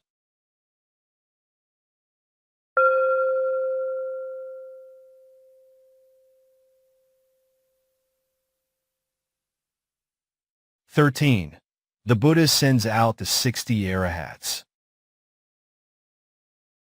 The Buddha observed the first rain's residence after his becoming a Buddha at the deer park at Isipatana. While staying there till the full moon of the month of October, Asayuja, the Buddha, one day, sent for the 60 venerables and asked them to go on missionary work thus. Monastics, I have achieved complete freedom from all the snares of impurity such as craving, ta, and greed, lobha, namely, the snare of craving and greed for the sensual pleasure of devas, and the snare of craving and greed for the sensual pleasure of humans. Monastics, you also have achieved complete freedom from all the snares of impurity such as craving and greed, namely, the snare of craving and greed for the sensual pleasure of devas and the snare of craving and greed for the sensual pleasure of humans. Monastics, go out in all 8 directions for the mundane and supermundane welfare, prosperity, and happiness of many beings, such as humans, devas, and brahmas, covering a distance of 1 league a day at the most. Let not 2 of you travel together on each journey, for if 2 take the same route, while one is teaching, the other will remain idle, just sitting in silence. Monastics, teach the Dhamma that is full of virtuous qualities in all its 3 phases, the beginning, the middle, and the end, and endowed with the spirit and the letter. Give the devas and humans the 3-fold training of morality, sila, concentration, samadhi, and wisdom, panna, which is perfect in all aspects and free from the stain of wrong conduct, dakarita. Monastics, there are many beings, such as humans, devas, and brahmas, who have but a little dust of impurity in their wisdom eyes. Through not hearing the Dhamma, they will suffer a great loss of the extraordinary Dhamma, which gains the paths and the fruitions. There will appear clearly some devas and humans who will realize the nature and meaning of the Dhamma perfectly and thoroughly. Monastics, I too will not remain in this deer park, which has excellent dwellings built for me, and receiving the treatment and comfort with the 4 requisites given by my attending supporters, but will proceed to Arrival of Forest of Sinanigama to teach the Dhamma and to convert the reclusive brothers and their 1,000 ascetics. Mara's visit and deterrence. When the Buddha was thus addressing and sending out the 60 Arahats as missionaries, Mara thought to himself, as if planning to wage a big war, this monk Gautama is sending out 60 Arahats, the military commanders of the dispensation Sasana, by saying, do not travel in 2s on each journey. Disseminate the Dhamma. I feel uneasy even if any one of these 60 messengers preaches the Dhamma. How will I be if all 60 Arahats preach the Dhamma as planned by the monk Gautama? I shall now deter the monk Gautama from doing so. So he approached the Buddha and tried to discourage him by saying thus, Badosi Sabapasehi, Yidibayisiye Manusa, Maha Bandhana Badosi, Nami Samamakasi.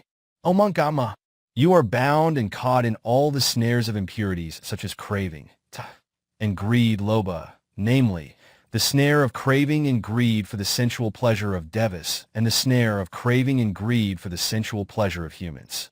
You are tied down in the bondage of defilements, kilesa, in the prison of the 3 existences. O monk Gautama, for that reason you will not be able to escape, in any way, from my domain in the 3 existences. Mara said this with the hope. On my speaking thus, the great monk will not endeavor to emancipate other beings from sastra.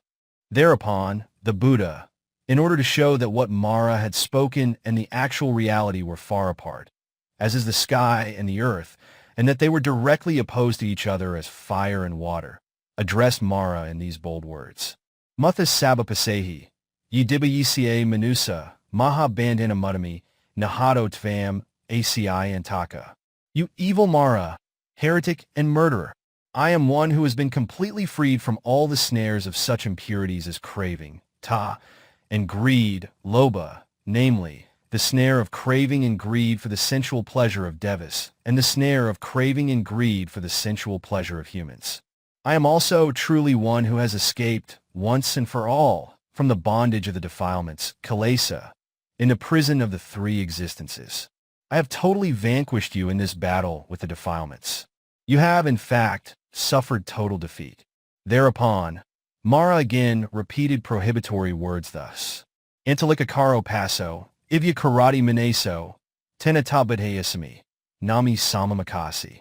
Omankama, such a snare as passion, raga, is generated in the minds of beings and is capable of inescapably binding down even the individuals 402 who possess the supernormal powers, abhina, and can fly through the air. I shall bind you and kill you by means of that snare of passion. O Monkama, in no way will you escape from my domain in the three existences. Thereupon, the Buddha addressed Mara in these bold words. Rupa sadara saganha pohabata manorama. Ethami vigato chando, nahado tvam, aci antaka. You, evil Mara, heretic and murderer. In this world, there are clearly evident the five objects of sensual pleasure. Various sights, sounds, tastes, odors, and contacts, which can delight and give pleasure to devas and humans. Your snare of passion will be able to bind down only those who are not free from craving and greed for attachment and enjoyment of the said five objects of sensual pleasure. I am entirely free from craving, greed, desire, and passion for attachment and enjoyment of these five objects of sensual pleasure. In this battle of the defilements, therefore, I have totally vanquished you. You have, in fact, suffered total defeat. Mara was at first trying to dissuade the Buddha and hoping, maybe he will give up thinking that a powerful deva has come and dissuaded him. But since the Buddha had addressed him saying, Mara, I have totally vanquished you, he became sad and dejected and saying, the exalted Buddha has known me for what I am. The gracious one has known me for what I am. And he disappeared from that very place. The Buddha's permission to ordain. When the missionary monastics taught the Dhamma, not only those who were endowed with past meritorious deeds to become summoned monastics, ahai bhikkhu, but also those who were not so endowed with such deeds, would aspire after admission and ordination. The Buddhas usually did not confer monkhood on those of the latter kind. But when there were mixed crowds of aspirants, both deserving or not deserving the summoned monastic proclamation, the Buddha, being desirous of laying down the procedure for ordination of those persons not deserving of the summoned monastic ordination, considered thus. At the present moment, the monks are bringing to my presence prospective persons wishing for admission, wishing for ordination, from various places and various districts, as they are under the impression that these candidates will be admitted and ordained by the Buddha himself, and thereby the monks, as well as the prospective persons, suffer much trouble and fatigue. It would be good if I give permission to the monastics thus. Monks, you yourselves may now admit, may now ordain prospective persons at any place and in any district. Thereafter, the Buddha emerged from seclusion and gave the monks a Dhamma talk, introductory to his consideration. He related fully what had occurred to him while he was remaining alone in the daytime. Monastics, you yourselves may now admit, may now ordain prospective persons willing to become novices and monastics at any place and in any district. I allow admission and ordination yourselves, my dear sons, at any place and in any district. Monastics, you should admit and ordain a candidate in this manner. First his hair and beard should be shaved. Then he should don the monk's robe, and then let him cover 403 shoulder with the robe, and make obeisance at the senior monk's feet. Let him squat down and raise his hands joined together, and ask him to repeat after you the three refuges. Buddha Sara Gakami, Dhamma Sara Gakami, Sangha Sara Gakami. Dudiyampai Buddha Saragakami. Dudiyampai Dhamma Saragakami. Dudiyampai Saga Saragachkami. Tadiyampai Buddha Saragakami. Tadiyampai Dhamma Saragakami. Tadiyampai Saga Saragakami. I go for refuge to the Buddha. I go for refuge to the Dhamma. I go for refuge to the Saga. For a second time, for a third time, monastics, I allow you to confer admission and ordination by the three refuges. Mara's second visit. After the Buddha had taken residence for 4 months of the rainy season until the full moon of the month of November, Kataka, in the deer park at Isipatana, he assembled the monks and addressed them thus. Monastics, my dear sons, I have attained the incomparable and supreme Arahat fruition, Arahata Phala, through right and proper mindfulness, as well as through right and proper effort. I have been absorbed in the attainment of the Arahat fruition without interruption. Monastics, you also endeavor to gain and achieve the incomparable and supreme Arahat fruition through right and proper mindfulness, as well as through right and proper effort. Realize the incomparable and supreme Arahat fruition. Be absorbed in the attainment of the Arahat fruition without interruption. Thereupon, Mara came to where the Buddha was and spoke to deter him. Badosi Mara Pasehi, Yidiba Yisa Manusa, Maha Bandhana Badosi, Nami Samamakasi. Mong Gautama, you are bound and caught in all the snares of impurity such as craving, ta, and greed, loba, namely, the snare of craving and greed for the sensual pleasure of devas and the snare of craving and greed for the sensual pleasure of humans. You are tied down in the bondage of the defilements, Kalesa, in the prison of the three existences. Mong Gautama, you will not for that reason be able to escape in any way from my domain in the three existences. Thereupon, the Buddha, in order to show that what he had spoken and the actual reality, 404, were quite far apart, as the sky and the earth, and that they were directly opposed to each other, as fire and water, addressed Mara in these defiant words. Mutha Mara Pasei, Yidiba Yisa Manusa, Maha Bandhana Mudami, Nahado Tvam ACI Antaka. You, wicked Mara, I am one who is completely freed from all the snares of impurity such as craving, ta, and greed, loba, namely, the snare of craving and greed for the sensual pleasure of devas and the snare of craving and greed for the sensual pleasure of humans. I am also truly one who has escaped once and for all from the bondage of the defilements, Kalesa, in the prison of the three existences. I have totally vanquished you in this battle with the defilements. You have, in fact, suffered total defeat. Whereupon, Mara became sad and dejected, saying, The exalted Buddha knows me for what I am. The fortunate one knows me for what I am, and he disappeared from that very place. The auspicious group of 30. The Buddha remained at the deer park at Isipatana, near Bras, until his desire to emancipate the group of 5 monks and others had been fulfilled. He then set out all alone, carrying his alms bowl, to Rāhula forest. On the way he entered a wood by the name of Kapasika and remained seated at the foot of a certain tree.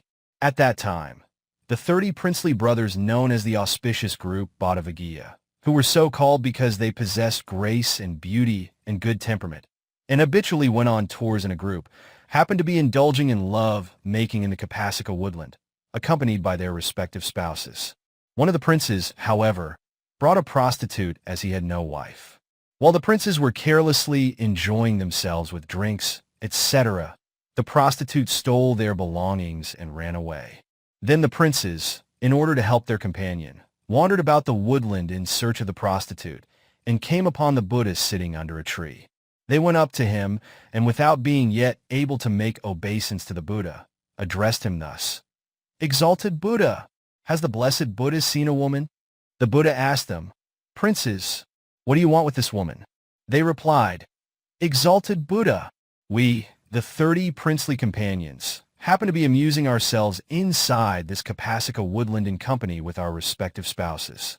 One of our companions has no wife, and so he has brought a prostitute. But while we were carelessly enjoying ourselves, the prostitute stole our belongings and ran away. In order to help him out, we are going about this Kapasika woodland looking for this woman." Thereupon, the Buddha asked, "Princes, what in your opinion is better for you, seeking a missing woman or seeking your own self?" They replied, "Exalted Buddha, it is better for us that we seek ourselves." The Buddha then said, "Princes, then sit down. I will teach you the Dhamma." And the princes replied, "Yes, exalted Buddha." And then, after paying respects to the Buddha with due respect and devotion, the auspicious group of 30 companions remained seated at an appropriate distance which was free from the six faults. The Buddha taught them the course of moral practice leading to the paths and fruitions. 1. Generosity, Dhanakatha. 2. Morality, Sīlakatha. 3. The way to heaven, Sagakatha. And 4. The path, Maggakatha, as well as the dangers of sensuality and the advantages of renunciation and succession. Thereafter, knowing that the 30 princes' minds had become adaptable, soft and free from hindrances, eager, gladdened, purified and pellucid, the Buddha taught the Dhamma which was originally discovered by him, Smukasig Dhamma Dasana, of the Four Truths, and as a result, the auspicious group of 30 princely companions became established, some in stream entry, Sotapati Phala, some in once returning, Sakadagami Phala, and others in non-returning, Anagami Phala. Not a single one of them remained worldlings, Puthajana. After the auspicious group of 30 princely companions had been established severally in stream entry, once returning and in non-returning, they requested the Buddha that they be ordained as monastics. "Exalted Buddha, may we receive the going forth, Pabhaja, and higher ordination, Upasampada, in your presence." And the Buddha stretched out his golden hand and called out in the same way as before thus, "Etha Bhikkhave," and so on, meaning, "Come monks, receive the admission and ordination you have asked for. The Dhamma has been well taught by me. You must strive to engage in the practice of the higher paths in order to bring about the end of the round of suffering." Instantly, the auspicious group of 30 princes turned into fully fledged monastics like senior monks of 60 years standing, readily dressed and equipped with the 8 supernaturally created requisites each in its proper place, paying homage to the Buddha with due respect. Their signs of being laymen disappeared miraculously, and they were transformed into monastics. Here, the 30 princes had been the 30 drunkards in the Twila Jataka, Ja 388. At that time, they properly observed the 5 precepts after hearing the words of admonition given by Maha Twila the Boar King, who was the Bodhisattva. Their observance of the 5 precepts was the cause in the past of their simultaneous discernment of the 4 noble truths in the present existence. Besides, having observed the 5 precepts together in unison, they had obviously done many meritorious deeds with a view to be free from dependence on the round of rebirths, Viva Nisada, by listening to the good Dhamma, taking the 3 refuges, performing deeds of generosity, observing the precepts and practicing concentration and insight meditation severally during the dispensations of the former Buddhas. For these reasons, they had such good fortune as the realization of the lower paths and the lower fruitions, and of becoming summoned monastics on the very day they met the Buddha. The auspicious group of 30 monastics were the half-brothers of King Kosala, having the same father but different mothers. As they usually lived in Paviya city, in the western part of Kosala country, they were known by the name of the Paviyaka monks in the texts. It is in connection with these monks that the Buddha, at a future date, permitted the making and offering of the cloth, kahina. The 30 Paviyaka monks became established in the Arahat fruition, Arahata Phala, after hearing the discourse on the round of existences which have no beginning while the Buddha was dwelling in Vivana Monastery in Rājagaha. CSN 15.13, Animataga Sayada.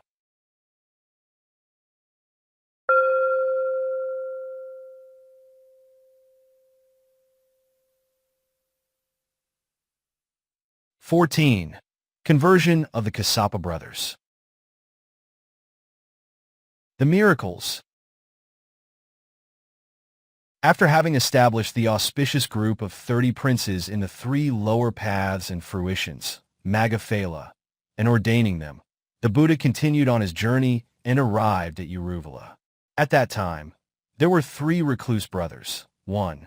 Uruvela Kassapa, who was the eldest brother and leader and teacher of 500 recluse disciples.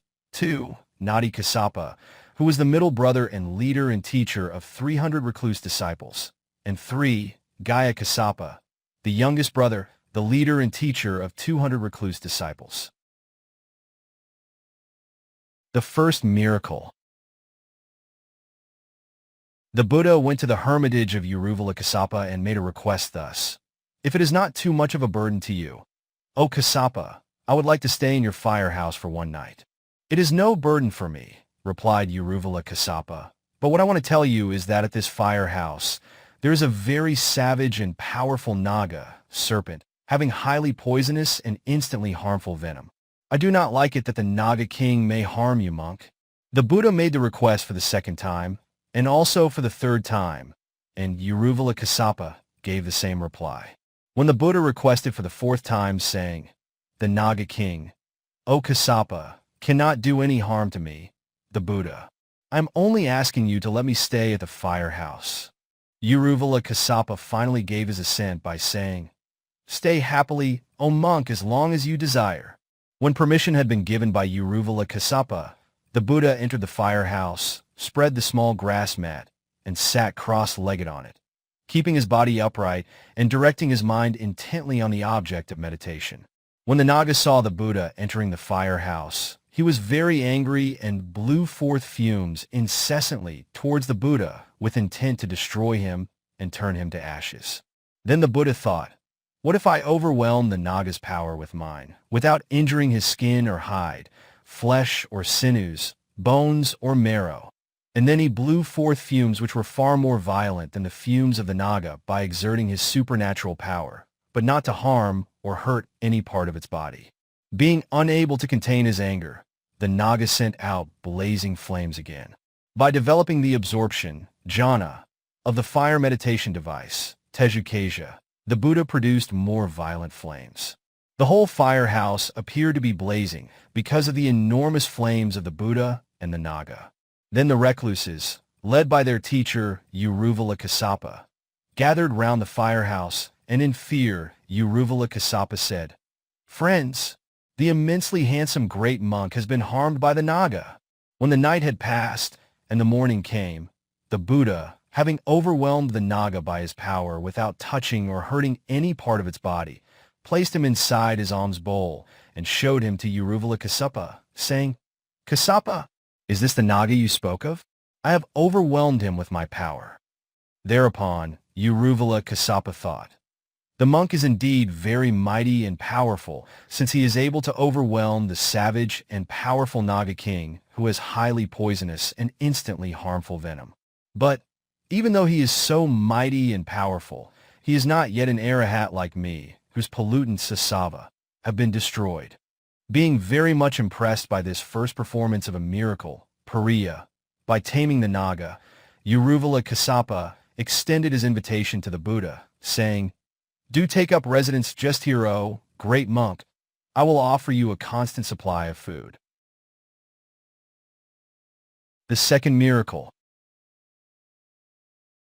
Thereafter, the Buddha lived in a wood near the hermitage of Arrival of Kassapa. When the first watch of the night was over and midnight came, the four great kings of the four regions, Kata Maharajika, in their very pleasing splendor, illuminating the whole forest with their bodily radiance, went into the presence of the Buddha, made obeisance to him with due respect and devotion, and stood at a proper distance like four big bonfires in the four quarters. When the night had passed, and at daybreak, on the following morning, Arrival of Kassapa came and asked the Buddha, it is meal time. Oh, great monk, the meal is ready. Please come and have it. Oh, great monk. Who were they, with very pleasing splendor, who came into your presence, illuminating the whole forest with their bodily radiance after the night had well advanced up to midnight, and after paying respects with due respect and devotion, stood like four big bonfires in the four quarters? When the Buddha replied, they were the four great kings of the four regions, O Kassapa. They came to me to listen to the Dhamma. Arrival of Kassapa thought, even the four great kings of the four regions come to this monk to listen to the Dhamma.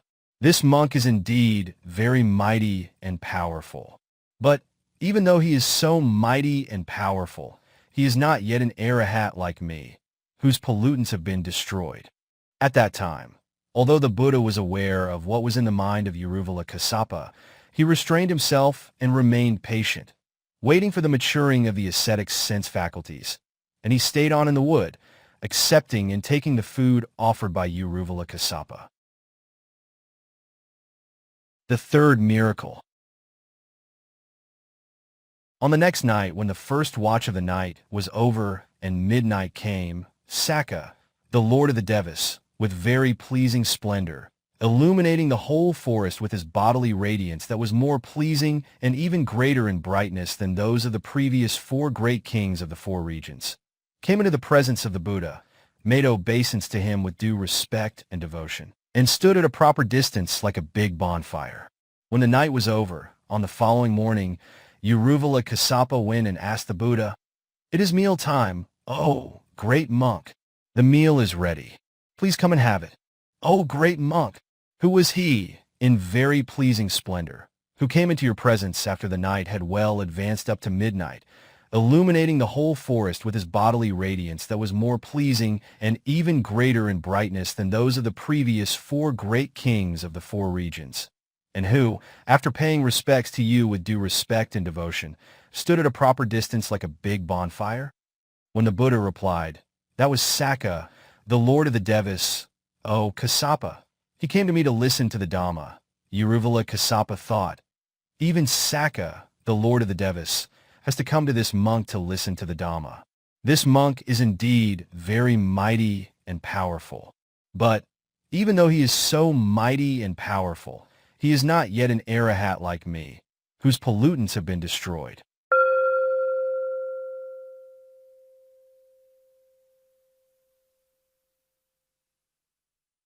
(15) The Buddha's visit to Rājagaha. When the Buddha had stayed at Yasa for as long as he desired, in order to liberate the 1,000 former recluses by making them attain Arahat fruition, he set out for Rājagaha, accompanied by those Arahats.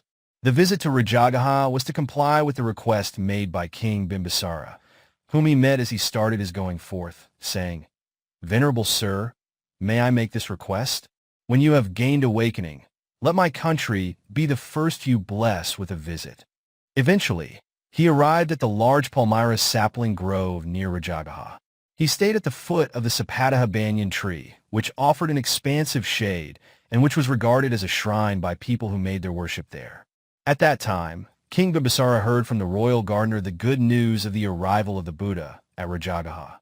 "Friends, the Buddha Gautama, the prince of the uninterrupted Sakyan descendants, who went forth into homelessness from his Sakyan clan, has come to Rājagaha and is living at the foot of the Sātāgiri banyan tree in the Palmyra sapling grove. The fame and good name of the Buddha Gautama has spread and arisen as far as the highest realm. Bhavaga, the fortunate one, is endowed with 9 attributes, beginning with that of being an Arahat and ending with that of possessing the 6 great glories, gracious one. He makes known to the world of sentient beings with its devas and brahmas, the Dhamma which he has himself realized through his super knowledges, abhina. The Buddha Gautama teaches the Dhamma which is good in the beginning, good in the middle, and good in the end, complete with the spirit and the letter. He explains to devas and humans the noble practice of morality, concentration, and wisdom, sila samadhi panna, which is perfect and pure, being free from the defilement of wrong deeds. It is extremely good and beneficial to go and see such an accomplished one who is worthy of veneration." Then, accompanied by 120,000 Magadhan Brahmin householders, King Bimbisara went to the fortunate one, and after paying homage to him, sat at a place which is free from the 6 faults of location, viz., not too far, not too near, not at the front, not at the back, not at a high site, and not on the leeward side. Of the 120,000 householders who had accompanied the king, 1. Some paid homage to the fortunate one and sat at a site free from the 6 faults. 2. Some exchanged greetings with him, entered in a courteous and memorable talk with him, and sat down at a site free from the 6 faults. 3. Some raised their palms together, inclining them towards the fortunate one, and sat down at a faultless site. 4. Some pronounced their names in the fortunate one's presence. Friend Gautama, I am Dutta, son of so and so. I am Mitta, son of so and took their seats at a faultless place. Some pronounced their clan in the fortunate one's presence. Friend Gautama, I am of the Siha clan. I am of the Kakyana clan, etc., and sat down at a place which was free from the 6 faults. 5. Some wealthy Brahmins just sat down without a word. These Brahmins were the crafty and the fools. Their crafty thought, a word or two with them will lead to friendliness. When one becomes friendly, one will have to feed them once or twice. Fear of friendliness with them and of having to feed them caused their silent, quiet sitting. Just because they were ignorant and foolish, they sat down where they were like big lumps of earth dumped on the ground. The Brahmin's doubt. When thus seated, these 120,000 wealthy Brahmins felt uncertain and wondered, does the great monk lead the noble life under the great teacher Uruvela Kassapa as a disciple? Or does Uruvela Kassapa lead the noble life under the great monk? Knowing what was in the mind of these Brahmins, the Buddha questioned Venerable Uruvela Kassapa in verse. Kim eva disva Uruvela vasi, pahasi agi kasako vedano, pachamita Kassapa, etam atha, kathapana tava agihuda? O dear son, Kassapa, a resident of Uruvela forest, being a great teacher yourself, instructing the lean recluses, seeing what fault did you give up fire worship? I ask you, Kassapa, what made you abandon fire worship? Venerable Uruvela Kassapa replied to the Buddha in verse also. Rupi ca sadasya atho re ca kamithio kabivadani yana. Adamalin ti upatissa natva. Tasmanayai na hudaraji. Exalted Buddha, it is said by the teachers of the sacrifice that through sacrifice one can enjoy the 5 sense pleasures. Sight, sound, smell, taste, and touch, as well as womenfolk, especially the kind of women who resemble the tiger preying and devouring by means of its sensuality, like claws. Seeing and knowing well that the sense pleasures and women serve only as defilements of the 5 aggregates, I no longer enjoy offering sacrifices. I no longer take delight in the daily practice of fire worship. The Buddha then asked him again in verse 419, Ethiva ti imano naramitha, rapisu sadaso atho resu, athakeo karahai deva manasalok, rado mano Kassapa, bruhi metta. Dear son Kassapa, if your heart finds no delight in the 5 sense pleasures of sight, sound, smell, taste, and touch, and in women, what sense object in this world of devas and humans delights you? Answer me that, Kassapa. Venerable Uruvela Kassapa replied in verse. Disvapada santaman padka, akakana kama bhavaya sada, ananatha bhavam anananaya, tasma nayai na hudaraji. Exalted Buddha, because I have distinctly perceived nibbana, which has the characteristic of peace, which is free from the 4 attachments, upati, which cannot be made known by others and which can be achieved only through the path, magga, developed by oneself, which is not subject to change, being free from birth, old age, and death, and which is forever free from lust of life and attachment to existence. I no longer enjoy offering sacrifices. I no longer take delight in the daily practice of fire worship. Having given this reply, in order to make it known that he himself was a disciple of the Buddha, Venerable Uruvela Kassapa rose from his seat, arranged his robe on the shoulder, prostrated himself with his head at the feet of the Buddha, saying, Exalted Buddha, you, the exalted Buddha, are my teacher. I am but a disciple of yours. Then he rose into the sky, first up to the height of a palm tree. Descending from it, he made obeisance to the Buddha. Then he rose up to a height of 2 palm trees in his second display, and subsequently to a height of 3 palm trees in his third attempt, and so on. In this way, he rose up in his 7th display to a height of 7 palm trees. Then, descending from there, he made obeisance to the Buddha and sat at a place free from the 6 faults. Having observed these miracles, many of the wealthy Brahmins acclaimed, speaking in praise of the qualities of the Buddha, "Oh, how mighty and powerful the Buddha is!"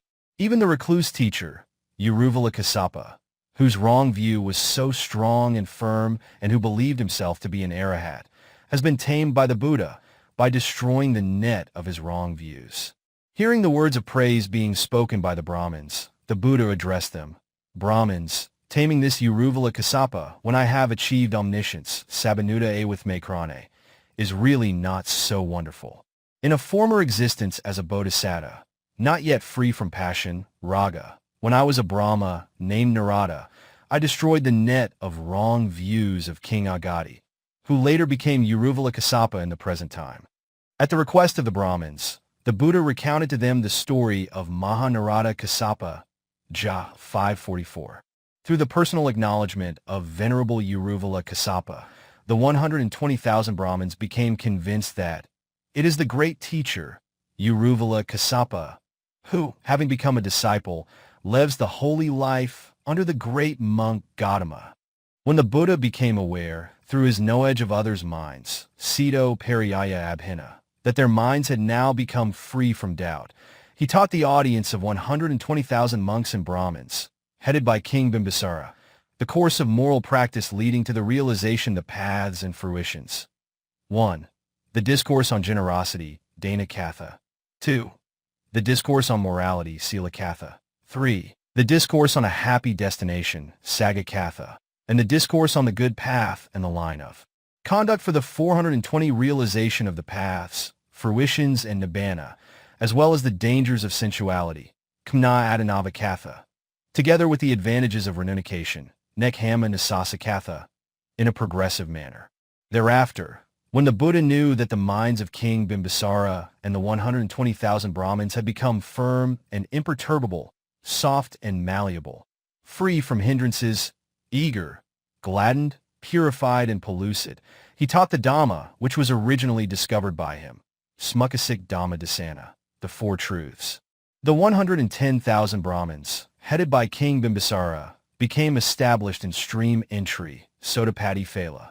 The remaining 10,000 Brahmins became lay devotees and were established in the threefold refuge. King Bimbisara's 5 aspirations. Bimbisara, king of Magadha, who had now become a stream emperor Sotapanna, addressed the Buddha. Lord, formerly when I was a young prince, I had 5 aspirations. Now they are fulfilled. Lord, when I was a young prince, I wished, if only the people of Magadha anointed me as king.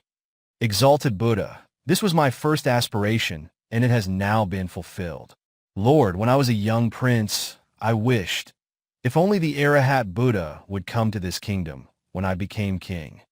Exalted Buddha, this was my second aspiration, and it has now been fulfilled also. Lord, when I was a young prince, I wished, if only I could pay homage and do honor to that Buddha when he visited my kingdom.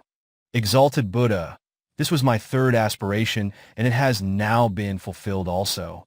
Lord, when I was a young prince, I wished, if only the Buddha who visited my kingdom taught me the Dhamma which would lead to Nibbana. Exalted Buddha, this was my fourth aspiration, and it has now been fulfilled also. Lord, when I was a young prince, I wished, if only I might thoroughly understand the Dhamma taught by the Buddha. Exalted Buddha, this was my fifth aspiration, and that too has now been fulfilled also. Exalted Buddha, it is indeed very wonderful. Exalted Buddha, it is indeed very wonderful to cite worldly examples. Just as one turns up what lies upside down, just as one holds up a lamp in the darkness for those with eyes to see various visible objects, even so has the Buddha revealed the Dhamma to me in many ways. Exalted Buddha, I take refuge in the Buddha, the Dhamma, and the Sangha. Exalted Buddha, may you take me as a lay disciple established in the threefold refuge from now on till the end of my life. Exalted Buddha, in order that I may gain merit, may you kindly accept my invitation to a meal, together with the community of monks. On thus being invited, the Buddha remained silent, signifying his acceptance of King Bimbisara's invitation to the morning meal. Thereupon, knowing quite well that the Buddha had accepted his invitation, King Bimbisara rose from his seat and returned to his golden palace after paying respects to him with due respect and circumambulating him. The Buddha enters Rājagaha for the meal. After the night had passed and the new day dawned, having sumptuous meals of hard and soft food prepared ready in his palace. King Bimbisara sent messengers to inform the Buddha, "Exalted Buddha, it is time for the meal. The alms food is ready." As the time drew near for the Buddha to enter Rājagaha for alms food, the citizens of Rājagaha, those who had seen and those who had not seen the Buddha, numbering 180 million, left the city very early in the morning. Wishing to see the Buddha, they made their way, in groups, to the grove of young palms. The road leading to it, which was 3 miles in length, was choked with people. The whole of the palm grove also was so densely crowded with people that there was hardly any space among them. People did not feel satisfied with watching and admiring the personality of the Buddha rendered so graceful by the 32 major marks, 80 minor characteristics, and 6 colored radiance emanating from his body.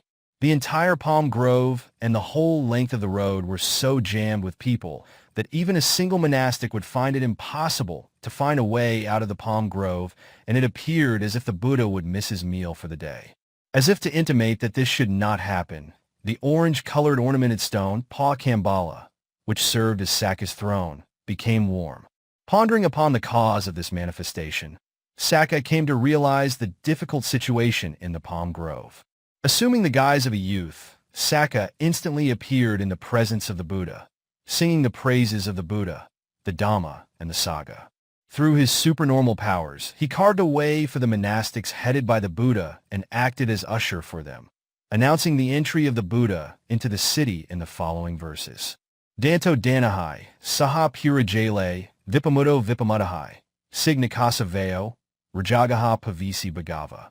Countrymen, the exalted Buddha, possessing the yellow color of the best refined gold, at the request of the king of Magadha, with his 2 feet moving like the sun and the moon, has entered the city of Rājagaha together with 1,000 Arahats, former recluses whom the Buddha himself has tamed by giving the deathless elixir, whom the Buddha, the leading bull, himself released from the 3 states of existences and the 3 cycles of sufferings, has released from these states of existences and cycles of suffering by teaching the essence of Dhamma.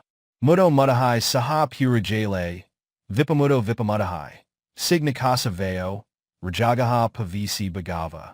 Countrymen, the exalted Buddha, possessing the yellow color of the best refined gold, at the request of the king of Magadha, with his 2 feet moving like the sun and the moon, has entered the city of Rājagaha together with the 1,000 Arahats, former recluses whom the Buddha himself emancipated from Mara's snare in the cycle of 1,500 defilements, has emancipated them from that snare of Mara by showing them the way out, whom the Buddha, the leading bull, himself released from the 3 states of existences and the 3 cycles of suffering, has released from those states of existences and cycles of suffering by teaching the essence of Dhamma. Tayo Tihi, Saha Purajale, Vipamudo Vipamadahai, Sig Nikasaveo, Rājagaha Pavisi Bhagava.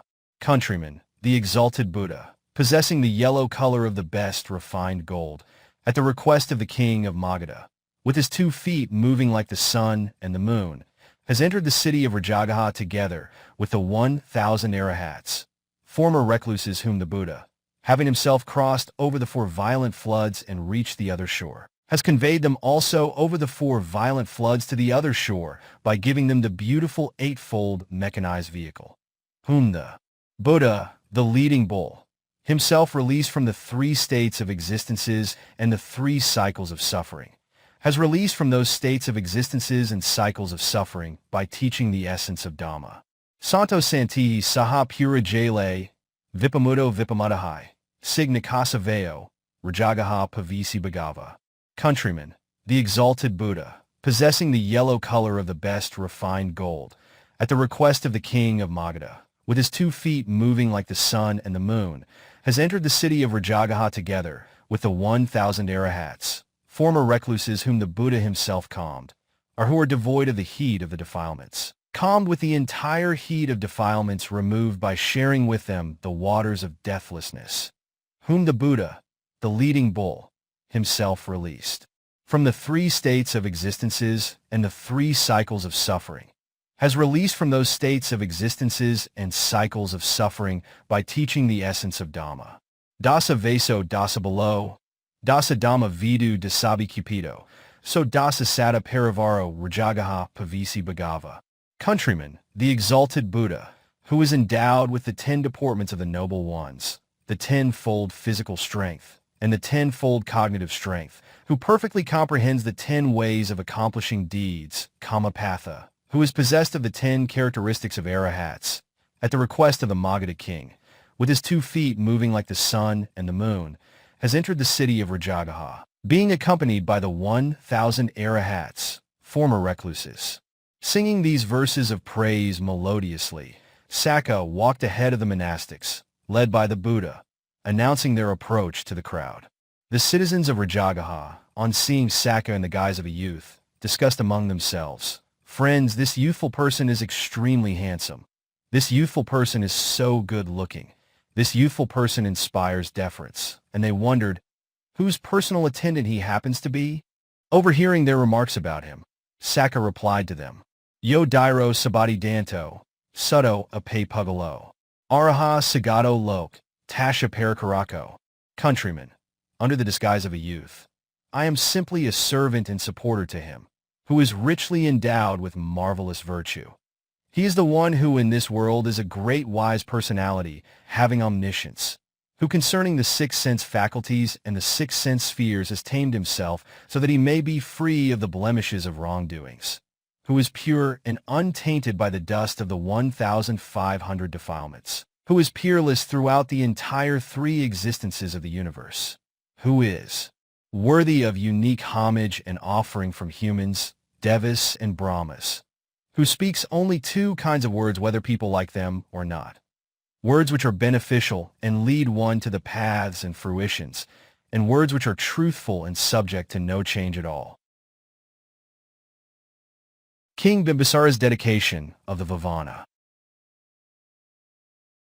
The Buddha, accompanied by 1,000 monastics, entered the city of Rājagaha along the route cleared by Sakya, the lord of the Devas. King Bimbisara conducted the monastics, headed by the Buddha, to his palace, and served them hard and soft food of excellent quality with his own hands. After which, he sat down in an appropriate place, free from the 6 faults, and then this thought occurred to him. At which place would the Buddha take up his residence? It should have the following 5 characteristics. 1. Being not too far from the city. 2. Being not too near the city. 3. Having roads for going to and coming from. 4. Having easy access to it for everybody at any required time. 5. Being devoid of the noise of the city, village, and people clamoring for the 5 sense objects. The king's Vavana monastery was complete with these 5 characteristics. Having considered that it would be excellent to donate it to the community of monastics headed by the Buddha, the king addressed the Buddha.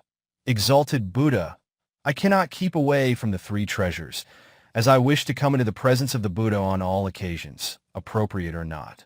The palm grove where you at present residing is too far from the city. Our Vavana is neither too far, nor too near the city. There are also great roads leading to and coming from it. It is an accommodation worthy of the blessed Buddha. May you therefore kindly accept my offering of this Vavana." Having thus addressed the Buddha, and wishing to make a gift of the Vavana, King Bimbisara poured flower-scented clear water onto the hand of the Buddha from a golden pitcher, while saying these words of presentation. "Exalted Buddha, I offer this Vavana to the community of monastics headed by the Buddha. Itha, Bani, Vavana, Waina, Buddhapamakasa, Bikasasagasadami." When the Buddha accepted the Vavana, the great earth quaked, swaying from side to side, and rocking to and fro, like a damsel who, being carried away by joyous emotions, breaks out into dancing. The 10 Verses of Appreciation. Having accepted the gift of the Vavana, the Buddha delivered a discourse to King Bimbisara, king of Magadha, in appreciation of the gift of a dwelling as follows. "Avesa danasa panasasa, ko nama avadu, puriso samatho, Anatra Buddha Pana Lokanatha, Yudo Mukna Nahutina Kapi." Great King, apart from the omniscient Buddha, Lord of the world, what man, even if he is strangely equipped with 10,000 mouths, could fully reveal and explain completely the advantages that would accrue from giving a dwelling place in generosity. Ayun ca va ca sukabalan ca. Vara pasatha pabnam eva. Dadati namati pavukate so, yo dedi sagasa narovira. Great King, a person who builds and generously offers a monastery to the community of monastics as a dwelling place for them, may be said to have bestowed on them in joyous faith the boon of longevity, beauty, happiness, strength, and admirable higher intelligence. Data nivasa sanivara sa sita dino yivitupadava sa palite ayupanata sanyasma ayupadohotitama santo. Great King, a person who builds and generously offers a monastery as a dwelling place which wards off dangers, such as heat and cold, etc., that may cause harm to life, may be said to have given protection to the life of the 425 community of monastics residing there. All good, virtuous people, headed by the Buddha, speak in praise of such a monastery supporter as one who makes a gift of life. Akua site visato nives, balancie veo pibnahodi, tasma hai so dedi vihara data, balancie va pavnamiva. Great King, a monastic living in a place of extreme cold or extreme heat, such as an open space, etc., is oppressed by the severity of the climate due to a lack of supporting conditions. Upatissa pakaya. His strength, beauty, high intelligence cannot steadfastly exist. Such existence is possible only in a secure dwelling place. That supporter of monastic buildings may be said to be one who makes a gift in joyous faith of strength, beauty, and intelligence. Dikasa stuha sarasapa ca, vatatapadipaba vasalok, nivra nekavadhasa nika, sukapado hodi vihara data. Great King, a person who donates a dwelling place, may be said to be a giver of happiness and well-being, because the dwelling place wards off all the suffering in the world which are caused by the hostile elements of heat, cold, reptiles, scorpions, fleas, and various kinds of troubles due to wild winds and extreme intensity of heat. Si tu Hemavata tapa asavuhi sarisapava amiga de dukha, nesma nivarita viharadata, tasma sukhavindati soparatva. Great King, a person who donates a dwelling place, wards off, through his dwelling place, the suffering caused by cold, heat, wind, sun, gnats, mosquitoes, unseasonal rain, poisonous snakes, scorpions, fleas, wild beasts, etc. Therefore, that resident supporter can, without any vestige of doubt, acquire happiness of both mind and body in his future existence. Pyanasido bhava boga hetu, minoburma mudito vira, yo dedi salati guaditna, sabadato nama pavukate so. Great King, a person, having pious devotion caused by faith and with joy in his heart, builds and gives away, in generosity, a pleasant, delightful dwelling place, which would cause the attainment of a happy existence and prosperity, to be used as a monastery by noble monastics who are possessed of the 5 virtuous qualities, such as morality, sila, and so on. All the former Buddhas had successively spoken in praise of such a supporter as one who makes a gift of these 4 things: strength, beauty, happiness, and intelligence. As it said, so sie sabadato hodi, yo dadati upasaya. One who gives all of these is one who gives a residence. SN 1.42. Pahaya makara mala saloba. Galena nalaya dadati. Kiddo va, so tataparehai sag. Yathbada jaiti vita soko. Great King, a person, having abandoned the defilements of stinginess together with greed, which is craving and attachment, builds and gives away, in generosity, a monastery as a residence to noble monastics who are possessed of virtuous qualities, such as morality, sila, etc. Just as laborers who transport and deliver goods to the desired destination, so the carrier of the volitions convey that faithful supporter to a happy destination. Consequently, he is reborn in the realms of Devas, where pleasant objects having 5 sensual pleasures abound, and where no trouble arises for one's food or shelter. Ver keru rupi viheryur, naro karavise, tatabiku, dadiana paninse, evathinsie nessa, pazanina satina sakakanika. Great King, a wise man, therefore, who cares for his own interest, should have a splendid monastery built which is praiseworthy, delightful, and commodious. He should then request monastics who possess much knowledge and experience to take up residence in his monastery. He should always have devotional faith regarding the resident monastics in deference and make joyous offerings to them of various kinds of food, drinks, and robes. Tasma Maharaja Bhavizabog, Manaram Pakanubhaya Bayo, Vihara Danasa Falina Santa, Sukha Asoka Adhigaka Pasha.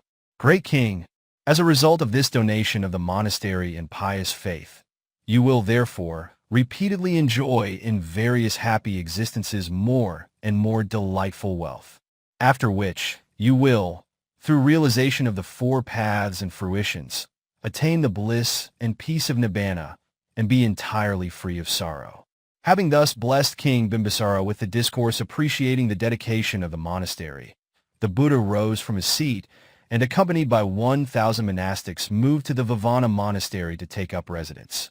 Having given the Dhamma talk on the offer of the Vivana by King Bimbisara, the Buddha addressed the monastics thus: Inajanami Bhikhe Verma, I allow you, monastics, to accept an offer of a park.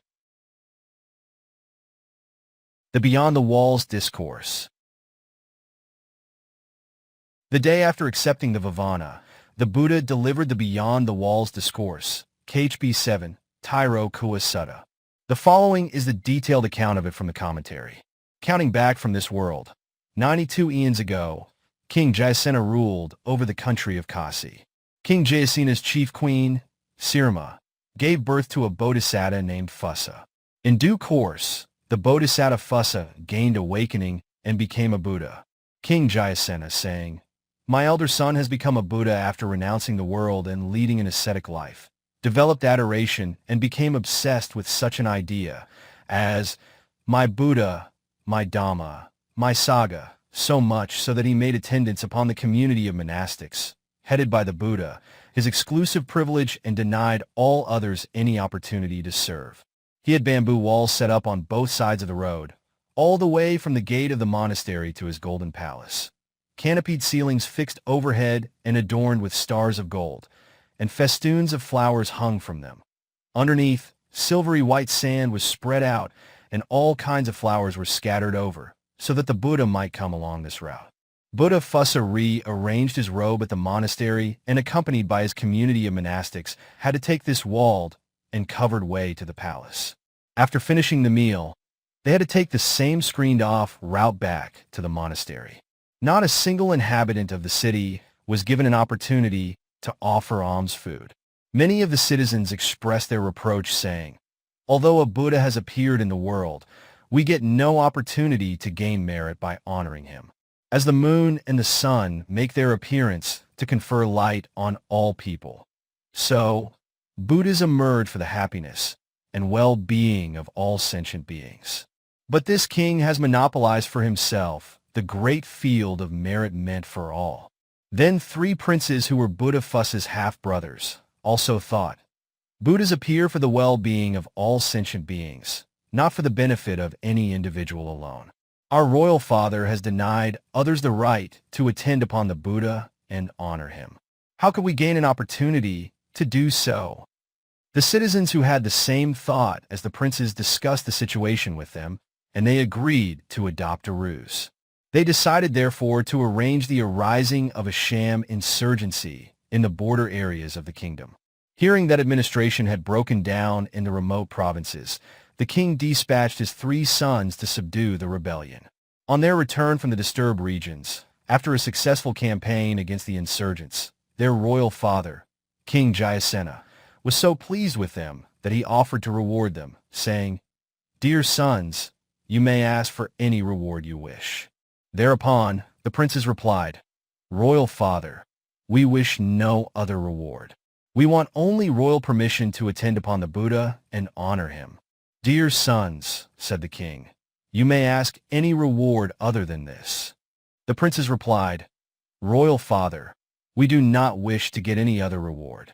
In that case you may do so for a certain portion of time. Thereupon, the princes requested permission for a period of 7 years. The king refused to grant it, saying it was too long a time. In this way, The princes made their request, reducing the duration to 6 years, 5 for 3, 2 years, 1 year, and to 7 months, 6, 5, and 4 months. When the king turned down all these requests, the princes finally asked for 3 months' permission to attend upon the Buddha. To this the king assented, saying, "All right, you may have it." When they received the king's approval to attend upon the Buddha and pay homage to him for 3 months, they joyously approached Upatissa, and after paying respects to him, addressed him. "Exalted Buddha, we wish to wait on and serve you for the whole 3 months of the rain's retreat. May you accept our invitation to stay in our rural district for the whole 3 months of the rain's retreat." By remaining silent, the Buddha signified his acceptance. When they knew that the Buddha had accepted their request, the 3 princes sent a 428 message to their chief minister, commanding, "Chief Minister, for the whole 3 months of the rain's retreat, we wish to support the 90,000 monastics headed by our elder brother Upatissa, with 4 requisites and wait on them, making our obeisance. You must immediately make arrangements to build and finish the construction of monasteries, etc., for the Buddha and his community of monastics to reside in." The chief minister, having accomplished the construction of monasteries as commanded by the princes, reported the matter, saying, "The construction of the required monasteries, etc., has been completed as requested."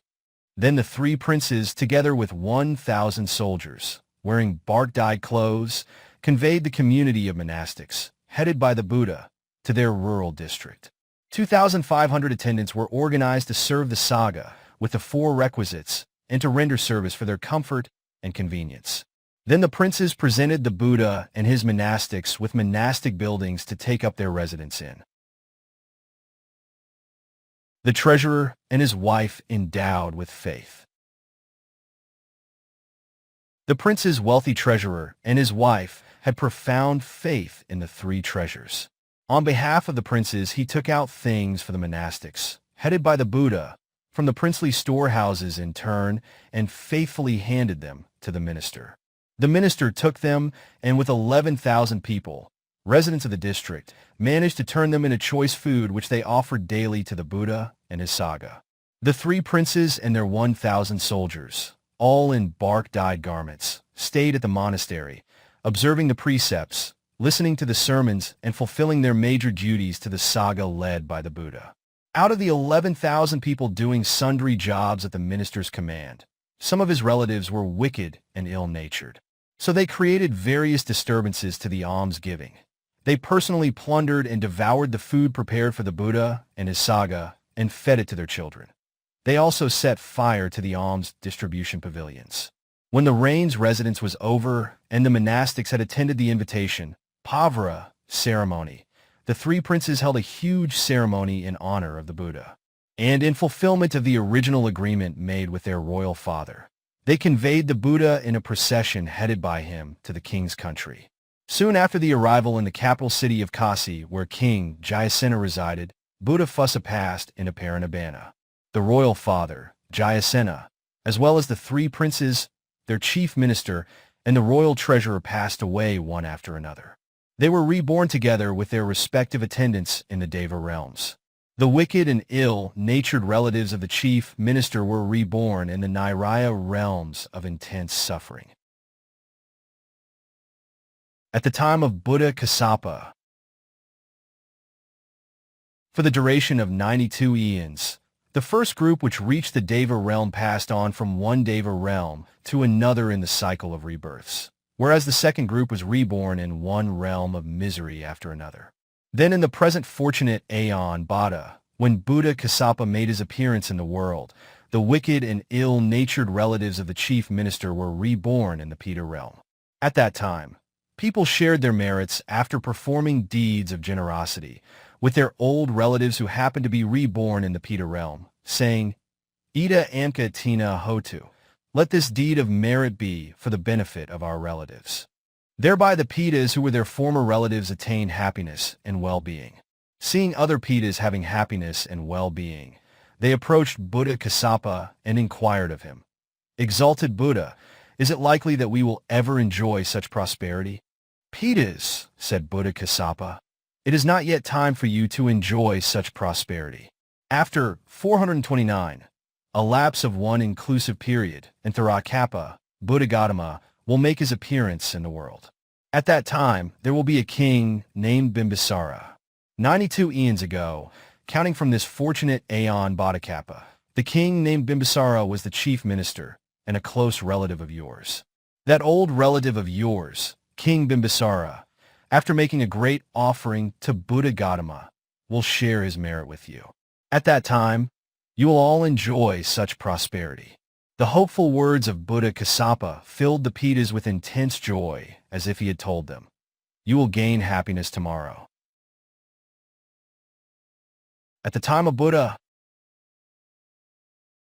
then, when the long duration of time between the appearance of one Buddha and another had elapsed, our Buddha Gautama appeared in the world. The three princes, together with their 1,000 attendants, passed away from the Deva realm and took rebirth in a Brahmin clan of Magadha country. In due time, they renounced the household life and became the three recluse brothers at Gayasisa with their 1,000 recluse disciples. The former chief minister of the three princes had now become King Bimbisara, ruler of Magadha. The treasurer of the three princes had become now the rich man Visakha. His wife then had now become Dhammadina, the daughter of another rich man. The rest of the former assemblage formed now the royal attendants of King Bimbisara. As has been stated above, when our Buddha Gautama of unimaginable majesty, Asantiya, Lord of the three worlds, arrived at Rājagaha, he caused King Bimbisara and his retinue of 110,000 rich Brahmins to be established in stream entry, Sotapati Phala. On the next day, with Sakya acting as his usher, he went to the Golden Palace to accept the great generosity made by King Bimbisara. All the Pitas who were the old relatives of King Bimbisara went too and stood surrounding him, hoping, "Our former relative, King Bimbisara, will share his merits with us. He will presently make the announcement of his merit sharing." But, having performed the great meritorious deed, King Bimbisara was only thinking, where would the blessed Buddha reside, and failed to share the merits. They expressed their indignation by making a terrible outcry of groans in the king's palace at the dead of night. Thoroughly shaken, frightened and alarmed by the uproar, King Bimbisara went to the Buddha in the morning and, paying respectful homage to him, asked, "Exalted Buddha, last night I heard such a frightful noise. What would be their effect upon me?" "Have no fear, your majesty," replied the Buddha. "Those noises will have no ill effects upon you at all. As a matter of fact, your former relatives have been reborn in the realm of Pitas and are roaming about and waiting for you, your majesty, throughout the innumerable eons that intervened between the appearance of one Buddha and another with the hope of receiving the fruits of merits shared by you. You failed to share your merits with your former relatives after your meritorious deeds yesterday. Deprived of any hope of receiving a share of your merits, they caused that frightful din." On hearing the Buddha's reply, the king addressed the Buddha again. "Exalted Buddha, if I perform a deed of generosity again and share my merits gained thereby, will they be able to receive them?" "Yes, your majesty, they will be able to receive them." This being so, the king requested the Buddha, "May you accept the great alms meal dana to be performed by me today? I will announce my sharing of my merits with my old relatives." The Buddha signified his acceptance by remaining silent. The king went back to the palace and caused arrangements to be made for the performance of a magnificent alms meal, and when all the arrangements had been made, he had information sent to the Buddha that it was time for him to come and accept the king's offering. The Buddha went to the palace and sat down at the prepared seat together with his community of monastics. All the Pitas, who were the king's former relatives, also went to the palace, saying, "Today we are surely going to receive the share of merits," and stood waiting from outside the walls. The Buddha exercised his supernormal powers in such a way that the king saw all the Pitas who were his former relatives. The king, pouring water on the hands of the Buddha, said, "Idam itina hoto." May this alms meal given by a pouring of clear water be for the well-being of my relatives. At that very moment, his former relatives received their share of merits, and there appeared suddenly ponds with 5 kinds of lotus for their enjoyment. All his relatives drank the water of the ponds and took a bath in them. Freed from miseries, worries, weariness, and thirst, they acquired a golden complexion. Again, the king offered various edibles in succession such as rice gruel, hard food and soft food, to the community of monastics headed by the Buddha, and announced a distribution of merits to his old relatives. At that very moment, various kinds of celestial food appeared for their consumption. Partaking of these divine meals voraciously, which more than made up for the ravenous hunger they felt before, they assumed a fresh, healthy physical appearance, complete with all the sense faculties of eye, ear, nose, tongue, and body. Then the king proceeded to offer robes, sleeping and dwelling places to the community of monastics headed by the Buddha, and as before made known the distribution of his merits. And at that moment, too, there appeared for use by the Pitas, divine garments, divine carriages, and celestial mansions complete with beds, beddings, bedspreads, and various kinds of ornamental clothing. The Buddha made the resolution, wishing that King Bimbisara could see the happiness and prosperity being enjoyed by his old relatives. On seeing them thus enjoying, King Bimbisara was overjoyed. Having finished his meal, the Buddha, in order to bless the king with an appreciation of all his good deeds, gave the discourse entitled Beyond the Walls.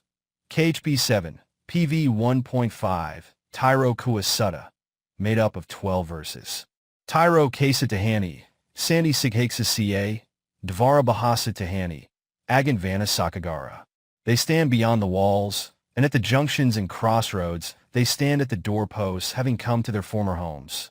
Pahut Anna Panami, Kajabaj Upahite, Na Tesakosi Sarati Satna Kamapakaya. But when abundant food and drink, both staple and non-staple, is prepared, no one remembers these beings because of their past unwholesome deeds. Iva Dadantai, Tanayi Hani Anakampaka, Susi Pada Kalina, Kapia Panabojana, Ida Vio Tina Hotu, Sakita Hanta Nateo. Thus those who are compassionate give to their departed relatives at the right time, pure, excellent, suitable drink and food, thinking, may this go to our relatives, may our relatives be happy. Te ca tata samagantva, nadi pita samagatapahut anapanami, sakakara numadare. Those who have gathered, the departed relatives who have assembled around the food and drink, respectfully offer their thanks, saying, Tira yivantono ati, nesachetulabhamasa amhakatsakatapuya danakatsa aniphala. May our relatives live long, those to whom we owe this gain, for we have been honored. Those who give are not without reward. Nahai tadakasi athai, gorik etha na vijati, vaj tadisi nati, hiranina kayakaya. For in that place there is no plowing, and cattle rearing is not found there. Similarly, there is no trading or buying and selling of gold. Ito danina yapeni, pita kalakatatahi, unne madakava, yatha nina pavatati, evam eva ito dina, petna upakapati. The departed in that place, who have died, have to subsist on gifts.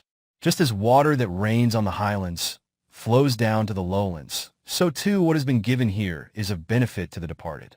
Nathavadivahapura paripurentisagar evam eva ito dina petana upakapat. Just as rivers that are full flow and fill up the ocean, so too what has been given here is of benefit to the departed, thinking, Adasime, akasime, atimita sakhatsame, petana dakyadaya pubekata manusara. He gave to me, he worked for me, he was my relative, my friend, my companion. He should give gifts for the departed, remembering what they have done before. Nahai rua va, soko va, yakana paradivana, nata petanamathea, eva tahanti nateo. For no tears or grief or any other lamentations are of any use to the departed, as long as their relatives continue grieving in this way. Ayako daki dina, sagami sapatahit, daya rata hitayasa, naso upakapati. But that gift that has been given and well placed in the Sangha is of benefit to them for a long time. Immediately it is of benefit. So nadi damo ca, aya nidasido patana, puja ca kur, balance ca bhikhunam anapadina, tumhai pwapasuda anapaka. This, then, is the definition of a relative's duties, and by this great honor has been done to the departed. Strength has also been given to the monks, and no little merit has been produced by you. At the end of this Beyond the Walls discourse, 84,000 sentient beings became aware of the frightful disadvantages of rebirth in the Pita realm through the vivid descriptions by the Buddha, which generated in them a sense of spiritual urgency, Savega. Thereupon they readily practiced the Dhamma and, perceiving the noble truths, achieved emancipation. On the second day, also, the Buddha repeated the same discourse to devas and humans. He continued to give the same discourse for 7 days, and on each occasion, 84,000 beings perceived the Four Noble Truths and achieved emancipation.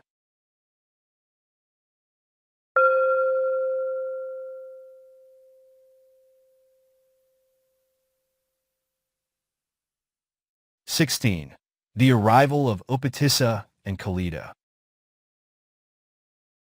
The two friends. The time was about the first waxing moon of February Magha, when the Buddha had been in Rājagaha for about half a month. At that time, the great teacher of the wandering ascetics, Sanjaya, was residing at Rājagaha with 250 followers. During this period, the wandering ascetic Upatissa, the future chief disciple Venerable Sāriputta, and wandering ascetic Kolita, the future chief disciple Venerable Mahamoggalana, happened to be undergoing training in the ascetic practices under this great teacher Sanjaya. The two ascetics, Upatissa and Kolita, who were childhood friends, found out on completion of the course of training within 2 or 3 days that the ascetic teacher's doctrine did not contain any elements of the deathless nibbana. My friend, this ascetic teacher's doctrine is fruitless. It is without essence. We will make a solemn vow that, from now on, the one who realizes first the deathless nibbana should speak about it to the one who is still seeking it. On that day of about the first waxing moon of March, Phagwa, Venerable Assaji, one of the group of 5, Pankavaggiya, monks, after rearranging his robe and taking his alms bowl and upper robe, set out for Rājagaha to receive alms food.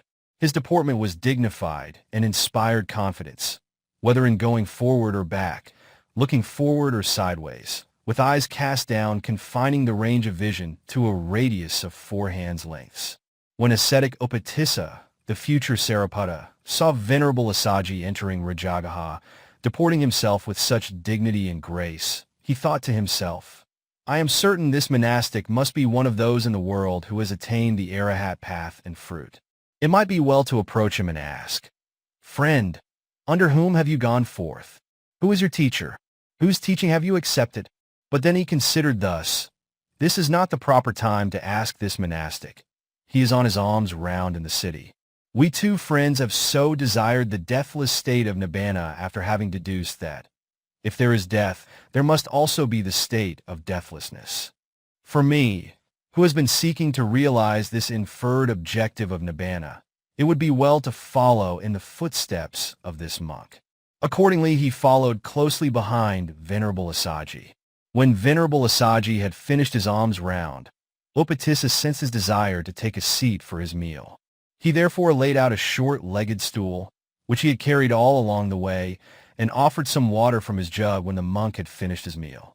Having thus fulfilled the duties that a pupil would do to a teacher, he entered into courteous, cordial conversation with the monk and said, Friend, your faculties are fully clear and serene.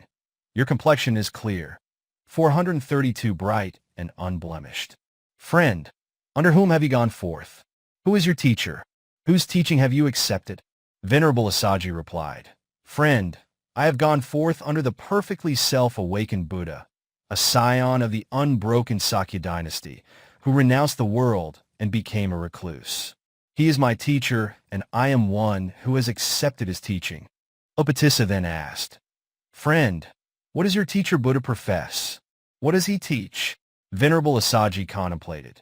These wandering ascetics hold views which are antagonistic to the dispensation Sasana, and I must show this wandering ascetic Upatissa clearly the deep and subtle nature of the teaching, and so gave this reply.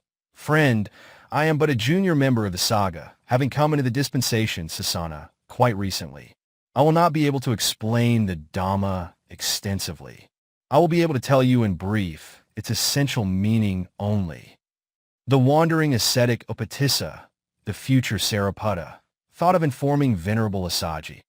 I am Upatissa, a wandering ascetic and an intellectual. Please teach me to the best of your ability, either little or an extension. It is my responsibility to try and understand your discourse by extending it in 100 or 1,000 ways. But he only said, so be it, friend. Please teach me a little or much, and in doing so, please teach me only the essential meaning. I wish to listen only to the essential meaning for what avails it to me. If you teach many matters concerning letters, versification, and other such things. Thereupon, Venerable Assaji taught the Dhamma, which is complete with the essential meaning of the Four Noble Truths. Ye Dhamma hedapabhava, tessa heda tathagato, aha, tesensie yonarodo, eva vadi mahasamyo. Our teacher, the Awakened One, has told the truth of suffering, dukkha, and the truth of the origin of suffering, samadaya. He has also taught the truth of the cessation of suffering, nirodha, and the truth of the path leading to the cessation of suffering, magga. Such is the pure doctrine held by the great Sama, our master, who expounds these four noble truths in analytical detail.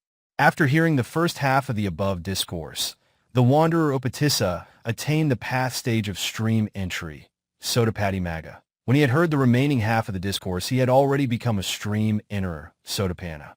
The future Sāriputta then said, Isiva damo yadi tavid eva, pakabayatha padamasoka, adaha abhata, bahuki kapanahudi. This is the very teaching, the truth we two friends have been searching for, even though it has enabled me to attain personally and realize only the fruition of the first path, Sotapati Phala. You, Venerable Sir, have attained and realized the state where there is no sorrow, nibbana. Because we have not seen this truth, nibbana, we have suffered a great loss, wasting our lives in innumerable eons. After saying thus, it occurred to Upatissa that there should be some things more special in this super-mundane matter, even before he had achieved the higher stages of it. He therefore requested Venerable Assaji, let things stand where they are for the time being. Do not continue to teach the higher stages of the doctrine. Let me beseech you to tell 433 me where our teacher, the Awakened One, is now residing. Friend, the Realized One is residing at the Vivana Monastery, replied Venerable Assaji. Thereupon, Upatissa said, If so, Venerable Sir, please go ahead. I have a friend to whom I have the bounden duty to share the knowledge of the deathless, which I have acquired before him.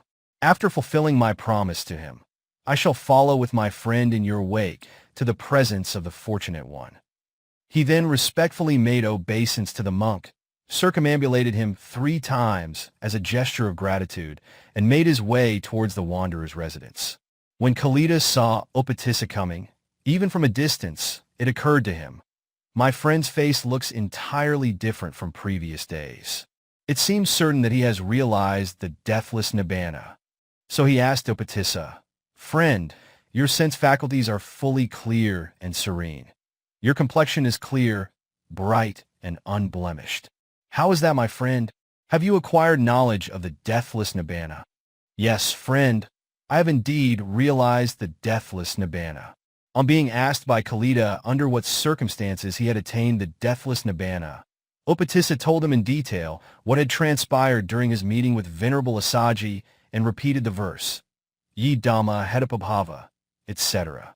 After hearing the verse in full length, Kolita also attained stream entry, Sotapati Phala, and asked, Friend Upatissa, where is our master, the fully awakened one now residing?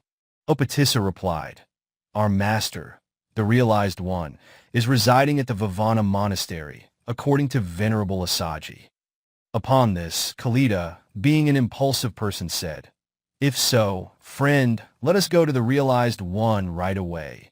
The exalted Buddha, the Awakened One, is our master, our benefactor. Sanjaya and his disciples.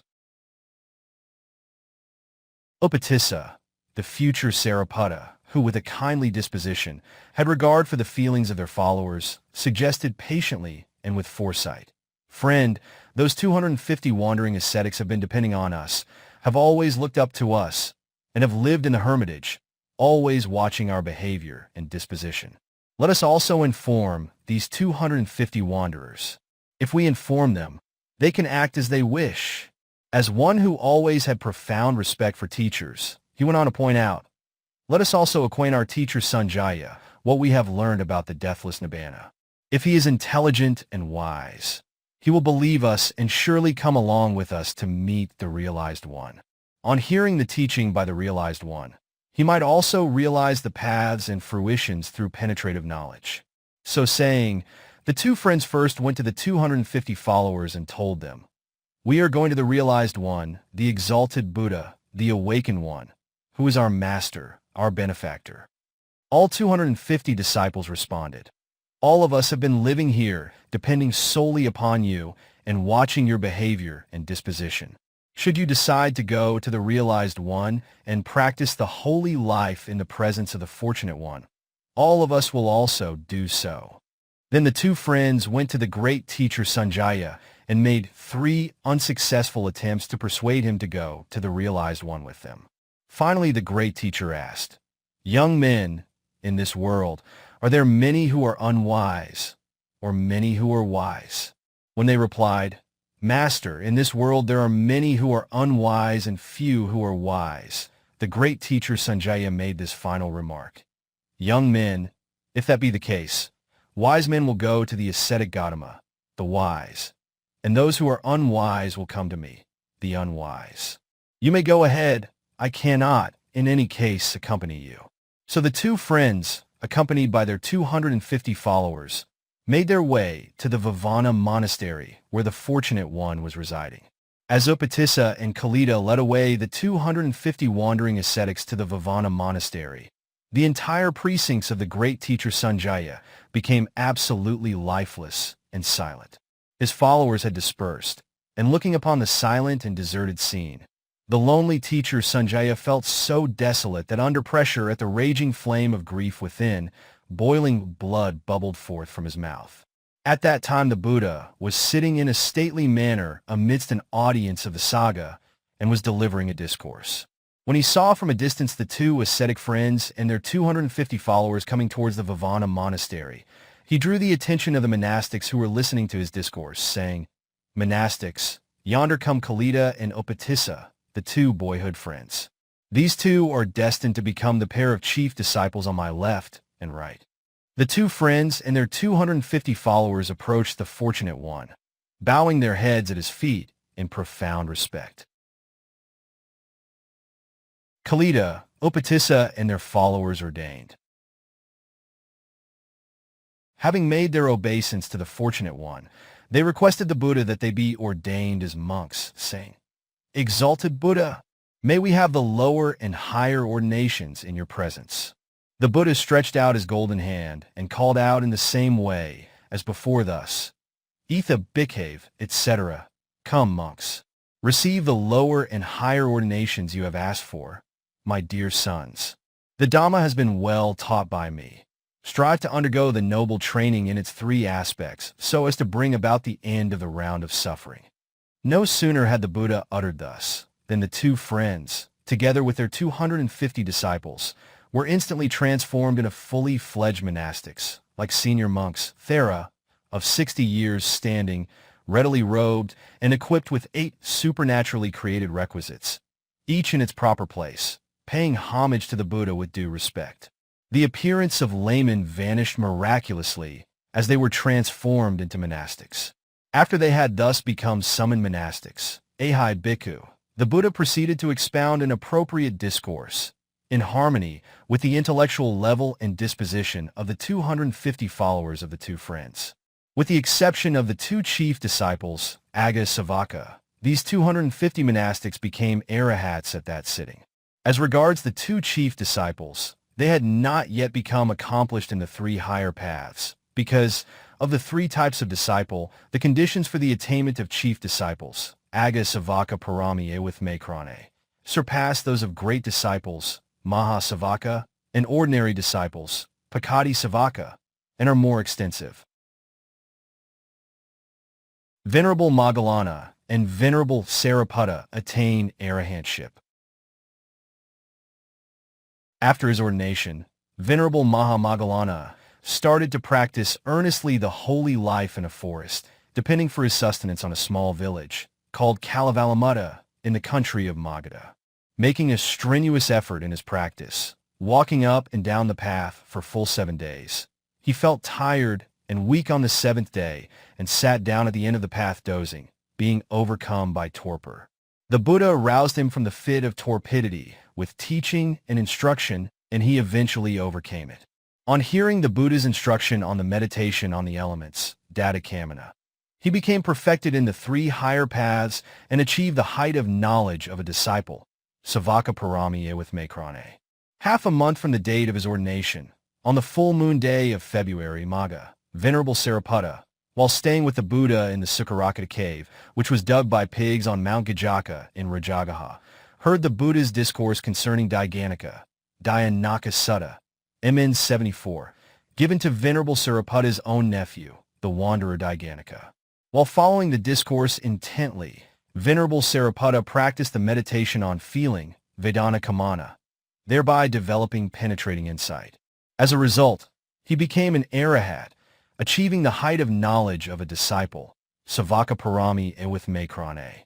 He may be likened to one who enjoys the food laid in readiness for another person. He also penetratingly discerned the 16 states of knowledge. Herein, a question might arise. Why did Venerable Sāriputta, who was possessed of great wisdom, become an Arahat after Venerable Mahamoggallana?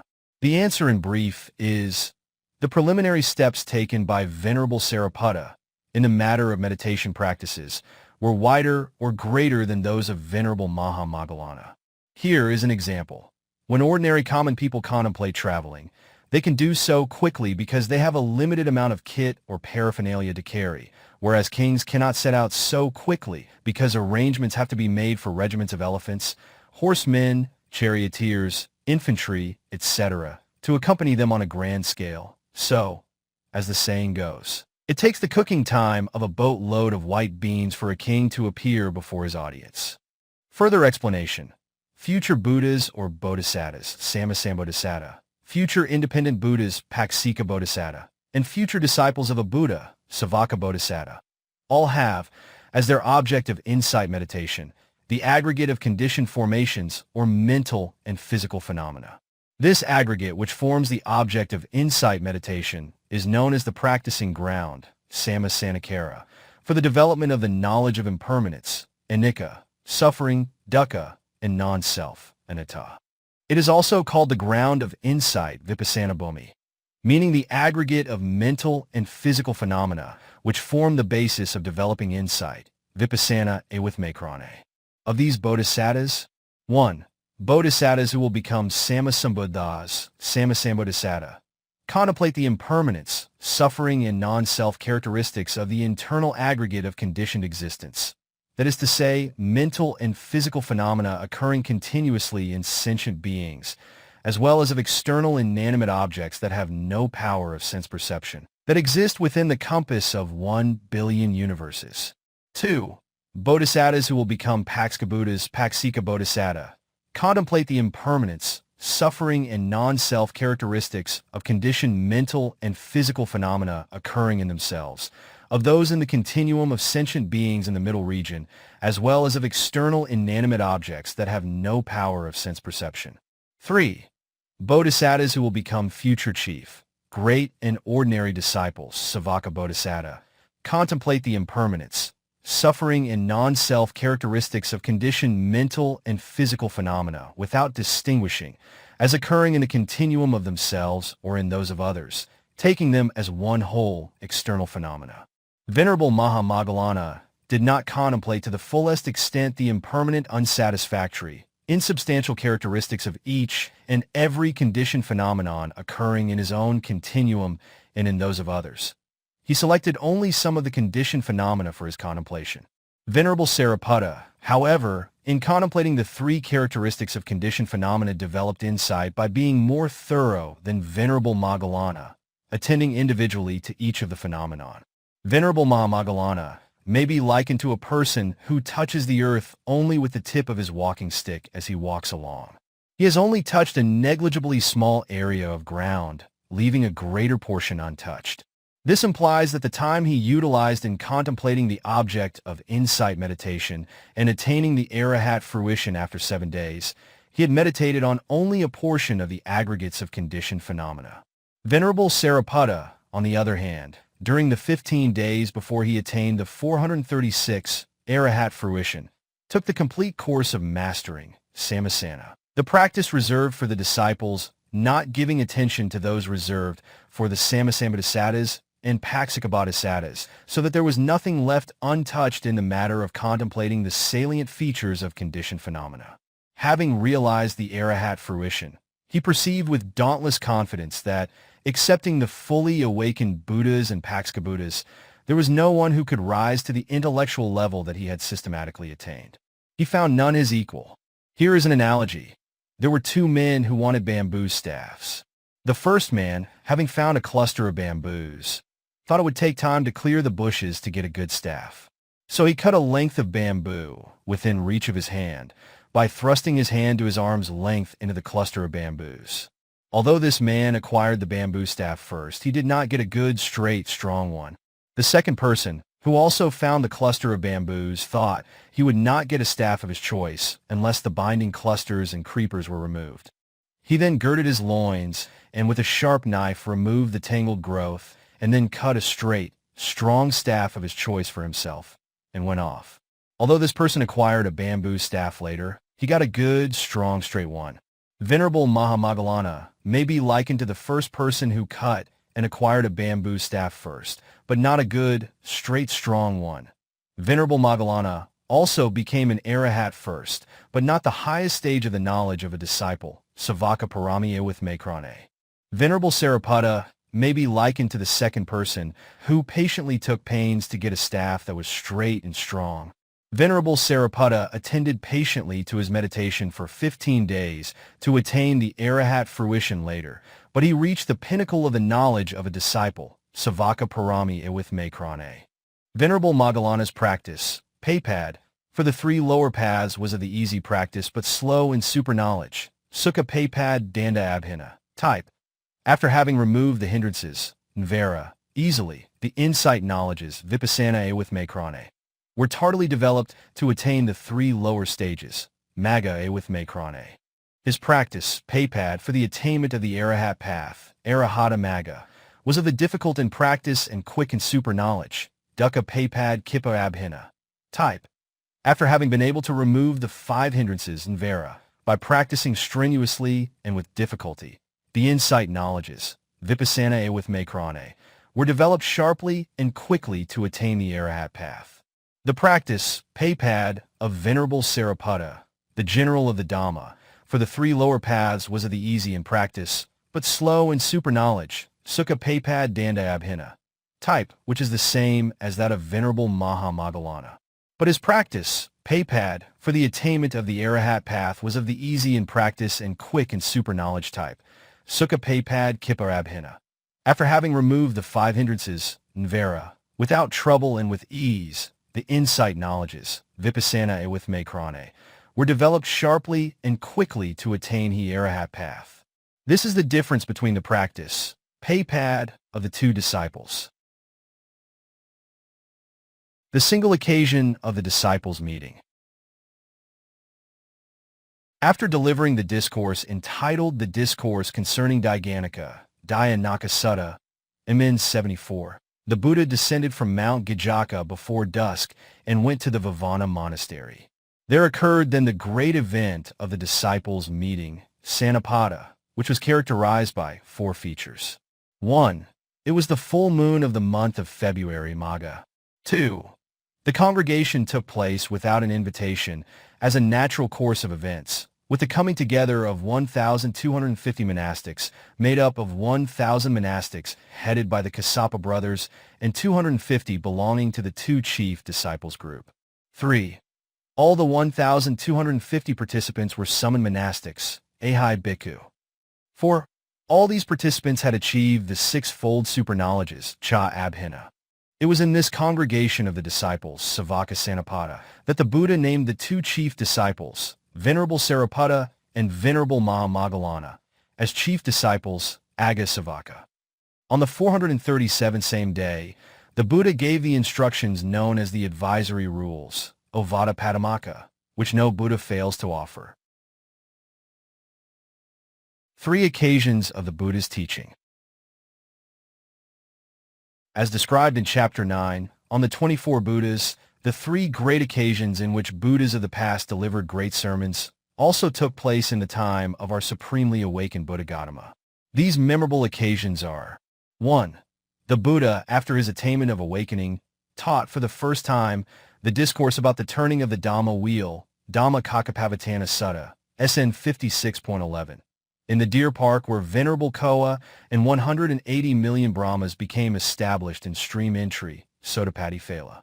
This is the first occasion, Dhammabhisamaya, at which the 4 noble truths were made known to humans, Devas and Brahmas. 2. Then on the great auspicious Mahamagala day, the Buddha taught the discourse on the blessings, Magala Sutta, KHP 5, S&P 2.4, amidst the assembly of Devas and humans from the 10,000 world element. Innumerable Devas and humans discerned the 4 noble truths and attained emancipation. This is the second occasion, Dhammabhisamaya, at which the 4 noble truths were made known to humans, Devas and Brahmas. 3. Again, when the realized one taught the short discourse giving advice to Rāhula, Ka Rahulavada Sutta, MN 147, to Venerable Rāhula. Thousands of Devas together with Venerable Rāhula came to understand the 4 noble truths and attained emancipation. This is the third occasion, Dhammabhisamaya, at which the 4 noble truths were made known to humans, Devas and Brahmas. The 2 forms of the rules. The brief exhortation and code of discipline laid down by the Buddhas is the monastic rules, Patimokkha. Those who observe and follow them stay away from the danger of falling into states of woe. The rules are in 2 forms. 1. The advisory rules, Ovada Patimokkha, and 2. The monastic rules, Awithmakron Patimokkha. Of those 2 forms, the advisory rules, Ovada Patimokkha, is taught by fully self-awakened Buddhas exclusively. The advisory rules consists of 3 verses beginning with Kani Parama Tepo Tatika. Forbearing patience is the most excellent moral practice. Every Buddha gave this exhortation only with these 3 verses. There has been no deviation among them. However, as regards the occasions and time intervals when they were delivered, there have been differences as is explained below. Buddha Vipassī taught the advisory rules Ovada Patimokkha once every 7 years. The exhortation held good for 7 years. Buddhas Sikhi and Vesabhu taught it every 6 years, Buddhas Kakasanda and Kagamana every year, and Buddha Kassapa every 6 months, as his exhortation lasted for 6 months. This is as mentioned in the introduction to the story of Ananda's questions, Anandatharapana Vathu, of the Dhamma verses Dhammapada, commentary, DHPA 4.9.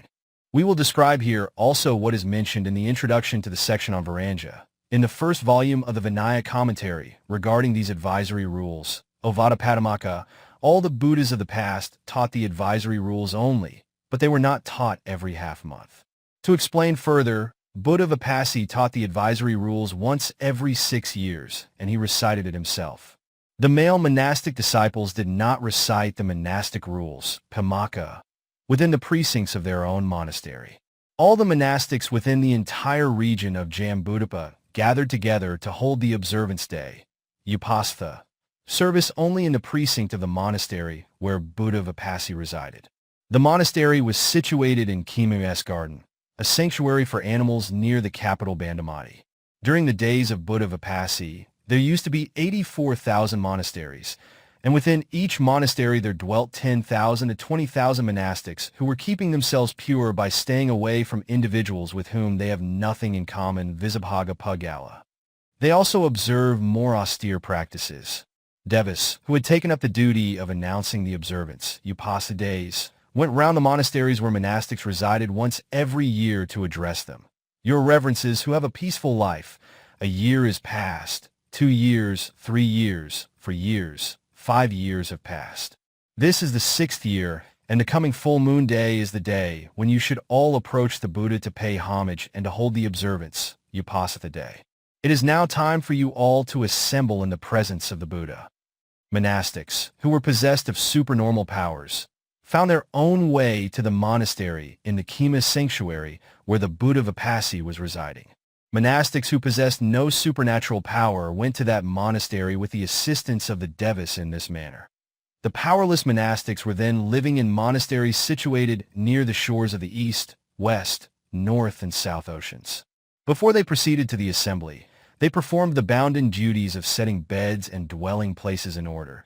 Then taking their bowls and robes, they willed, "Let us be off," and instantaneously they found themselves, with the aid of the devas, sitting in the presence of Buddha Vipassana, in the observance hall, and paying respects to him. When the full assembly of monastics had congregated, Buddha Vipassana recited the advisory rules Ovada Padamaka as follows: DHB 184, 183, 185. Kani Parama Tepo Tatika, Nibna Parama Vedani Buddha, Nahai Pabajito Parapagati, Na Samuel Hodi Para Vahehantu. Forbearing patience, Adivasanakani, is the most excellent moral practice. Buddhas proclaim, Nibbana, which is freedom from craving, is supreme. He who injures or kills others is not one who has gone forth. One who harms others is not a noble monastic who has extinguished all the defilements. Patience, Kanti, means exertion or putting forth energy to bear patiently the blames and accusations made by others. Forbearance to withstand cold and heat without the slightest sign of discomfort. Adivasanakani. Sabba papasa akara, kusalasa upasampada, sasita periodapana, ada buddhasana. Not to do anything evil. To cultivate faultless meritorious deeds pertaining to the four realms, to purify one's mind by discarding the five-fold hindrances which defile it. These are the instructions, exhortations, advice given by each and every Buddha. One should endeavor to refrain from demeritorious deeds by observing moral precepts.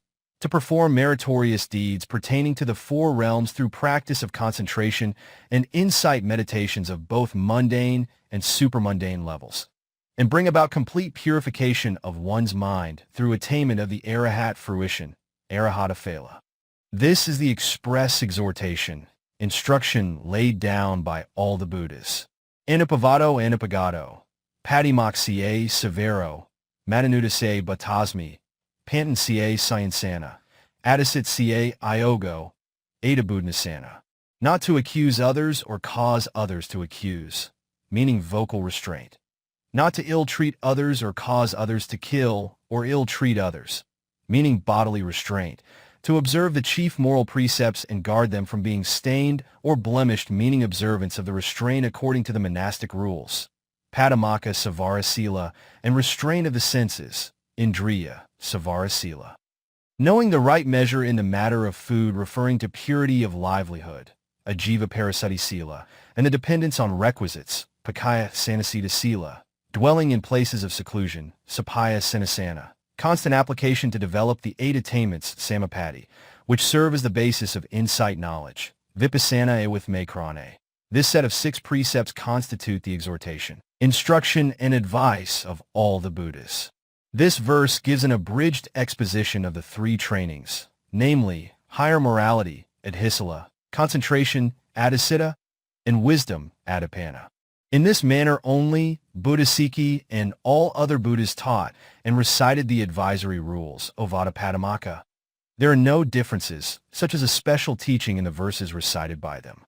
As stated above, the Dhamma verses Dhammapada commentary mentions only differences in the time factor. Only these 3 verses form the advisory rules, Ovada Padamaka, which were recited by all the Buddhas. Buddhas with longer lifespans recited them throughout their lifetime. Buddhas of shorter lifespan recited them in the earlier portion after their awakening, Pahamabodhi, from the time they started laying down the training rules till they stopped teaching. Only their disciples recited the Vinaya disciplinary rules, also called the monastic rules, with Makron Padamaka, once every fortnight. Therefore, our own Buddha Gautama, the awakened one, taught the advisory rules Ovada Padamaka only in the first 20 years of his Buddhahood, known as the first period after awakening, Pahamabodhi.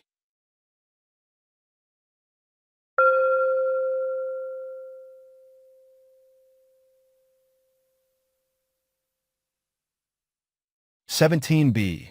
The Chronicles of the Buddhas. The Arrival of Venerable Sāriputta.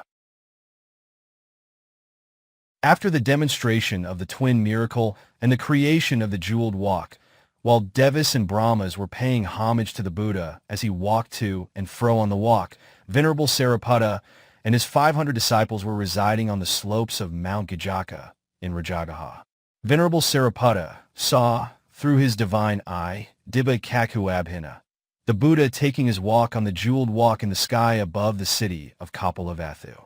He thought of approaching the Buddha immediately and supplicating him to reveal in full the life story of a bodhisattva, his many existences and stages of development before his last birth and awakening. He immediately assembled around him the 500 resident Arahats and said, "Venerable Sirs, the exalted Buddha is performing the twin miracle together with the demonstration of the supernatural power of unveiling the world, Loka Vivara Abhina, which is to be admired and revered by the whole world. We will go to see the demonstration of these miraculous powers as well, so as to pay homage to him. Come, Venerable Sirs, we will all go to the Buddha and request him to recount the course of practices for awakening undertaken in the past as a bodhisattva, so as to dispel any doubt we may have regarding this matter." With regard to the words of Venerable Sāriputta, so as to dispel any doubt, Kaka Vinodayasama, it might be asked, why should Venerable Sāriputta say so, as it is a fact that Arahats who have rid themselves of all pollutants, asava, are free from doubts anyway? The answer is, 16 forms of doubt, visakicha, are completely eradicated at the stage of stream entry, Sotapati Magga. Therefore Arahats no longer entertain any doubt about the Buddha, Dhamma, and Sangha, or about their own past, present, or future lives. The doubt kak, mentioned here by Venerable Sāriputta, does not refer to the mental concomitant visakicha. He means here the lack of knowledge in full about the previous existences of the bodhisattvas who had become awakened Buddhas during the past 4 immeasurable periods and 100,000 eons. Details concerning the aeon in which they made their appearances, their names, clans, families, the order of their appearance, and the duration of their dispensations, etc. To state further, Venerable Sāriputta wanted to request the Buddha for an account of the whole lineage, clan, family, tradition, etc., i.e., the chronicles of the Buddhas, Buddha Vesa, which could be given only by a Buddha. It is the province of a Buddha only, not of a Paksabuddha, nor of a disciple. Not being within his province, Venerable Sāriputta said, "Let us dispel the doubt by approaching the Buddha with this request." On being urged thus by Venerable Sāriputta, the 500 resident Arahats quickly gathered round him, carrying robes and alms bowls in readiness.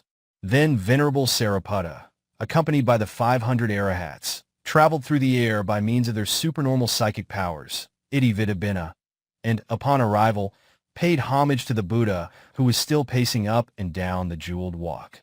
The 500 Arahats also paid homage in silence, without coughing or sneezing, but with deep veneration. Along with Venerable Sāriputta were Venerable Maha Moggallana, Venerable Maha Kassapa, etc., who also remained in the sky paying respects to the Buddha. Buddha's exposition of his own attributes. As the Buddha was aware of the intense enthusiasm and devotional faith springing up in the 500 Arahats headed by Venerable Sāriputta, he proceeded to expound his own attributes and attainments, beginning with the verse, Kataro ti Yasaki, koi Yasa nana yadi, Satakeo ca akeso, Kakavia with Makron Kanantaka, Buddha with Makrone Apamiya, Nasaka eat Vijnitu. Dear son, Sāriputta, there are 4 immensities which are innumerable, incalculable. Their beginning and the end are unknowable, unfathomable. They are 1. Beings in general. 2. Wide open spaces. 3. Universes. 4. And the omniscience, Sabanuta and with Makrone, of fully awakened Buddhas. At this time, the minds of Devas and humans were full of wonder of the Buddha's miraculous creation. As if he were urging the Devas and humans, there are still things that excel the wonderful miracles I have just created. Listen also to the revelation of those exceedingly wonderful miracles. The Buddha went on to elaborate. Kim Ada Akariya Lok, Yami Iti Vikabana, and Bahu Akariya, Abhuta Lomahazen. Sāriputta. Besides the foregoing miraculous creations, there are many exceedingly wonderful things which have never occurred before, and which, when revealed, will surely cause your hair to stand on end. To recount them briefly, Yada Tusai K, Sanasido and Mahatata, Dasa Sahasi Samagama, Yakani Punjali Mama. After my death as King Vesantara, having fulfilled the perfections Parami, charity, Kaga, and good conduct, Kariya, while I was waiting for the time for his becoming a Buddha as a celestial being named Santasita, enjoying the divine bliss in the Tusita Deva realm for 576 million years reckoned in terms of human life. Devas and Brahmas from the 10,000 world element gathered in my presence and made the supplication. Kaloko ti Mahavira, Apaja Matu Kachiya, Sadavakatarianto, Bujhasu Amitabhata.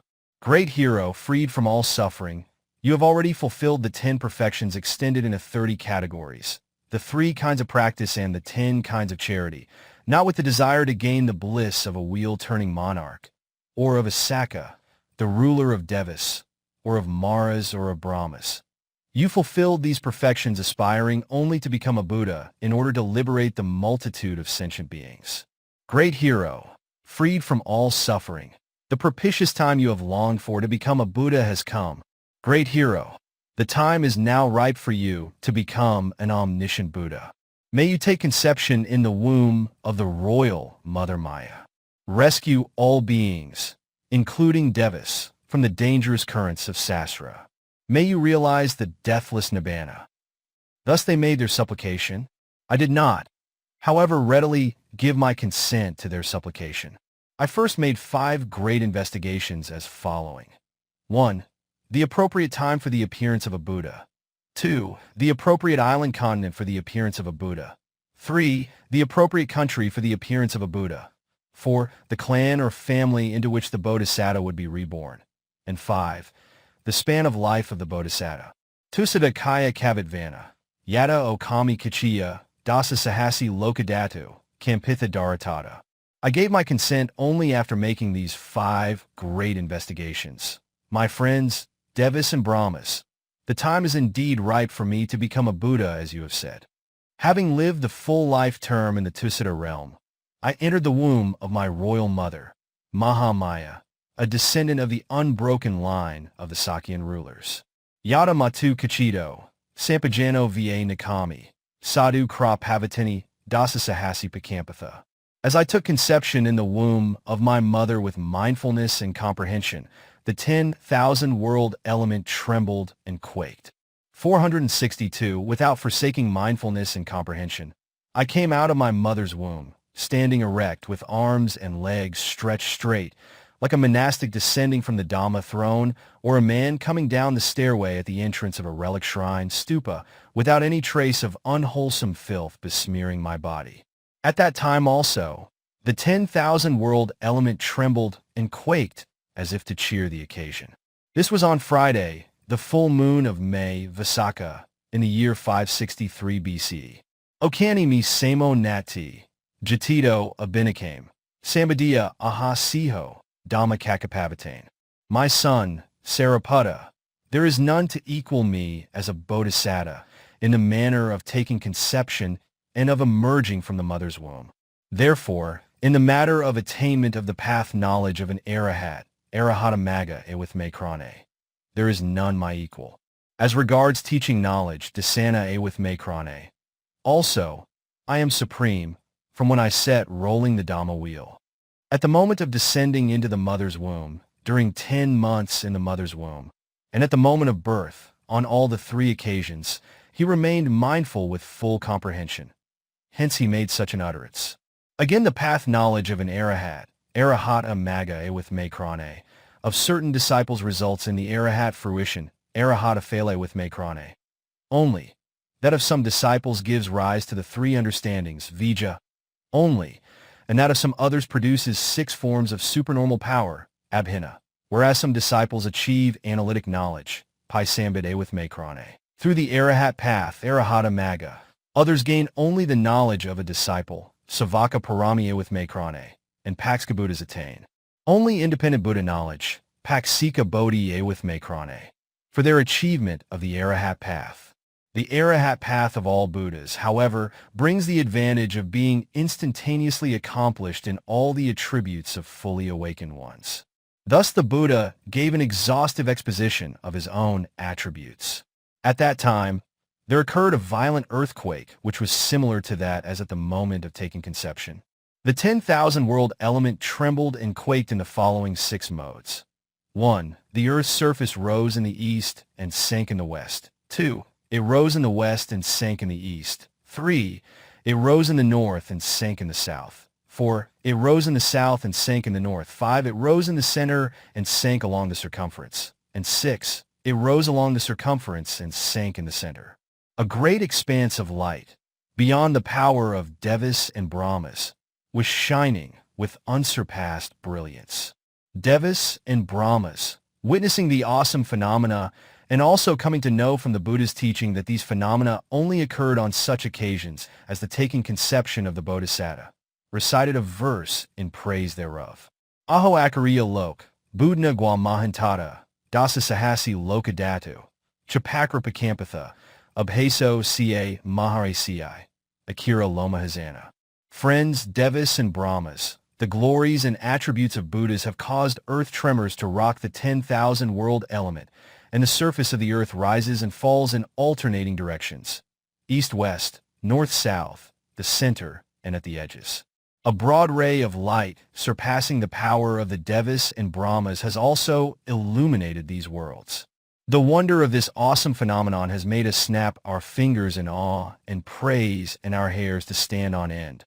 Oh, the greatness of the many attributes of the Buddha indeed warrants us snapping our fingers in wonder and admiration. At that time, the Buddha was displaying the twin miracle and walking to and fro on the jeweled walk by means of his psychic power. And while he was thus pacing to and fro on the walk, he was expounding the Dhamma like a mighty lion king roaring, seated on a slab of red orpiment, like a thundering sky, like a man swimming across the river of the sky.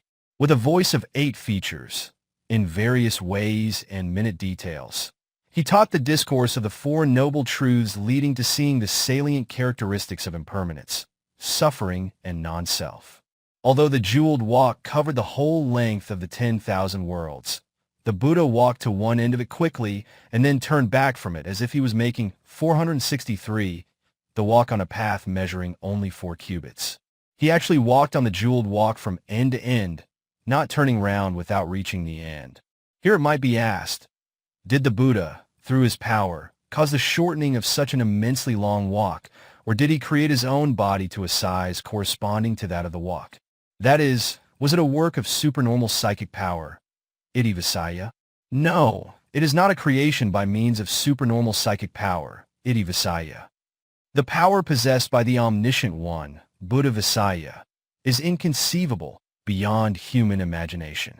It being so, the Buddha could walk to and fro on the jeweled walk as he would do on a walk measuring 4 cubits.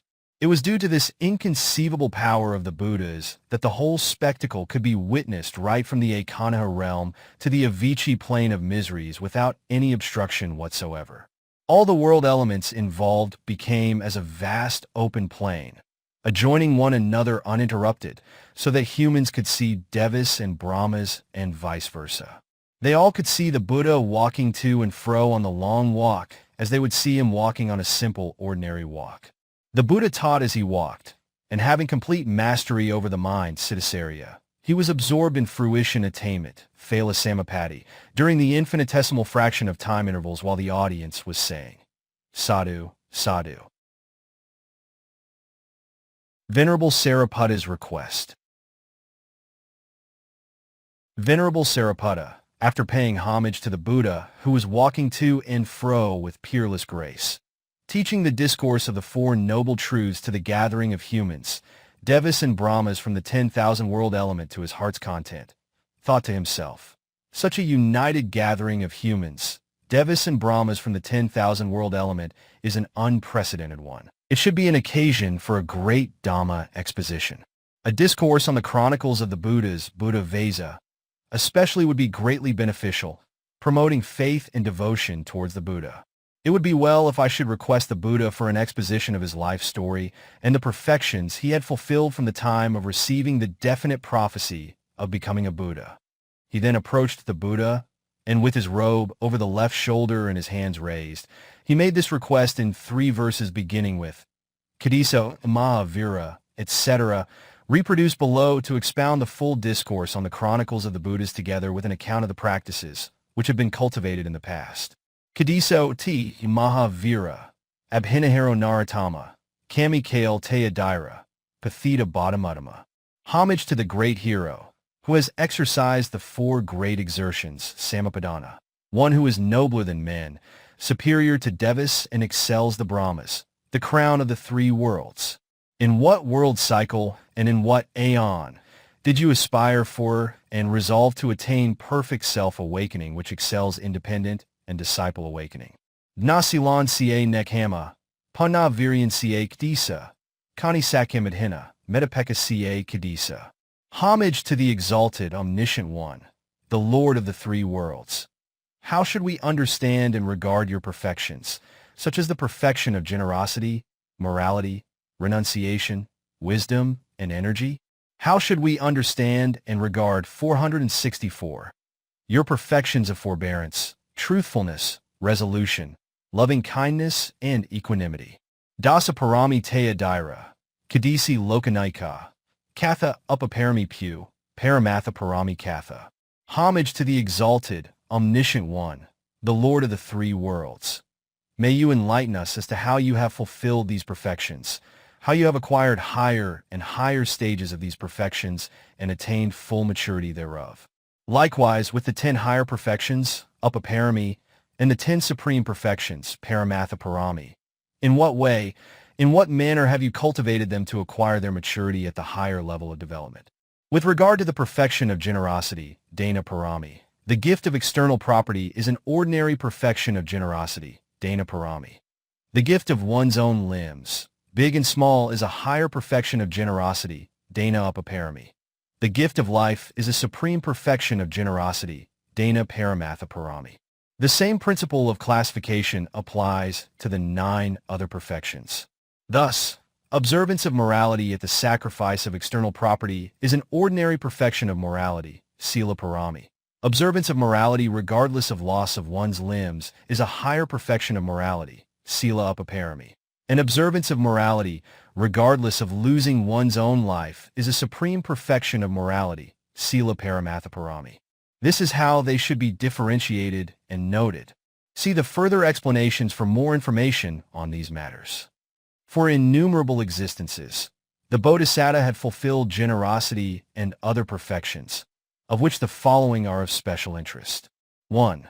When he was born as a wise hare, he mistook Sakya, who was in the guise of a Brahmin, as a genuine Brahmin going round collecting alms. So he caused a blazing bonfire to be made and offered himself by jumping into it.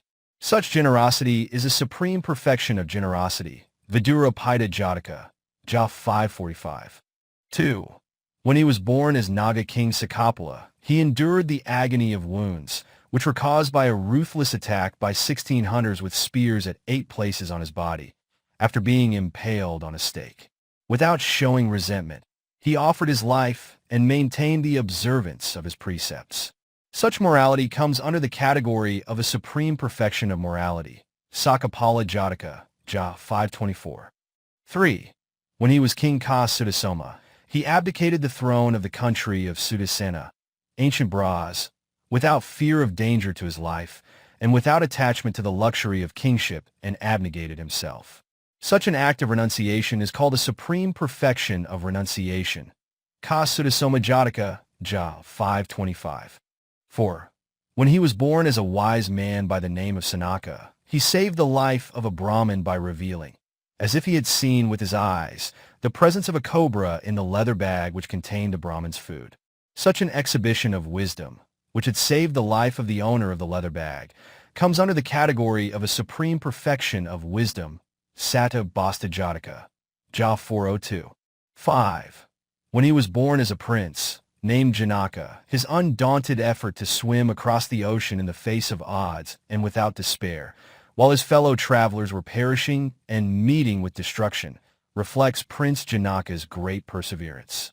Such a remarkable persevering effort belongs to the category of a supreme perfection of energy. Maha Janaka Jataka, Ja 539. 6. When he was a recluse, named Kanavati, King Kalabo of the country of Kasi, cut off his hands and feet with a sharp axe.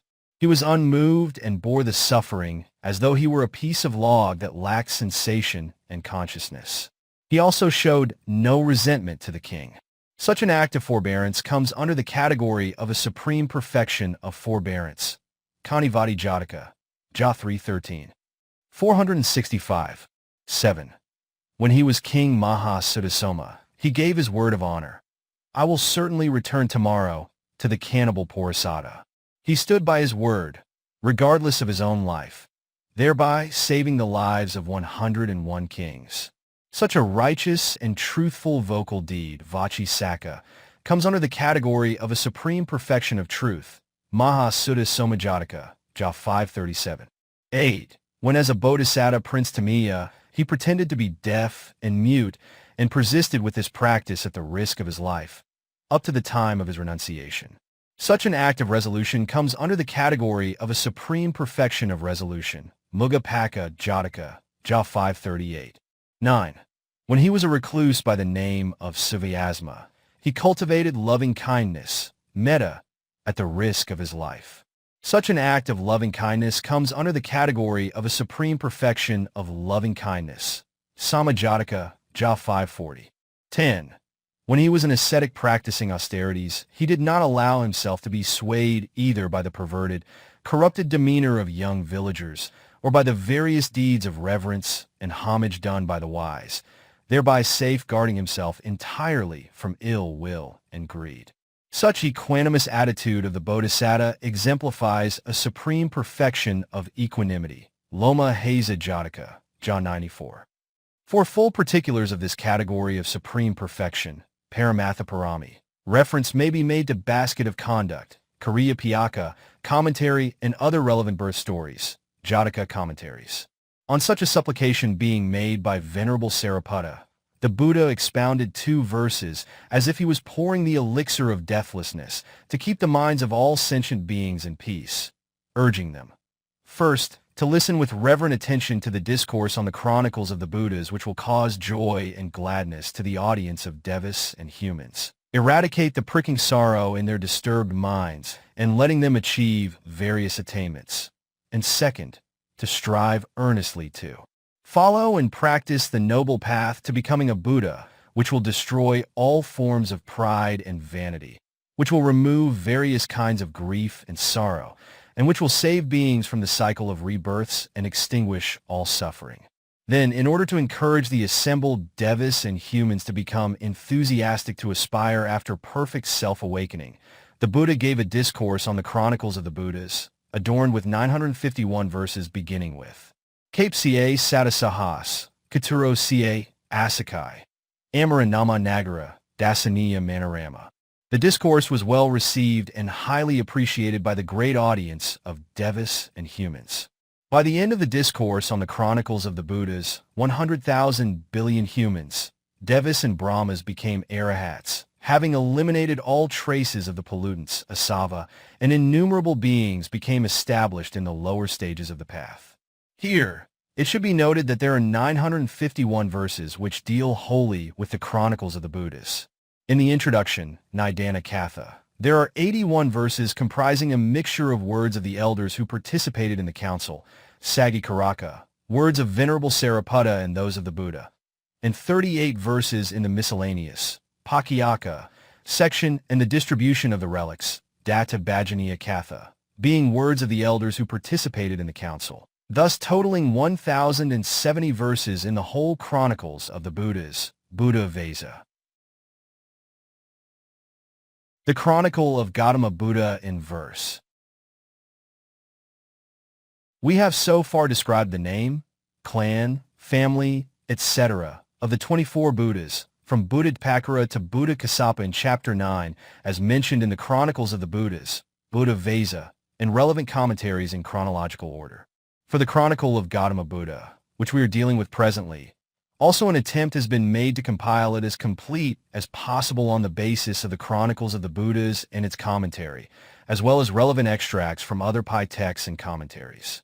Concerning this Chronicle of Gautama Buddha, the learned readers may wish to read the chronology that deals exclusively with the Buddha Gautama as he originally delivered it.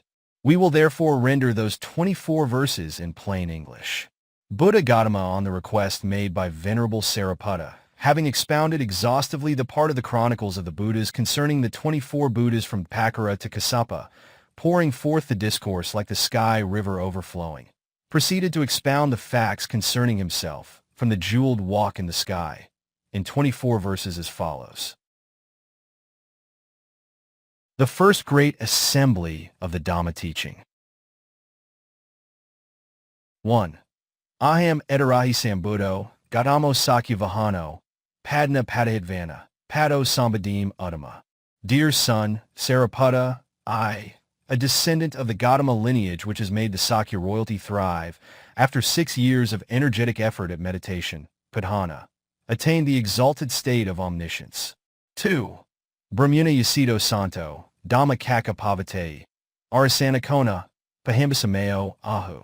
Dear son, Sāriputta, at the request of Brahma Sampati in the 8th week after my awakening, I had delivered the Dhamma wheel, Dhamma Kaka, discourse in the Deer Park at Isapatana, Bras.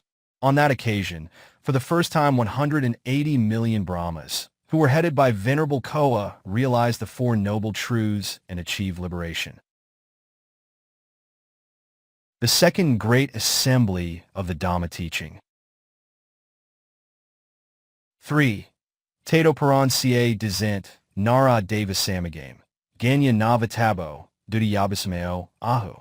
Dear son, Sāriputta, subsequent to my teaching of the Dhamma wheel Dhamma Kaka discourse, when I delivered the discourse on the blessings, Magala Sutta, SNP 2.4, at the assembly of Devas and humans who were debating the question on what constitutes a blessing, Magala, it was the second occasion of innumerable humans, Devas and Brahmas who came to realize the Four Noble Truths and achieve liberation.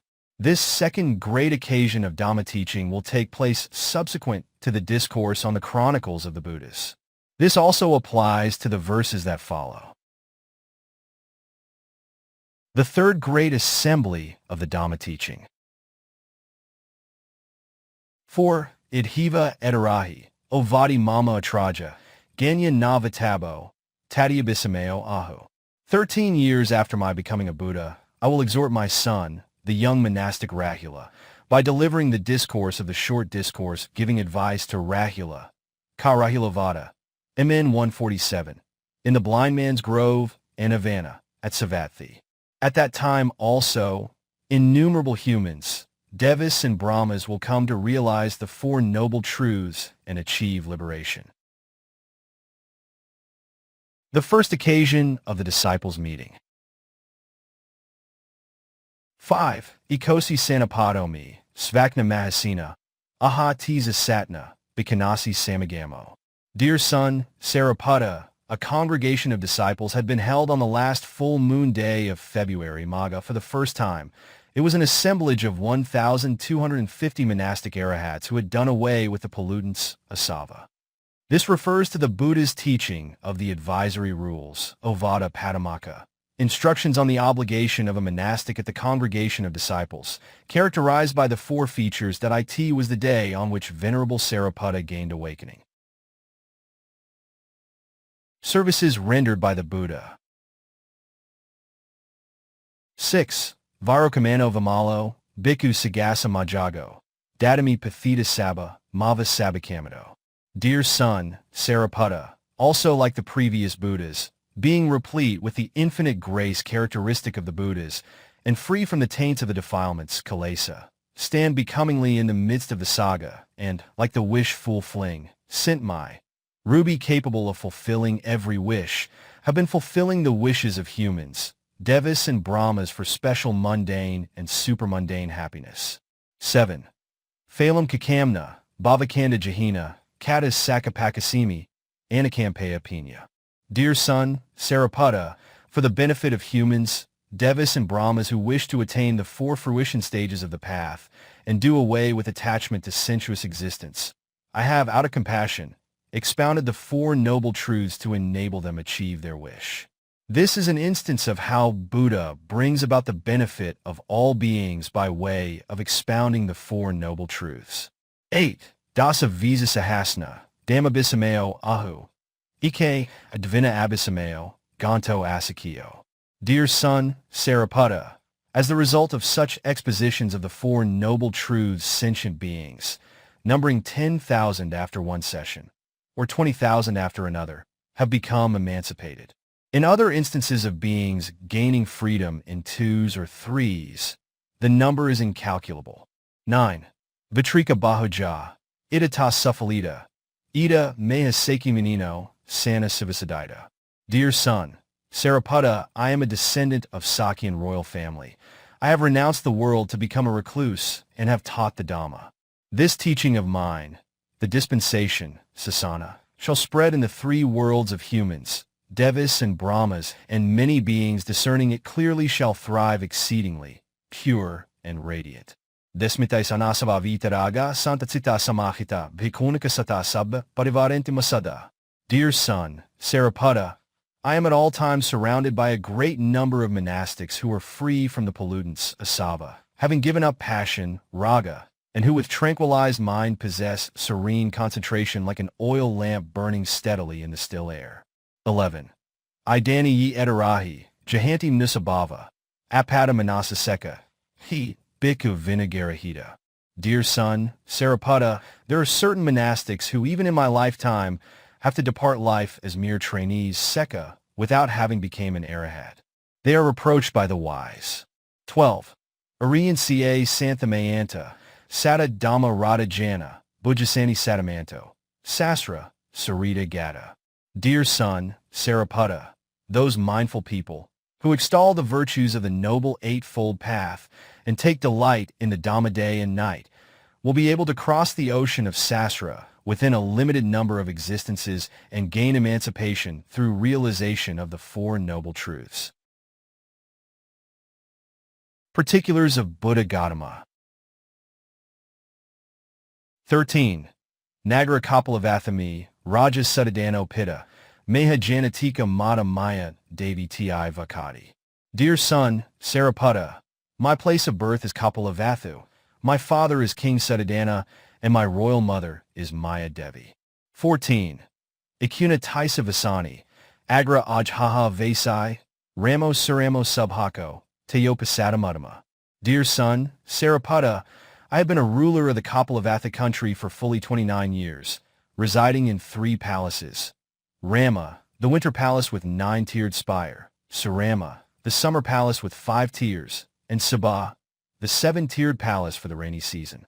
Pietspatsmitai Satari Sasahasani, Nadiyo Samalakata, Bhadakatana Nama Nadi, Rāhulo Nama Atrayo. Dear son, Sāriputta, during the period of my reign, there used to be 40,000 well-ornamented and beautified female attendants. My chief queen was Bhattakankana, and my son was called Rāhula. 16. Namit Katuro Disva, Asinina Nakami, Chabasa Padhana Kra, Akari Dukaraha. Dear son, Sāriputta, having seen the 4 great omens of an old man, a sick man, a dead man, and a recluse, I went forth riding my horse Kanthaka. In the remote forest of Uruvela, I spent 6 years practicing severe austerities, Dukkara that were beyond the capability of ordinary persons. 17. Brasiya Isipatane, Kakapavatita Maya, Aha Gatmasambudo, Sara Sabapina. Dear son, Sāriputta, in the deer park at Isipatana, near Braz, I had turned the Dhamma wheel. Indeed, I have become the refuge of all beings, the perfectly awakened Buddha with the family name of Gautama. 18. Kolita Upatissa ca, Div Bhikkhu Agasavaka, Anandon Mapako, Sanakavakaro Mama, Kima Upalava ca, Bhikkhuni Agasavika. Dear son, Sāriputta, my chief disciples are the pair of monastics, Kolita or Moggallana and Upatissa or Sāriputta. My permanent monastic attendant, who is always close at hand for more than 20 years to attend to my needs, is Nanda. The female chief disciples are the pair of female monastics, the elders Kema and Upalava. 19. Siddho Hadavako Ca, Agapakupsak, Nandamata Se, Uthara, Agapahikupsik. Dear son, Sāriputta, noble lay devotees rendering me close service are Siddha, a wealthy householder residing at Machiksa in the Kosala country, and Hathavaka, the pious son of King Avavav country. Female 470 attendants closely attending upon me are the female devotee Nandamata, a non-returner, Anagami, resident of Vakaka, a town in Dakyagiri province near Rājagaha, and the noble lay devotee Kujatara, a stream inner Sotapanna, and bearer of the three baskets. Piyaka, possessor of the title of preeminence, Itadaga, who was conceived in the womb of a maid-servant of a rich man, Gosaka of Kosumbi, and who became, when she came of age, a female attendant of Queen Samavati. 20. Aha Asatha Malami, Pado Sambadim Uttama, Bayamapaba Satameha, Soasa Hathamagata. Dear son, Sāriputta, I attained the knowledge of the Arahat path, Arahata Maga e with Makrane, and achieved omniscience at the foot of the 100 cubits tall Bodhi tree. Light radiance from my body, spreading over a radius of 80 hand lengths, shines brilliantly at all times. My height is 16 hand lengths. 21. Appa Vasasada Au, Idana Tarahai Vijati, Tavada Tiha Noha, Tarami Janata Bahu. Dear son, Sāriputta, the present lifespan of humans is very short, limited to only 100 years. I will live for 4/5 of this lifespan. For 80 years, and for 45 years, I shall be saving sentient beings from the ocean of Sasra and conveying them to the shore of Nibbana. 22. Hapayitna Dhammaka, Pakima Jana Bodhana, Aham Pai Nasrasiva, Sati Savaka Sagato, Idhiva Paranabissa, Agi Viharasake. Dear son, Sāriputta, I have lit and set up the torch of Dhamma burning, in order that the coming generations may understand the four noble truths. At no distant date, in the company of my monastic disciples, I will come to the final end, like a torch extinguished with fuel expended, in this very world at Kusinara, dropping the curtain on the drama of existence. 2 verses of spiritual anxiety. 23. Tani Ca Achalatajani, Imani Ca Dasabalani, Ian Ca Guadreo Diho, Upatissa Vara Lakha Vichito. 24. Dasa Disa Pabasetva, Sataraz Va Chapaba, Sabatam and Terasani, Nanu Rita Sabasakar. Dear son, Sāriputta, my peerless glory and power, the 10 physical strengths in this person of mine, comely and wonderful to behold, embodying like a golden mountain, the 32 major characteristics of a superior person together with the 6-fold unique wisdom, Asdra with Makrane, the 10 mental strengths, Dasa Bala with Makrane, the 6-hued radiance emanating from my body, and illuminating all directions like the radiance of the sun. All these things just spoken about will all perish and disappear. Are they not conditioned things, life or lifeless, vain and devoid of the essence of permanence, genuine happiness and substance? This being so, I urge you to cultivate insight meditation, vipassana, by contemplating the 3 salient characteristics of conditioned phenomena and strive hard for the attainment of Nibbana. Such is the usual instruction for you all, given by the fully self-awakened Buddhas. With heedfulness, exert yourself to fulfill these instructions.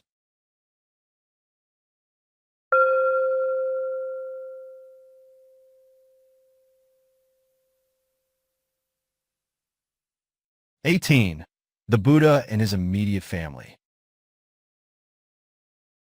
The Buddha descended from the jeweled walk in the sky, near the city of Kapilavatthu. After subduing the pride and haughtiness of his royal relatives by delivering the chronicles of the Buddhas, Buddhavesa, and took his seat on the Dhamma throne which was exclusively set up for him. All the members of the royal family had by then assembled before the Buddha and seated themselves after becoming calm and collected. Then it happened that showers of lotus leaf rain, Pakara Vasa, fell heavily. As the great rain fell, rushing streams of ruby-colored rain water were falling on the ground. While the rain water wetted those who wished to be soaked, not a drop of rain fell on those who did not want to get wet. All the members of the royalty were struck with wonder at the sight of this miraculous scene and uttered, "Oh, a marvelous thing," to be cheered by the snapping of the fingers. This is an unprecedented phenomenon indeed. On hearing such utterances, the Buddha made this remark. This is not the first time that the lotus rain, Vasa, had fallen on the assembly of the royal relatives. There was an occasion in the past when such a rain fell in a similar manner. The Buddha then continued by expounding the Vesantara story, Ja 547, which was composed in 1,000 verses. After hearing the story of Vesantara, all the members of the royalty departed, and not a single person extended the invitation, such as, "Please come and receive the alms food, which we shall offer tomorrow," to the Buddha. King Suddhodana thought, and took it for granted, that there is no place other than my royal palace for my son to visit. He is certain to come to my palace. Being convinced thus, he returned to his palace without extending a specific invitation. At the palace, he ordered arrangements for the preparation of rice gruel, and so on, and temporary accommodation for the 20,000 Arahats headed by the Buddha. The Buddha goes on alms round. When the Buddha entered the royal city the next day for alms round, in the company of 20,000 Arahats, not a single member of the royal family came forward to greet and welcome him. There was no one to take his alms bowl and carry it for him.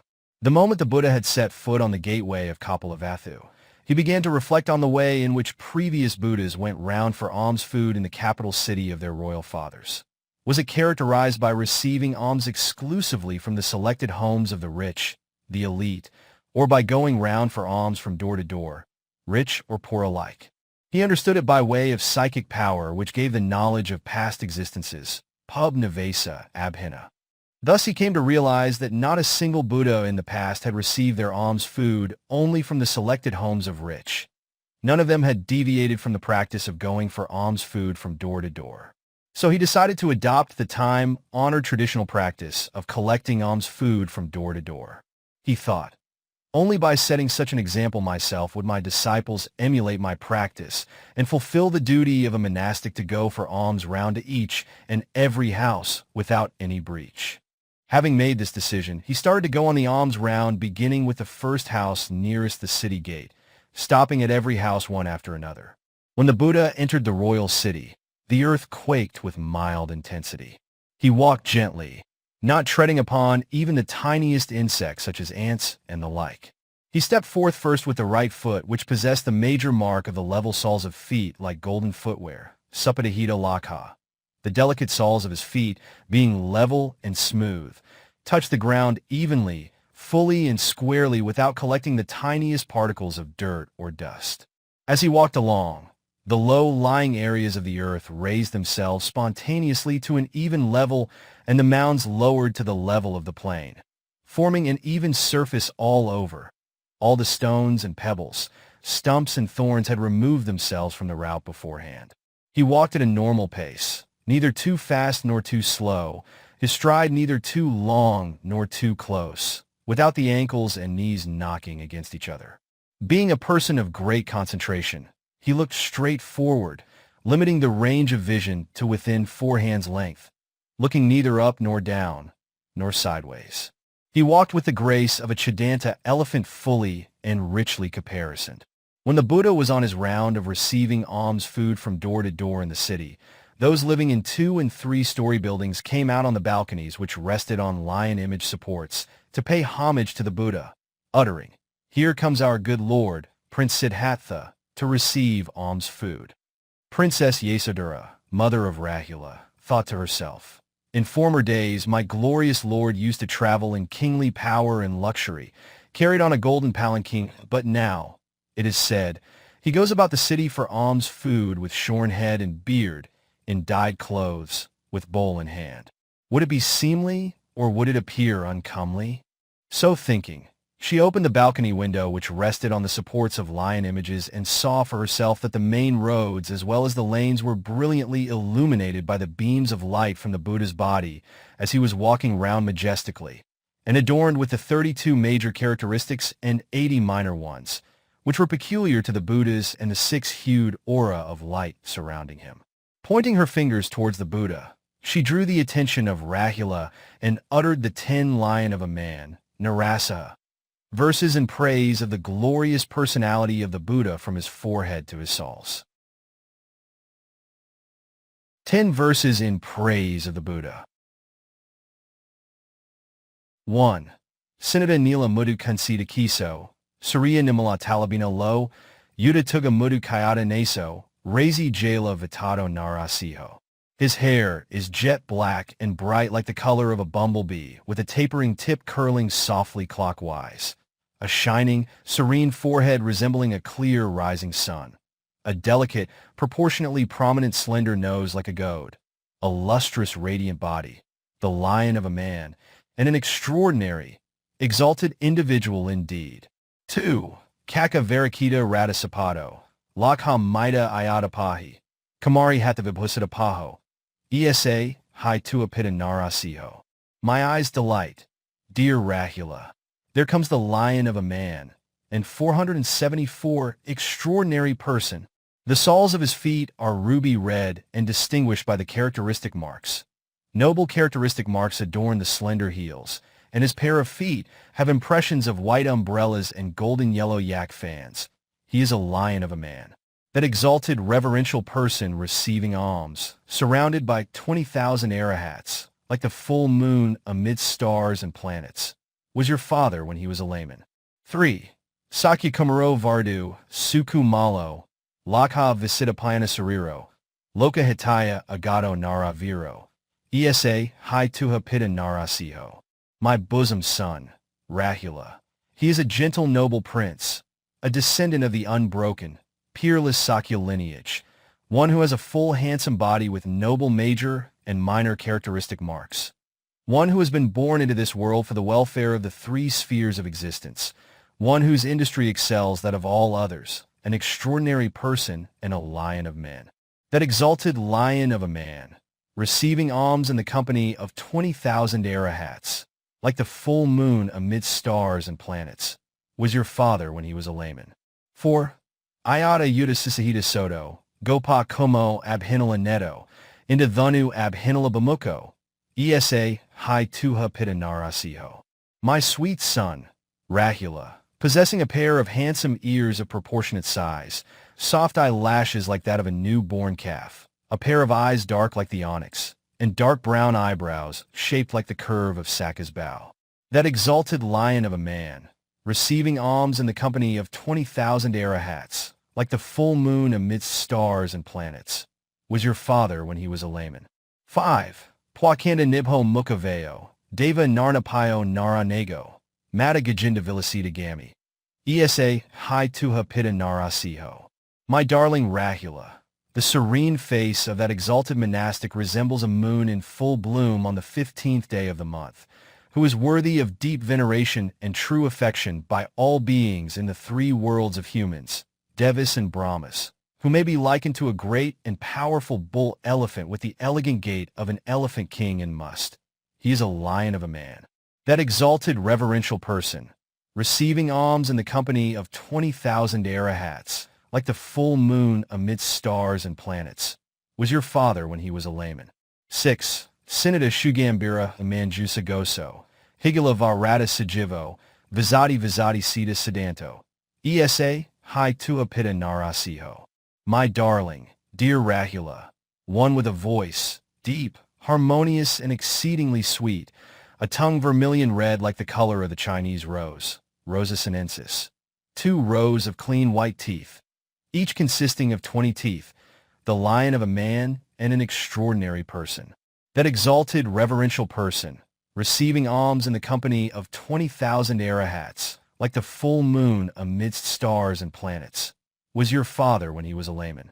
7.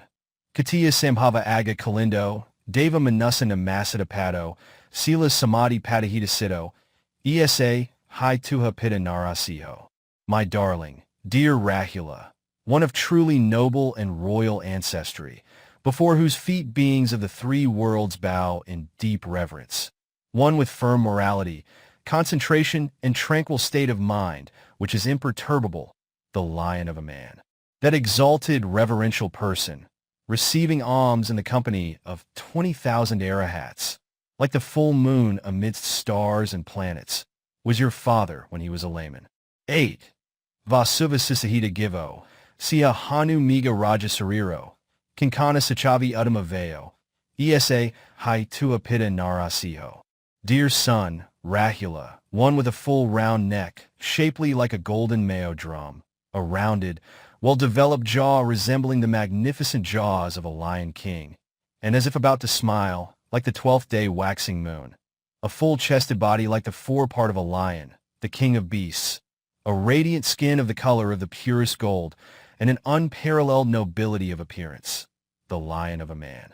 That exalted, reverential person, receiving alms in the company of 20,000 Arahats, like the full moon amidst stars and planets, was your father when he was a layman. 9. Anjanasama Vasunila Kiso, Kinkana Pavasadanalo, Osadi Parasadasuyuo, Esa Hai Tua Pitta Narasiho. My darling, dear Rāhula, having hair of dark shining greenish-black, an even, clear forehead like a plate of gold and like the morning star, and a single strand of pure white hair growing, coiled between the eyebrows, the lion of a man. That exalted, reverential person, receiving alms in the company of 20,000 Arahats, like the full moon amidst stars and planets, was your father when he was a layman. 10. Gakanto Nilapath Vaya Kandu, Taraga Paravahita Rupa, Savaka Majagato Samendo, Esa Hai Tua Pitta Narasiho. My darling, dear Rāhula, just as the chariot of the moon magnificently travels along the triple route through the air, so too the leader of monks, the king of Dhamma walks majestically amidst Arahat disciples, the lion of a man. That exalted reverential person, receiving alms in the company of 20,000 Arahats, like the full moon amidst stars and planets, was your father when he was a layman.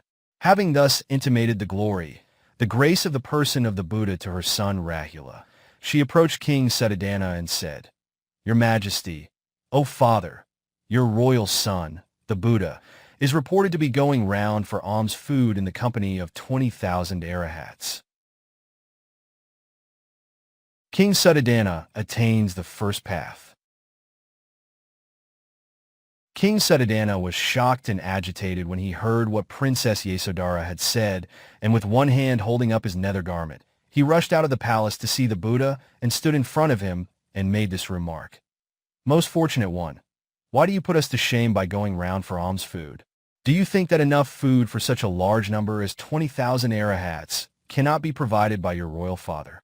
The Buddha said in reply, Royal father, such a practice of receiving alms from door to door, Sapadana Karika, is the precedent set by an unbroken line of Buddhas. King Sātāgiri replied in these words, My son, are we not descendants of a noble Katiya lineage, great elected rulers in unbroken succession from the beginning of the Aeon? And amongst this long line of great noble rulers, there was never anyone who went round begging for alms. The Buddha then made this reply, Royal father, the lineage of noble rulers is your lineage. My ancestors are the Buddhas, in successive order of the chronicles of the Buddhas, Buddha of Vesa, from Tapakara, Koa, Megala down to Kassapa. Beginning with Tapakara and ending with Kassapa, my preceding elder brethren Buddhas, 24 in number, and with all the thousands of Buddhas, as many as the sands in the Ganges, have always gone to each house successively to receive alms. This very practice of receiving alms from one door to the next had always been our means of livelihood. And while stopping on the route for a moment, he uttered the following verse, DHB 168. Adi Napamajaya, Dhamma Sukarita Care, Dhamma Kari Sukaseti, Asmi Lok Parami Ca. Royal father, a monastic, on receiving alms food after standing with seemly propriety at the door of each supporter, should be mindful of the receipt of the food. He should not receive or seek alms by improper means. He should practice going round for receiving alms in a commendable manner. A monastic who cultivates this practice unfailingly in such a manner will live in peace in this life and in the future life as well. At the conclusion of this verse, King Sātāgiri attained the stage of the stream entry fruition, Sātāgiri Phala.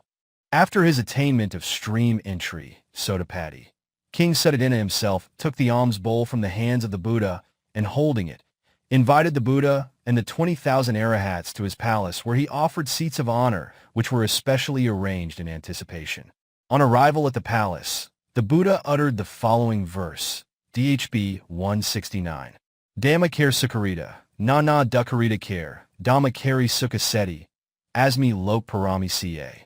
Royal Father, an improper or irregular way of seeking alms food should be avoided and a correct mode of receiving alms should be practiced.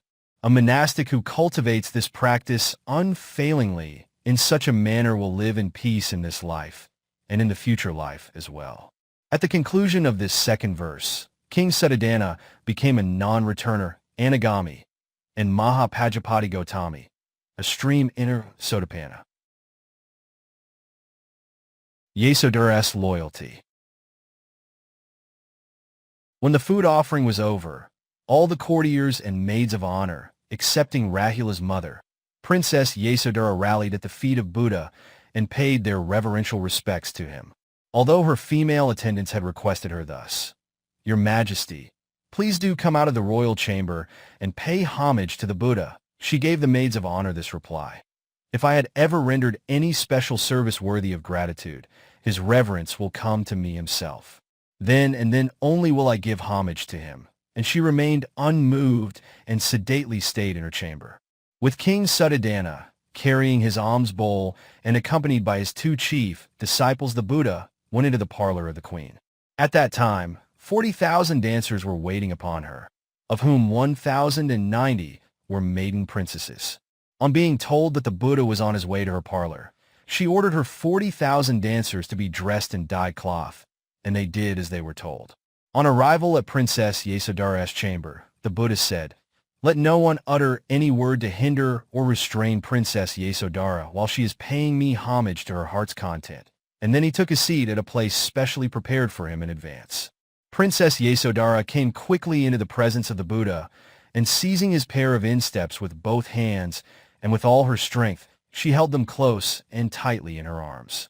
She rested her forehead upon them, alternately left and right, and again made obeisance to him to her heart's content, with deep, profound esteem and respect. Whereupon, King Sātāgiri addressed the Buddha. "Exalted Buddha, noble son, my daughter has worn dyed clothes ever since she heard that you were wearing dyed robes. When she heard that you lived on a single meal a day, she too subsisted on a single meal. Since she heard that you had given up luxurious beds, she slept on a couch of flat matted ropes. Since she heard that you had given up flowers and scents, she went without anointing herself with fragrant paste and not wearing flowers. When you renounced the world, kindred princes sent messages proposing their honorable intentions to love and cherish and keep her under their tender care, to none of which did she ever cast a lustful glance. Such wonderful, praiseworthy, and extraordinary virtues my daughter is replete with." Thus did King Sātāgiri make known to the Buddha the virtues and consistency of Princess Yasodhara's love for him. Whereupon the Buddha responded, "Royal Father, it is not to be wondered that Yasodhara, mother of Rāhula, has maintained her loyalty and dignity now, because apart from the protection given by you, the mother of Rāhula is now ripe in wisdom and capable of protecting herself. More admirable still is the fact that the mother of Rāhula, Princess Yasodhara, in a past existence, protected herself when she was roaming all by herself at the foot of Kanda Mountain, even while still immature in wisdom and without a protector like your good self." Then, after relating the events in the past existence with the story of Kanda Kinari, Ja 485, the Buddha returned to the Nigrata monastery accompanied by 20,000 Arahats. The ordination of Prince Nanda. On the third day after the arrival of the Buddha in the royal city of Kapilavatthu, King Suddhodana made the 5 auspicious ceremonial rites and rituals to be performed in honor of Prince Nanda. 1. The ceremony of the uncoiling of the youthful coiffure to make way for another, befitting an heir to the throne, case of Visajana Magala. 2. The ceremony of placing around the forehead of the prince a gold frontlet bearing the inscription Crown Prince, Pa Banda Magala. 3. The ceremony of bestowing a residential palace on the Crown Prince, Garipavesana Magala. 4. The ceremony of his marriage to his cousin Princess Janapadakali, Avaha Magala. 5. The ceremony of bestowing and erecting the royal white umbrella of the Crown Prince, Shatasapana Magala. On that occasion, the Buddha went to the royal palace, and after teaching a discourse on the virtues of meritorious deeds, as he wished to have Prince Nanda ordained, he purposely gave his bowl to Nanda and left for the monastery. Because he had exceedingly great respect for his elder brother, the Buddha, Prince Nanda, dared not say a word about the bowl which was unexpectedly left in his care, though he had in mind to request, "Exalted elder brother, may you take back your bowl." He had but to follow the Buddha up to the top of the stairs, thinking that he would be relieved of the burden there. But the Buddha did not do so. Holding the bowl, he thus followed the Buddha to the foot of the stairway, but he still did not take back the bowl. He had to follow him, much against his will, thinking and hoping the bowl would be taken back, and he eventually reached the open space outside the palace. The Buddha continued on his way, without relieving him of the bowl. Prince Nanda, following unwillingly, wishing to turn back, but his extreme respect kept him silent, and hoping against hope that the bowl would be taken back at one place or another, he had to go along with the Buddha. At that juncture, the female attendants of the Princess Janapadakali brought the matter to her notice, saying, "Your Highness, the Buddha has taken away Prince Nanda to keep him separated from you." When she heard this, Janapadakali was washing her hair. She hurried to the door of the balcony, her hair dripping wet and only half combed, and made an earnest appeal. "Your Highness, may you come back quickly," which weighed heavily in the mind of Prince Nanda. The Buddha went on without taking the bowl from Prince Nanda, and on arrival at the monastery, he asked Nanda, "Would you like to receive ordination and become a monastic?" Out of fear and respect, he could not express his unwillingness, saying, "No, I cannot," but had to give his assent, saying, "Very well, exalted brother, I will receive ordination." "If that be the case, monastics, you should see to it that my younger brother is ordained," said the Buddha, and the monastics did as they were told. Rāhula's going forth. 7 days after this event, the Buddha, accompanied by 20,000 Arahats, visited his royal father's palace to partake of a meal.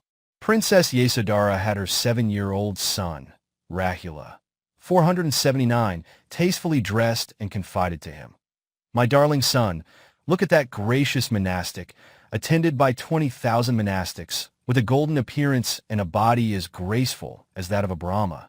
He is your father." Before his renunciation and becoming a monastic, there used to be 4 golden pots, named Saka, Ella, Upala, Porka, which disappeared simultaneously with his renunciation. So approach your father and ask for your inheritance, saying, "Father, I am a young prince, and I will, in due course, be crowned a universal monarch of the 4 islands, and, as such, I am in need of wealth and treasures befitting such a king. I pray that those 4 golden pots may be given to me as my inheritance, in keeping with the tradition of a son always inheriting from his father." She then sent the young prince to the Buddha. When Prince Rāhula came close to the Buddha, he felt the warmth of the affectionate love of a father. Overwhelmed with joyousness, he addressed him, "Exalted Father, the sphere of your protection is, indeed, so peaceful, calm, and comfortable." And after a moment of sweet childish chatter, he sat close to the Buddha. After finishing the meal, the Buddha gave a discourse on the merits of the provision of alms food and left the palace for the Nigrata monastery, in the company of 20,000 Arahats. Prince Rāhula immediately went along behind the Buddha, making the request, "Exalted Father, may you give me my inheritance," and repeating it all along the way to the monastery. The Buddha did not say a word to him, such as, "Beloved son, go back home," and none of the king's personnel dared hinder him, as it was a matter of a son following his father. In this way, Prince Rāhula arrived at the monastery together with the Buddha, asking for his inheritance all the way. On arrival at the monastery, the Buddha thought it over.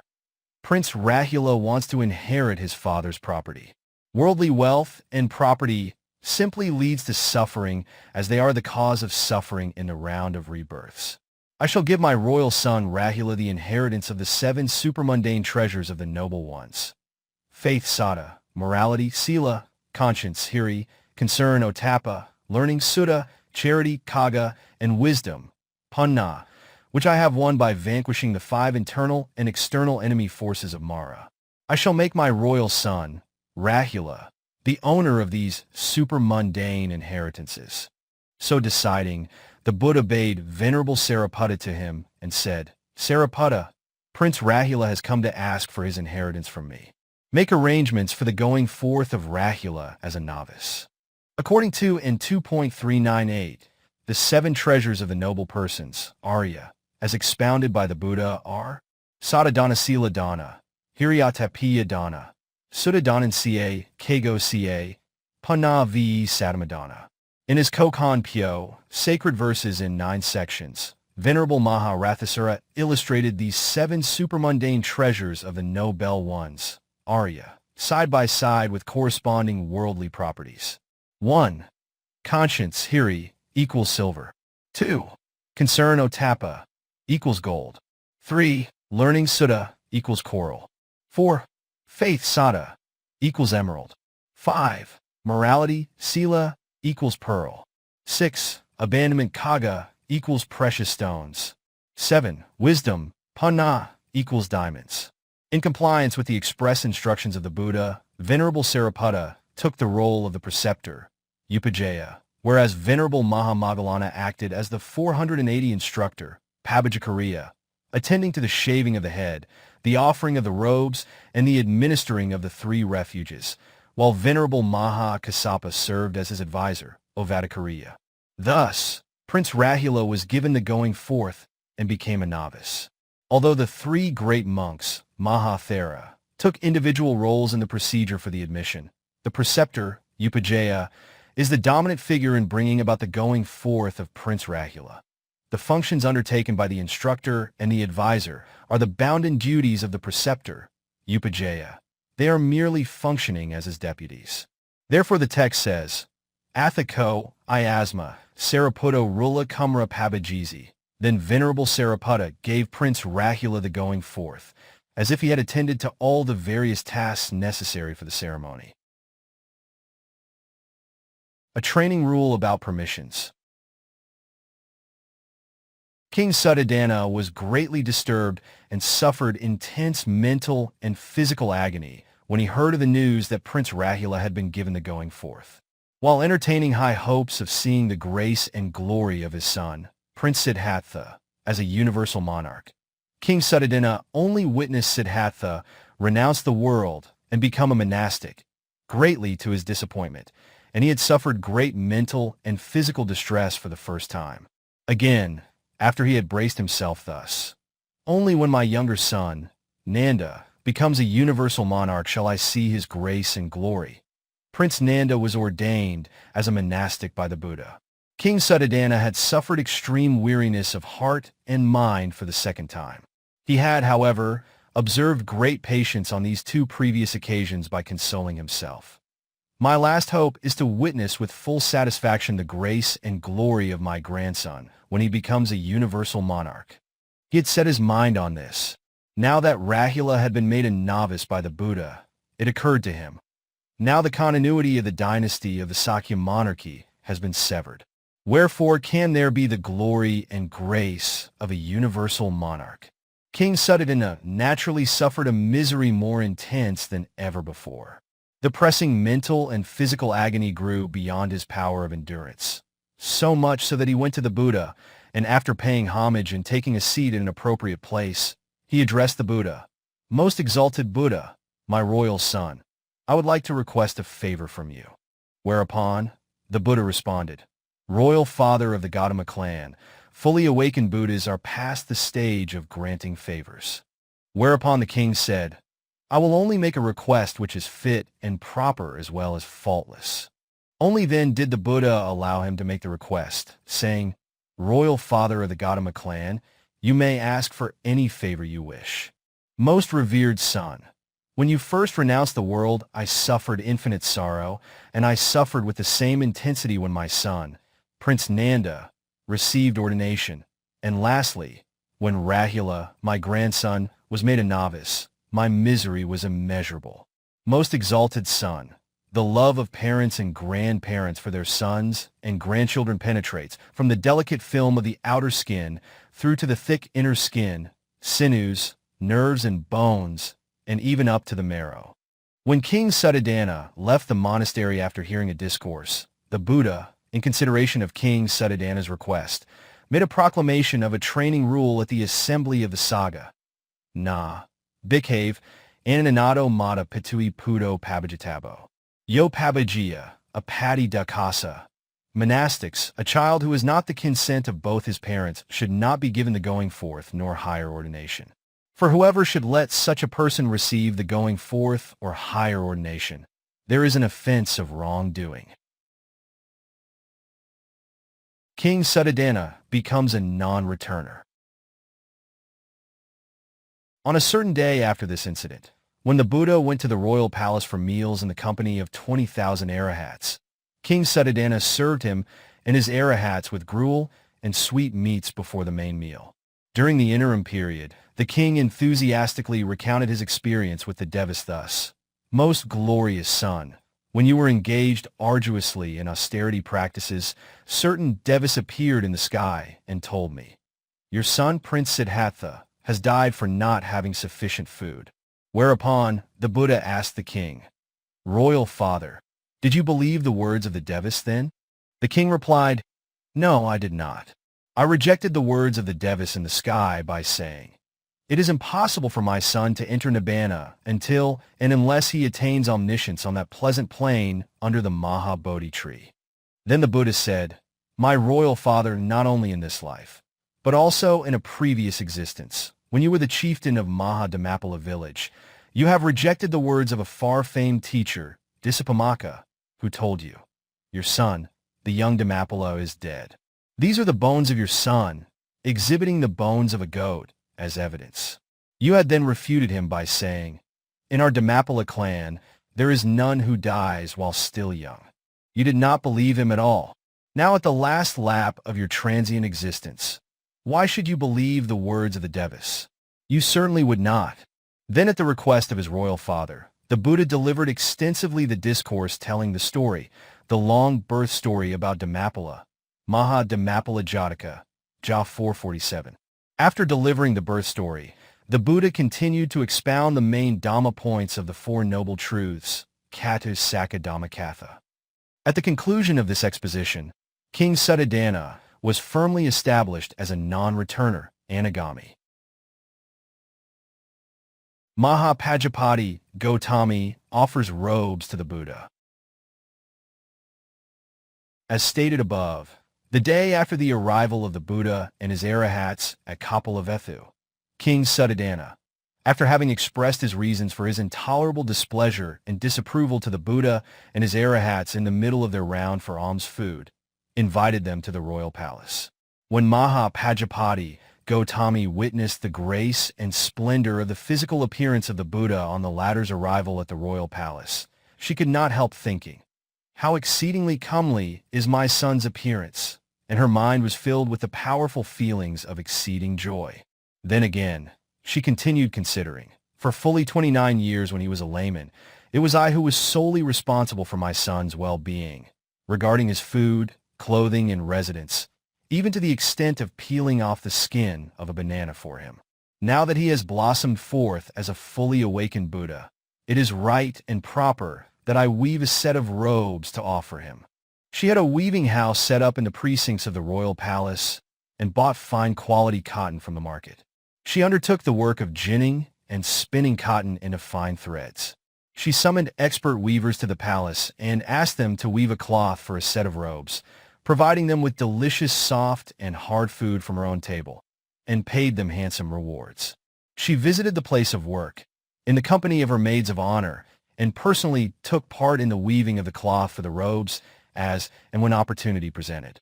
When the fine cloth had been woven and the weavers were given suitable rewards, she placed the cloth in a casket of sweet scents so that it might be infused with the sweet fragrance, and when everything was set, she approached the king and said, "Your Majesty, I wish to offer this newly woven fine cloth for a set of robes to your exalted son personally in the monastery." King Sātāgiri caused the roadway between the palace and the monastery to be swept clean. Every street was swept. Pots filled with water were placed along the road, which was lined with decorative pennants and streamers. From the palace gate to the Nālaka monastery, the whole route was strewn with flowers. With great pomp and ceremony, Mahapajapati Gautami, bedecked with ornaments and in full ceremonial dress, proceeded to the monastery in the company of her maids of honor, carrying on her head the fragrant casket containing the piece of cloth for making robes, and on arrival addressed the Buddha.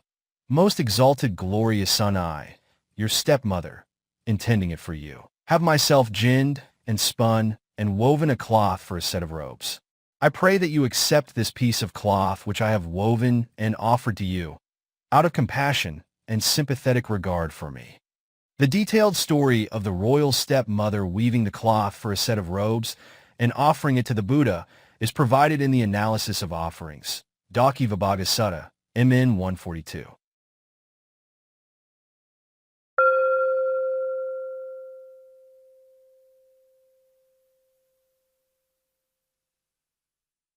(19) The Ordination of 1,000 Sakyan Princes. Having thus established his father, King Sātāgiri, in the three lower fruition stages of stream entry, Sotapatti Phala, once returner, Sakadagami Phala, and non-returner, Anagami Phala, the Buddha left Kapilavatthu in the company of 20,000 Arahats and journeyed towards Rājagaha. On arrival at the Anyapia mango grove of the country of Mulla, the Buddha broke the journey for some rest. At that time, King Sātāgiri summoned an assembly of all the members of the royal Sakyan clan and addressed them. "You members of the royal Sakyan clan, if my son had chosen to remain as a sovereign ruler, 7 treasures would have appeared, and he would certainly have become a universal monarch ruling over the 4 island continents. And my grandson Rāhula, befitting the eldest son treasure of the 7 treasures, would have accompanied the universal monarch together with all the noble rulers on earth, attending to administrative matters wherever the wheel treasure rolled on. All you Sakyan rulers are well aware of this. Now that my noble son has become a Buddha, the crown of the 3 worlds, he being a Buddha of royal descent, let only princes of royal blood attend upon him. I would urge you, therefore, that each and every royal household present me a prince. I will arrange for their ordination in the presence of my son, the Buddha." They all readily signified their assent by saying, "Very well, Your Majesty." And 1,000 princes of the royal family spontaneously went along with the king to the Anyapia mango grove and received ordination from the Buddha. The 6 princes. At the ceremony of the palm reading, after the birth of the Bodhisattva, all the members of the 80,000 royal families had made the promise. Whether he becomes a universal monarch or a Buddha, we will see to it that he goes about duly attended on exclusively by the royal princes. Although quite a number of Sakyan princes had received ordination, 6 princes. 1. Prince Bhaddiya, the one taking his turn to rule at the time. 2. Prince Anuruddha. 3. Prince Ananda. 4. Prince Bhaga. 5. Prince Kimala. And 6. Prince Devdutta were discovered by other Sakyan families as not honoring the promise. They censured and expressed their disapproval, saying, "We all have had our sons ordained, but these 6 princes have behaved as if they are strangers and not relatives. How dare they remain without receiving ordination?" Whereupon, Prince Mahanama went to his younger brother, Anuruddha, and consulted with him, saying, "My dear brother Anuruddha, no member of our family has yet received ordination, and it will be right and proper for either of us to receive ordination." It is to be stated here that Prince Anuruddha was an extremely gentle person, born and brought up in great wealth and luxury. Anuruddha was a prince who had not heard of the term have not, and was ignorant of its meaning, as we see in the following story. Prince Aniruddha. One day, these 6 princes played a game of marbles with a stake that the loser should provide cakes.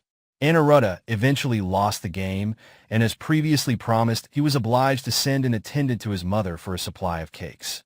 His mother arranged to provide the cakes as requested. The 6 princes happily enjoyed the cakes and went on playing game after game. Aniruddha was the loser every time, and his mother had to fulfill his request 3 times in succession. But when he sent his attendant for the 4th time, his mother was compelled to give the answer, Puva nati, meaning there are no cakes. As Prince Aniruddha did not understand the meaning of the word nati, he thought it to be a cake of some sort, so he sent the attendant back with instructions to bring the nati cakes. His mother, being well aware of the fact that his son was totally ignorant of the term nati, considered that she would teach him the meaning of nati. So, she expediently put one empty gold cup as a cover upon another and sent them to her son. Whereupon, the guardian devis of the city remembered the meritorious deeds of Aniruddha in a previous existence. As an abhara, a poor person, he liberally offered his hard-earned quota of a meal to a Paksabuddha named Upatissa, making this wish. May I be free from want, not ever hearing the words, there are none, nati, not knowing even the source of cooked rice. The Devis were aware that they might not be allowed to attend the assembly of celestial beings should they let Aniruddha see the empty cups. Above, all their heads were liable to be split into 7 pieces for such an act of omission. Therefore, they filled the empty gold cups with celestial cakes. At the game pitch, as soon as the cup full of celestial sweetmeats was opened, the atmosphere of the whole city became laden with its fragrance, and the flavor of the ambrosia permeated 7,000 palatal nerves of Aniruddha as he placed a bit of it in his mouth. Aniruddha thought to himself, for such a long time my mother has not cooked me this nati cake. She does not seem to love me. From now on, I will eat no other kind of cake except this kind. On his arrival at the palace, he asked his mother, Mother, do you really love me or not? His mother replied, My dear son, Aniruddha, just as a man who is only one I values and cherishes it most, so I love you more than anything else, more than my heart. Then Aniruddha asked again, Mother, why, though loving me so, have you never prepared such a nati cake for me even over such a long period of time? When his mother heard this curious question, she summoned the young attendant and asked him, Young man, was there anything in the cup? He replied, Dear mother, the cup was filled to its brim with a sort of sweetmeats which we have never seen before. His mother then realized that her son must be a man of power and glory, who had accumulated much merit from his past good deeds. She rightly considered the truth of the matter that celestial beings must have put celestial sweetmeats in the cup and sent it to the prince. Then Aniruddha told his mother, Mother, from now on I shall not eat any edibles except these nati cakes. Just cook only these nati cakes for me.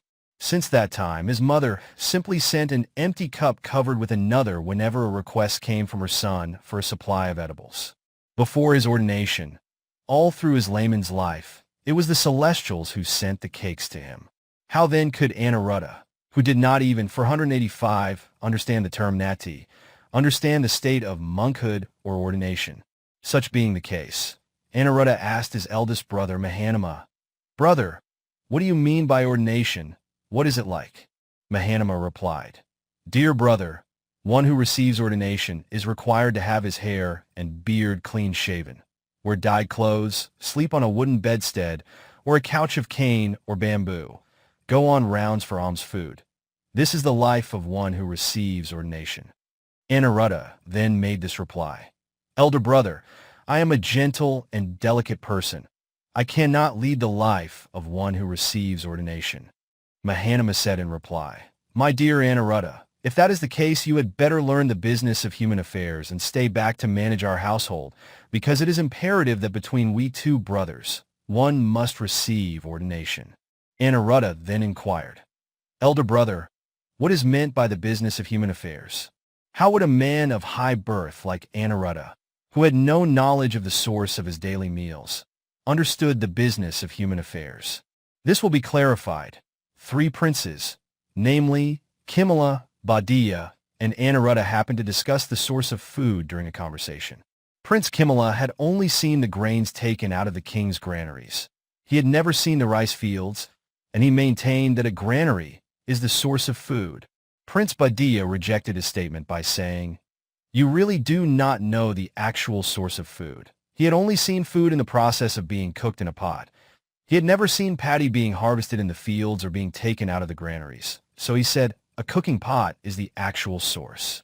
Prince Anuruddha had never seen paddy being taken out from the granaries, nor rice being cooked in a pot and ladled out from it. He had only seen a gold cup filled with cooked rice which was previously removed from the pot. He had therefore the fixed idea that food spontaneously appears in the cup when he feels like eating. So he took his turn saying, "Both of you are ignorant of the source of food. Its source is a gold dish studded with fine jewels." These three princes were totally ignorant of the source of food, and so Anuruddha asked his brother, "Elder brother, what is this business of human affairs?" In honest simplicity. Elder brother Mahanama said, "My dear younger brother, Anuruddha, come, I will teach you the work and business of human affairs. 1.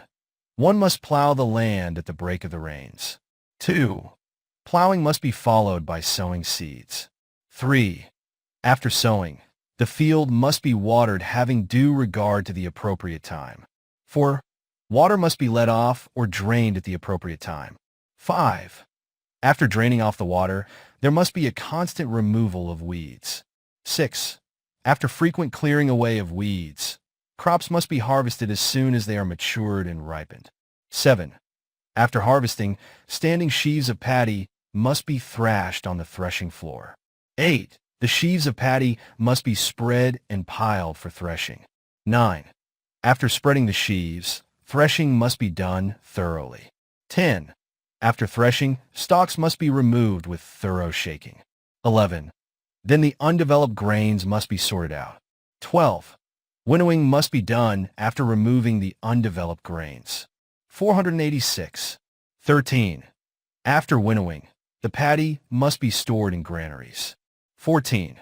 When everything is done as described above, the same work must be carried out routinely year after year.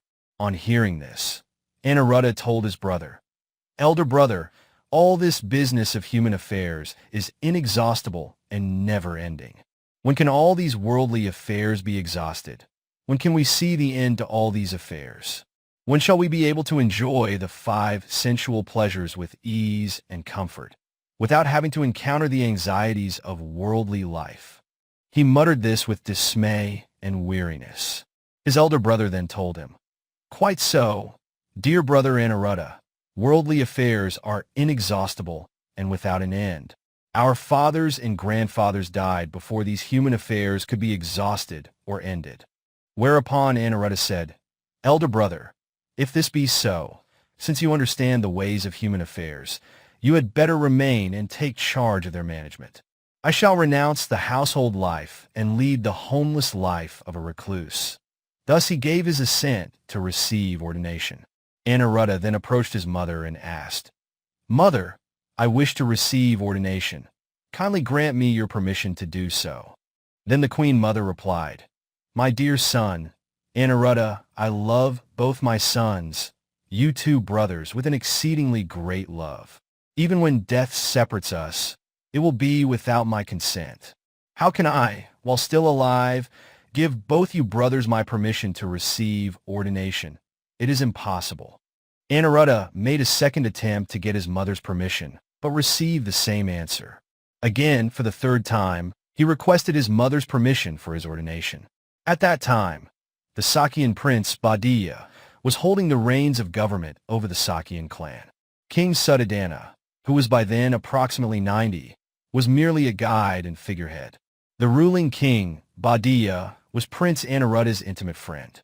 The Queen Mother thought to herself, "At present, my son Anuruddha's friend, the Sakyan king, Badiya, is still ruling over the Sakyan royal clan. That King Badiya cannot, by any means, receive ordination, at least for the time being." So she told Anuruddha, "My dear son, Anuruddha, you have my permission to receive ordination, if your playmate the Sakyan king, Badiya, is also prepared to receive ordination." Anuruddha then approached his friend and requested, "My dear friend Bhaddiya, my receiving ordination is connected to you." Bhaddiya then said in response, "Dear friend Anuruddha, if there is a relationship between your ordination and myself, let it no longer exist. You and I." Here, what Bhaddiya actually meant to say readily with love for his friend was, "You and I both will receive ordination together," but being restrained by attachment to the luxury of kingship, he stopped short with, "You and I," and said, "You may happily receive ordination as you please." Nevertheless, Anuruddha made a fresh request. "Come, my dear friend, let us receive ordination together." Whereupon Bhaddiya gave his frank answer, "My dear friend, Anuruddha, I cannot receive ordination, but I am prepared to do whatever I can in matters concerning a friend other than receiving ordination. As regards ordination, do please receive it by yourself." Whereupon Anuruddha asserted, "My friend, my mother had said, if your friend, King Bhaddiya, is prepared to receive ordination, you may do so." Friend Bhaddiya, you said, "Friend Anuruddha, if there is a relationship between your ordination and myself, let that relation no longer exist. You and I, you may happily receive ordination as you please." Almost at the point of gratifying my wish, you prevaricated, and you have spoken evasive words to escape commitment. Friend Bhaddiya, do let us go. Let us both receive ordination. Anuruddha thus persistently made refusal impossible. King Bhaddiya said, "My dear Anuruddha, please wait for 7 years, and we will both receive ordination then." "My dear Bhaddiya, 7 years is too long. I cannot wait for such a long time," replied Anuruddha. Bhaddiya said in reply, "Please wait for 6 years, and then successively 5 for 3, 2, 1 year, reducing a year each time. At the 487 end of 1 year, we will both receive ordination." But Anuruddha insisted, "My dear friend Bhaddiya, 1 year is too long a time. I cannot wait for that long." Bhaddiya then asked Anuruddha to wait for 7 months. They would then both receive ordination. Anuruddha again replied that the period of 7 months was a long time. He could not wait for such a long time. Bhaddiya eventually reduced the period of grace from 7 to 6, 5 for 3, 2, 1, and lastly half a month, but Anuruddha would not give in and again said 15 days too was still a very long time, and he could not wait that long. At last King Bhaddiya, as a final proposal, asked for 7 days' grace to enable him to relinquish the duties of a king and hand over the affairs of the state to his son, elder, and younger brothers. Anuruddha was satisfied and said, "My dear Bhaddiya, 7 days is not too long a time. I will wait for 7 days." And they came to a mutual agreement. 6 Sakyan princes and Upali the barber. The group of 6 princes comprising 1. King Bhaddiya, 2. Prince Anuruddha, 3. Prince Nanda, 4. Prince Bhaga, 5. Prince Kimala, 6. Prince Devdutta, the Buddha's brother-in-law, enjoyed earthly pleasures to the fullest, like Devis enjoying celestial luxuries, for full 7 days before they went out of the city, as though going out for joyful garden sports, escorted by regiments of elephants, cavalry, chariots, and infantry. On arrival at the border, the 4 regiments of the army were ordered to return while they went into the neighboring country of Mulla. Once inside the country of Mulla, the 6 princes took off their ornaments, wrapped them up with outer garments, and handed the bundle to their barber Upali by way of a parting gift, saying, "My dear friend Upali, you may return home. This should keep you going to an advanced age." Upali, the barber, wept, rolling on the ground at the feet of the princes, as he was loath to part from his masters, but he dared not disobey their command. So he was obliged to make his way home, carrying the bundle of gifts. When Upali parted from his masters, there was a loud and fearsome noise, as if the large, thick forest wailed and the great earth quaked and trembled in lamentation. A little while after Upali had separated from the princes, he stopped and thought to himself, "The Sakyan royal families are harsh and ruthless. They might misjudge and wrongly conclude. This barber, Upali, has dispatched the 6 princes, and they might order me to be killed. If even these princes could abandon kingly luxuries and splendor to receive ordination, discarding priceless ornaments as they would spittle, why would a lowly, wretched person like me not be able to receive ordination? So thinking and realizing, he took out the precious things he had brought and hanging them on a tree, said, I have given up these properties through generosity. Anyone who finds them is free to take them as he pleases. As soon as the 6 princes saw the barber, Upali, coming from a distance, they questioned, Friend Upali, why have you returned to us? Then he explained all that had occurred to him and what he had done. Then the princes told him, Upali, not going back to the royal city is very good indeed. As you have thought, members of the royal Sakyan family are harsh and ruthless. Supposing you had returned, they might have had you executed under the false impression that you had done away with the 6 princes. The 6 princes took Upali along with them to Anupiya mango grove where the Buddha was residing. On arrival, they respectfully paid homage to the Buddha, took their seat at places free from the 6 faults, and addressed him thus, Most exalted Buddha, we Sakyan royalty, are harsh and stern with pride of birth. This man Upali has been our servant for the many years past. We beseech you to give him priority in receiving ordination before any one of us. By ordaining him in this way, the rest of us would have to make homage to him, greet him when he approaches, and pay our respects with raised hands. By so doing, our Sakyan pride of birth, so harsh and stern, and our vanity will be broken. Then the Buddha had Upali, the barber, ordained first as requested, and that was followed by the 6 princes. The Buddha, accompanied by over 20,000 monastics, left the Anupiya mango grove, near the village of Anupiya, in Mulla country, for Vivana monastery, in Rājagaha, where he observed the second rain's retreat together with 20,000 monastics. The attainments of the 6 princes. The Buddha kept the second rain's retreat, Yasa, at Vivana monastery, Rājagaha. It was during this period that Venerable Bhaddiya became established as an Arahat accomplished in the 3 understandings, Tavijja knowledge of previous existences, Pubnavesa e with Makrane, knowledge of divine sight, Dibakaku e with Makrane, and knowledge of the destruction of the pollutants, Asavakya e with Makrane.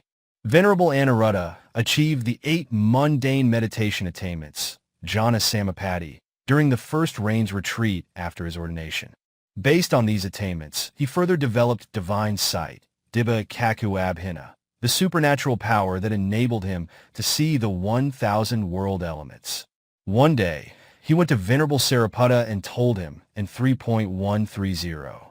1. Friend Sāriputta, in this Buddha's dispensation, Sasana, I can see the 1,000 world elements by means of divine sight, Dibba Kaku Abhina. 2. My effort is vigorous and resolute, not flagging. My mindfulness is clear and intent, wholly free from forgetfulness. My body is also calm and collected, completely free from anxiety. My mind is serene, fixed on a single object. 3. In spite of all this, my mind, though void of craving, ta and wrong view daihai, is still not free from the grip of the pollutants, asava. Meaning, he has not yet achieved awakening. Whereupon, Venerable Sāriputta said, Friend Anuruddha 1, when you are preoccupied with the thought as described in your first statement, it is a case of pride, mana, arising in your mental continuum.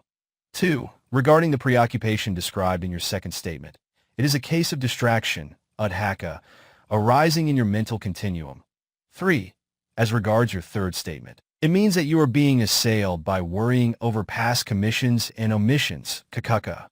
Let me beseech you, friend Anuruddha, to get rid of these 3 states of pride, distraction, and worry, and to occupy your mind only with the thought of nibbana, the deathless state, amittadatta. He then gave Venerable Anuruddha a discourse on the practice of meditation. Having learnt the technique of meditation from Venerable Sāriputta, Venerable Anuruddha took leave of the Buddha and left for Seti country, and in the bamboo grove which lay east of where the Buddha was residing, he started practicing meditation. He began practicing in a walking posture for 15 successive days without lying down. The strain was so severe that he became tired and weak. He could not help sitting down under a bamboo grove where he continued his meditation, contemplating on the 8 thoughts of a great being, Mahapurisa Vitakka. Having acquired 7 of them, he became exhausted through strain at the 8th stage. When the Buddha knew of his distress, he came personally to the bamboo grove and helped him complete the 8th stage by expounding the discourse on Anuruddha's great thoughts, Anuruddha Mahavitakka Sutta, and 8.30, together with the discourse on the lineage of the noble ones, Arya Vesa Sutta, and 4.28. Foreseeing that the very same forest would serve as a sufficing condition, Upatissa Pakaya, for the attainment of awakening, the Buddha instructed him, Anuruddha, carry on with your work during the next rains retreat also at this place. After this, the Buddha left by means of psychic power, Iti Vida Abhina, and arrived immediately at the forest of Basakala near the town of Smajiri in Baga country. On arrival there, the Buddha taught the discourse on Anuruddha's great thoughts to the monastics residing in the forest there. Venerable Anuruddha kept the next 2 rains retreat, Vasa, in the bamboo grove as instructed by the Buddha, and continued to practice meditation, and eventually he attained the Arahat fruition stage. Venerable Nanda listened to the discourse given by Venerable Pua, son of a Brahmin woman named Mant, who explained the arising of the I concept based on the 5 aggregates, Khanda, with the illustration of a reflection of one's own face from the clear surface of a mirror or a cup of water. He also taught Ananda the triple round discourse, Tepariva Dhamma Dasana, concerning the 3 characteristics of impermanence, anicca, suffering, dukkha, and non-self, anatta, of the 5 aggregates. As a result of hearing these discourses from Venerable Pua and reflecting on them, Venerable Ananda became a stream inner. SN 22.83. After all the elders, Thera, as described above, had gained awakening, the great elders Bhagu and Kimala also practiced insight meditation, Vipassana, and eventually they also became Arahats. Venerable Devdatta also engaged himself in meditation practices, but he was able to achieve only the 8 mundane absorption, jhana, attainments with the supernormal powers, iti, which is possible to those who are yet of the world, Puthajanika iti. He was not a noble one, but only an ordinary monastic with meditational power.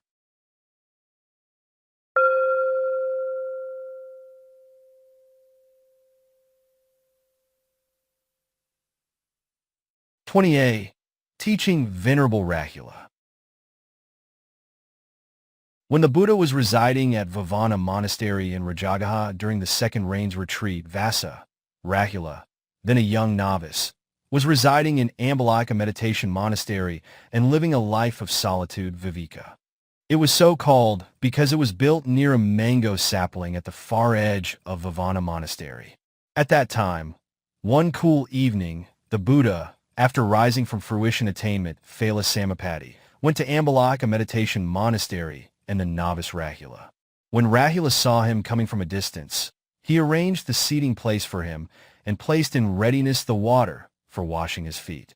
The Buddha sat on the reserved seat after washing his feet, which was merely as a gracious acceptance of service rendered by a dutiful disciple, because his feet were always free from dust. Novice Rāhula seated himself at a spot free from the 6 kinds of fault, after making respectful homage to him. 1. The Buddha left a small amount of water in the basin after washing his feet and asked Rāhula, "My son Rāhula, do you see the small amount of water I have left in the basin?" "Yes, my lord," replied Rāhula. Then he exhorted him, "Just as the water left in the basin is small, so the good and noble ascetic's life, which should be practiced to eradicate the defilements, is hopelessly small in the physical and mental continuum of persons who knowingly speak lies without any sense of shame." This was the first exhortation given by the Buddha. 2. The Buddha then poured away the little water he had left in the basin and asked, "Son Rāhula, do you see I have thrown away the small amount of water?" "Yes, my lord," replied Rāhula. Then he exhorted him, "Just as I have thrown away the little water in the basin, so persons, who knowingly speak lies without any sense of shame, throw away the good and noble ascetic's life which eradicates defilements." Thus the Buddha gave the second exhortation. 3.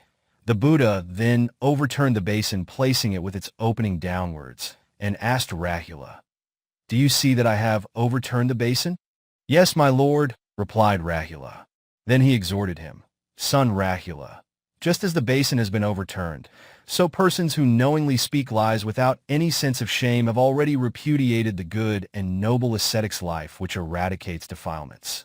Thus the third, 494, exhortation was given by the Buddha. 4. Then again the Buddha turned up the overturned basin, but by that time there was not a drop of water in the basin. And he said to Rāhula, "Son Rāhula, do you see this basin is without a single drop of water in it, and it is altogether purposeless?" "Yes, my lord," replied Rāhula. He then exhorted him, "Like this water basin without a drop of water in it, which is altogether purposeless, so too within the shameless persons who knowingly tell lies, all is vain, and there is not a drop of the good and noble ascetic's life which eradicates defilements." The Buddha, thereafter, proceeded to expound the discourse that follows.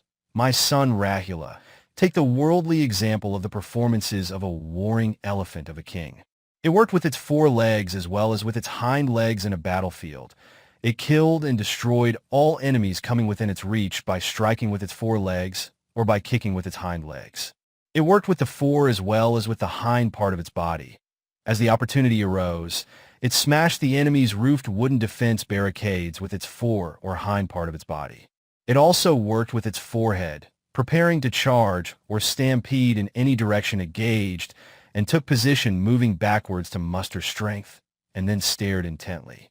The very sight of the immense warrior elephant glaring thus struck terror into thousands of enemy troops, and they fell into disarray. It also made use of its ears. It struck off the enemy arrows with its ears and made them fall to the ground. It also worked with the pair of its tusks. It gored the enemy elephants, horses, elephanteers, cavalry, and infantry with its pair of tusks. It used its tail too. It cut and hacked the enemy with knives and maces tied to its tail with creeping vines. However, it still protected its trunk by coiling it into its mouth. Reflecting on these performances of the king's warring elephant, the thought occurred in the mind of its rider. This warrior elephant of the king, on the battlefield, works with both its pair of 4 legs and hind legs, and with the fore part of its body, as well as with its hind part. It also works with its forehead, its pair of ears, pair of tusks, and also with its tail. However, it protects its trunk by thrusting it into its mouth. This warrior elephant has no mind yet to sacrifice its life. Son Rāhula. At another time, the king's great warrior elephant on the battlefield, as stated above, worked with its 4 legs, as well as with its hind legs. It fought also with its tail. With its trunk also it worked, holding aloft iron or wooden maces, and striking and demolishing targets 18 cubits high. On seeing this behavior of the warrior elephant, it occurred to the mind of the rider. The king's great warrior elephant in battle has worked with its 4 legs as well as with its hind legs. It has worked with its tail. It has also worked with its trunk. The king's warrior elephant has given up its life. Now there is nothing the mighty warrior elephant would not do. Son Rāhula, I say unto you, in like manner for the shameless person who knowingly tells lies, there is no act of demerit which he dares not do. Therefore, Rāhula, you should resolve, I will not speak lies, even jokingly or even for fun, and strive to observe the 3 training rules, Sikha. The Buddha had thus profoundly stressed the importance of refraining from telling lies. He went on, Son Rāhula, what do you think of what I am about to ask you? Answer me as you please. What are the benefits of a mirror? Rāhula replied, one can benefit from it by improving one's facial appearance when one sees black moles and pimples reflected in it. In like manner, Son Rāhula, one's physical, verbal, and mental activities should be performed after due observation and consideration with one's eye of wisdom. With this brief preface to serve as a table of contents, the Buddha taught the discourse dealing elaborately on how one should do bodily actions, how one should speak, and how one should exercise the mind with great care, and only after careful consideration use one's intellectual faculty. When an intention arises to perform a physical, verbal, or mental act, before doing any of them, one should deliberate first. Would my intended physical, verbal, or mental action prove to be harmful to myself, to another person, or to both? Would they become demeritorious deeds which would cause increased suffering? If, after deliberation, the intended actions would prove harmful to oneself, to another or both, or would become demeritorious deeds which would cause increased suffering, one should strive to avoid performing such physical, verbal, and mental deeds. On the other hand, after deliberation, if these intended actions prove not to be harmful to oneself, to another or to both, or would become meritorious deeds which would promote happiness, sukha, then such physical, verbal, and mental deeds should be performed. Likewise, while in the process of performing a physical, verbal, or mental deed, one should deliberate thus. Is what I am doing, saying, or thinking harmful to myself, to another, or to both? Are they demeritorious deeds, causing increased suffering? If, after deliberation, they are found to be so, one should, with moral aversion, cease performing any such deeds without proceeding any further. On the other hand, if, after deliberation, they are found to be not harmful to oneself, to another, or to both, but are meritorious deeds furthering the cause of happiness and well-being, they should be pursued with vigor, again and again. When any physical, verbal, or mental act has been performed, one should deliberate as in the foregoing manner thus. Have my physical, verbal, or mental actions been harmful to myself, to another, or to both? Have they been demeritorious deeds that have caused increased suffering? If they prove to be so, with regard to demeritorious physical and verbal deeds, admission must be made before the Buddha or a wise and knowledgeable fellow disciple, frankly, clearly, and without reservation that such wrong physical and verbal acts have been committed. Then one must discipline oneself that such wrong deeds will not recur in future. With regard to demeritorious mental activities that have been committed, one should be weary of such mental acts, be ashamed of them, and loathe them. One must also exercise restraint and discipline oneself so that such misdeeds will not recur in future. If after such retrospection and deliberation, one finds that one's physical, verbal, or mental deeds have not harmed oneself or another or both, but have contributed to promote happiness and well-being, then night and day, one may dwell in the joy and satisfaction associated with such meritorious deeds, and one must further strive in the observance of the three trainings, Sikha.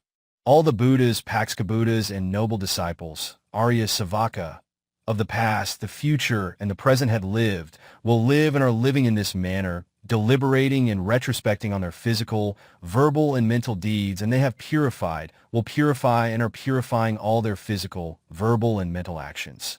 The Buddha concluded the discourse with these words of exhortation.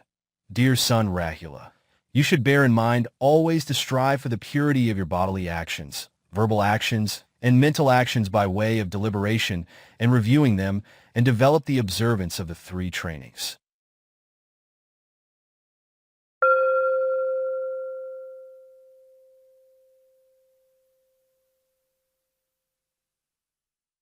(20b) Venerable Nanda's story. While the Buddha was residing at the Jetavana monastery, his younger brother, Venerable Nanda, being unhappy as a member of the Sangha, told his associates, "Friends, I am not happy living the life of a monastic in this dispensation, Sasana. I am practicing the three training rules reluctantly. I am unable to continue observing these noble precepts. I intend to give up the practice and return to a layman's life." When the Buddha heard the news, he sent for Venerable Nanda and asked, "Have you told your monastic companions? Friends, I am not happy living the life of a monastic in this dispensation, Sasana. I am practicing the three training rules reluctantly. I am unable to continue observing these precepts. I intend to give up the practice and return to a layman's life." Whereupon, Venerable Nanda admitted, "It is true, my lord." The Buddha then asked him again, "Dear younger brother Nanda, why have you been observing the three noble precepts against your will? Why can you not continue to observe these training rules? Why do you want to give up the life of a monastic and revert to that of a layman?" Venerable Nanda said, "Most exalted elder brother, when I left the royal palace carrying your alms bowl on my shoulder, my sister and betrothed, the Sakyan princess Janapadakali, came dashing to the window with her hair half dressed and said to me, 'Your Highness, please come back quickly. I keep thinking of these words of my betrothed ever since I left the palace, and that is the reason why I have to practice the three training rules against my will and pleasure, and I am no longer capable of observing the precepts. I shall now give up the life of a monastic and revert to a layman's life." Nanda gave this simple and honest answer. The Buddha then, taking along Venerable Nanda, went to the Upatissa realm by his supernormal powers as though lifting him by the arms. On the way, he showed Venerable Nanda an aged female monkey sitting on a burnt stump of a tree, with her ears, nose, tail, and other parts of the body, big and small, burnt and tattered. On arrival at Upatissa, he drew Venerable Nanda's notice to 500 celestial maids whose feet were as tender red as pigeons' feet, who had come to wait upon Sakya, and who were standing and worshipping him. He said, "Dear younger brother Nanda, what do you think of this question? Who looks prettier and lovelier when your sister, your fiancée, the Sakyan princess Janapadakali, is judged in comparison with the 500 celestial maids whose feet are as tender red as pigeons' feet?" Whereupon, Venerable Nanda gave this reply: "Most exalted elder brother, the old female monkey which you have shown me on the way, with her ears, nose, tail tattered through being burnt, can in no way be considered as lovely and pretty. And likewise, my sister and fiancée, the Sakyan princess Janapadakali, too, when compared to the 500 fair maids of the celestial world, can no longer be regarded as a model of beauty. Indeed, the 500 celestial maids are far more pretty and lovely than the princess." Then the Buddha gave him this assurance: "Dear younger brother, Nanda, take delight in the practice of the 3 training rules. Take delight in the holy practice of the precepts, which are my instructions. If you actually take delight in the noble practice, I assure you of acquiring the 500 celestial maids whose dainty feet are as tender red as pigeons' feet." When the Buddha gave such an assurance, Venerable Nanda responded, "Most exalted elder brother, if you assure me of the 500 fair maids whose feet are as tender red as pigeons' feet, I shall undertake to observe the 3 noble training rules of the dispensation, Sasana, with delight." Then the Buddha, together with Venerable Nanda, vanished from Upatissa and appeared in the Jetavana monastery instantaneously. When Venerable Nanda took leave of him and had gone to his chamber to spend the time, the Buddha explained all that had transpired to the monastics who assembled to listen to his teaching. Having informed the assembled monastics of what had happened, the Buddha gave the following instructions to them: "Go ye now, monastics, to rebuke Venerable Nanda by calling out to him, 'You big servant who wants something for his service. You are a great buyer who buys something at a fixed price in exchange.'" In giving these instructions, the Buddha was making use of a practical method employed in the world. A skillful person extracts an old nail, left firmly fixed to a post or a plank, by hitting it with another nail, but smaller to cause it to vibrate before it could be loosened by hand and removed. In the same way, Venerable Nanda's intense attachment, deeply rooted in the person of Princess Janapadakali, was first given a loosening jolt and then removed by the temporary diversion to the more attractive celestial maids. Then, in order to do away with the new object of sense pleasure and put Venerable Nanda back on the path of noble practice, the Buddha gave the above instructions to the assembled monastics. In obedience to the Buddha's instructions, these monastics went about spreading the news that the son of stepmother Mahapajapati Gautami, and younger brother of the Buddha, Venerable Nanda, had been observing the noble precepts out of desire for the 500 celestial maids, and that the Buddha had also assured him of acquiring the 500 celestial maids whose feet are as tender red as pigeons' feet. On hearing this, Venerable Nanda's friends went and heaped reproaches on him. It is being said by the people, Nanda is a big servant. Venerable Nanda is a great buyer. He has been observing the precepts because he desires the 500 fair maids of the Deva realm. And the Buddha has also assured him of getting the 500 maids whose feet are as tender red as pigeons' feet. Being called big servant and great buyer by his monastic associates, Venerable Nanda was filled with unbearable shame and disgust. He retired to a secluded place and strove with mindful and earnest diligence in the observance of the monastic training rules with his mind inclined towards nibbana, and soon drained off all the pollutants, asava, and attained full-fledged awakening. He became recognized as one of the 80 great disciples, Asati Maha Savaka. Whereupon an Arahat Brahma approached the Buddha at night, and, standing at a suitable distance, joyfully informed him of the Venerable Nanda's attainment of awakening. Immediately after hearing the tidings, the Buddha, on contemplating, "How fares he?"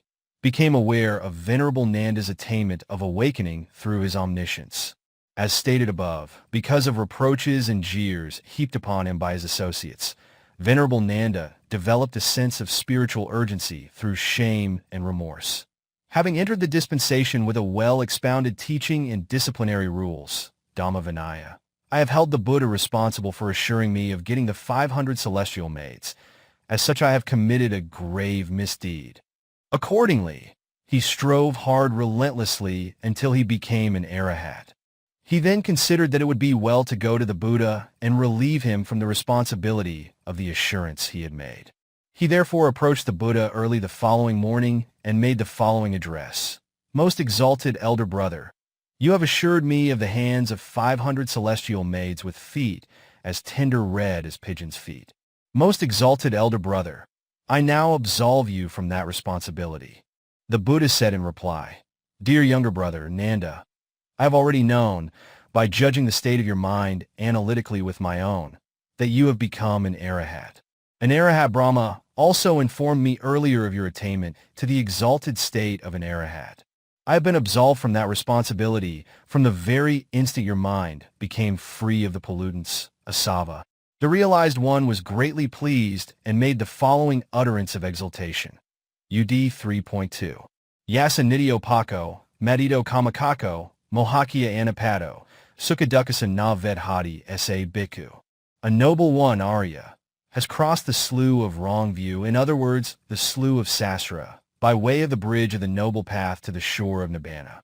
The thorn of sensual passion that pierced the heart of all sentient beings has been crushed to dust with the cudgel of wisdom. Such a noble person has traversed the fourfold path, Magga, and reached Nibbana, attaining awakening, the point of the cessation of delusion, moha. That Arahat monk, who has thus destroyed the darkness of the defilements, is no longer affected by joy or sorrow.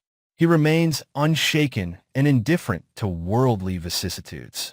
Soon afterwards, a number of monastics asked Venerable Nanda, "Friend Nanda, you said in the past that you were not happy within the dispensation, Sasana, as a monastic. What is the state of your mind these days?" Venerable Nanda replied, "Friends, at present, I have no mind at all to revert to the life of a layman." On hearing these words of Nanda, monastics rebuked him, saying, 500 and Venerable Nanda is telling lies. He is talking about the Arahat fruition, Arahata Phala. He had quite recently been saying that he was not happy in this dispensation, Sasana, and now he is saying that he has no mind at all to revert to the life of a layman. They then went to report the matter to the Buddha, who explained to them, "Monastics, in the immediate past, Nanda's corporeality was just like a badly roofed house, but now it is like a house which is properly roofed."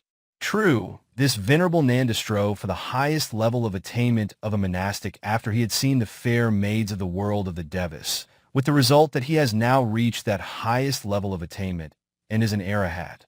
The Buddha then gave a discourse by reciting the following two verses, DHB 13:14. Yatha agra dikana, vasamati vijati, eva abhavita siddha, rago samati vijati.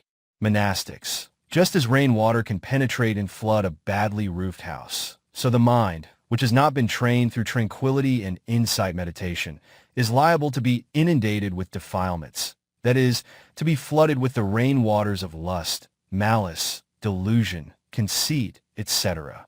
Yatha agra sakana, vunas samati vijati, eva savita siddha, rago nas samati vijati.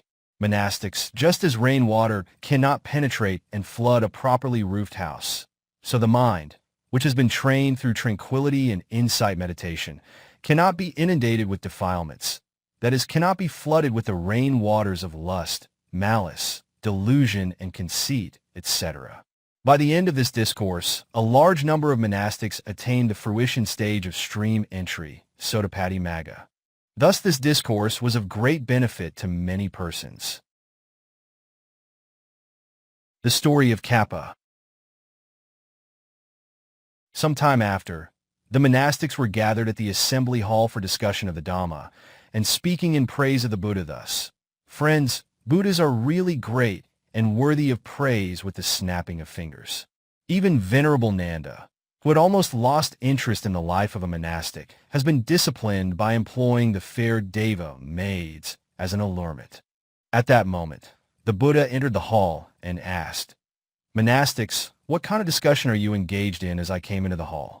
"We are assembled here, discussing the marvelous way in which the Buddha has disciplined Venerable Nanda." Whereupon the Buddha said, "Monastics, it is not only on this occasion that I have exhorted Venerable Nanda by employing a female as an enticement.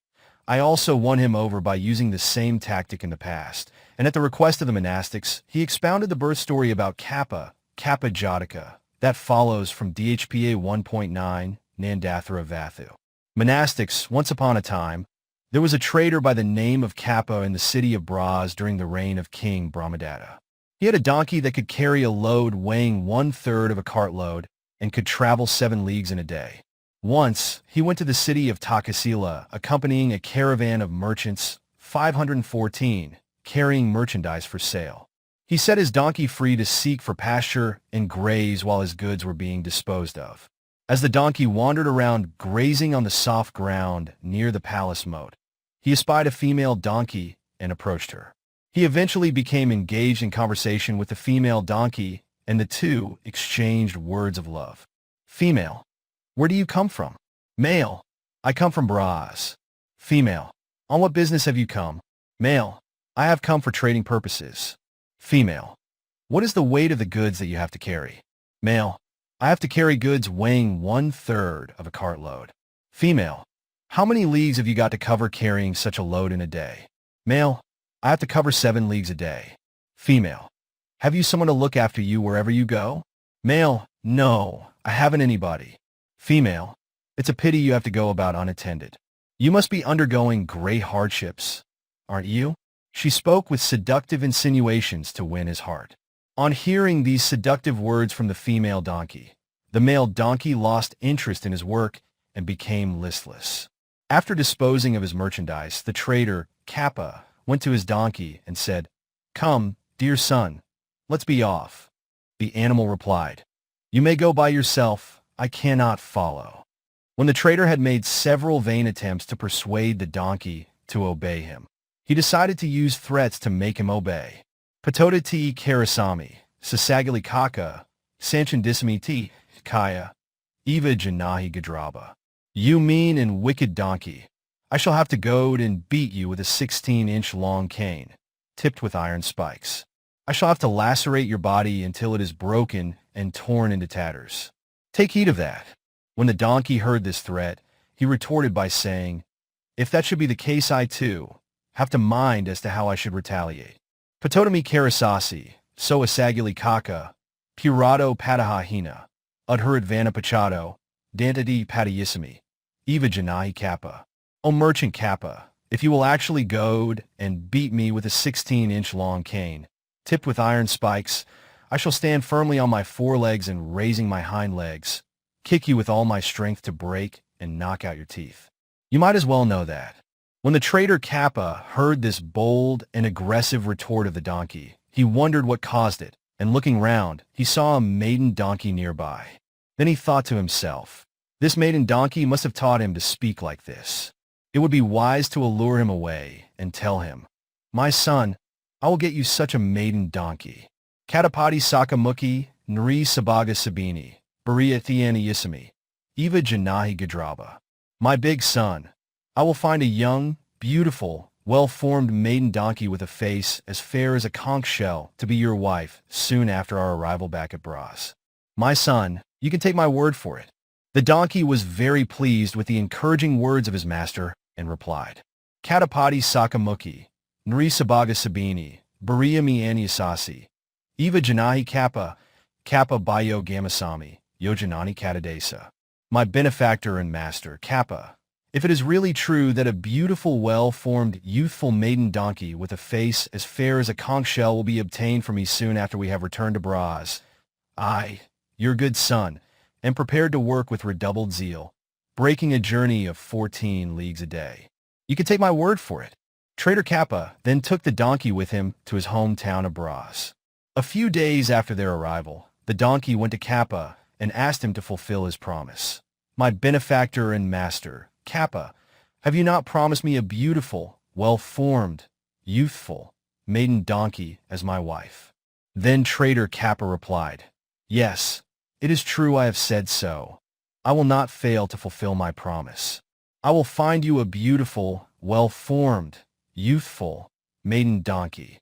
But I will be able to provide food for you only, not for your wife. It is up to you to think if the food that I offer you will or will not be sufficient for both of you. And another thing I wish to emphasize is that, in due time, you will have offspring to look after. And here again, it is for you to consider whether the food which I provide you will be sufficient for your growing family.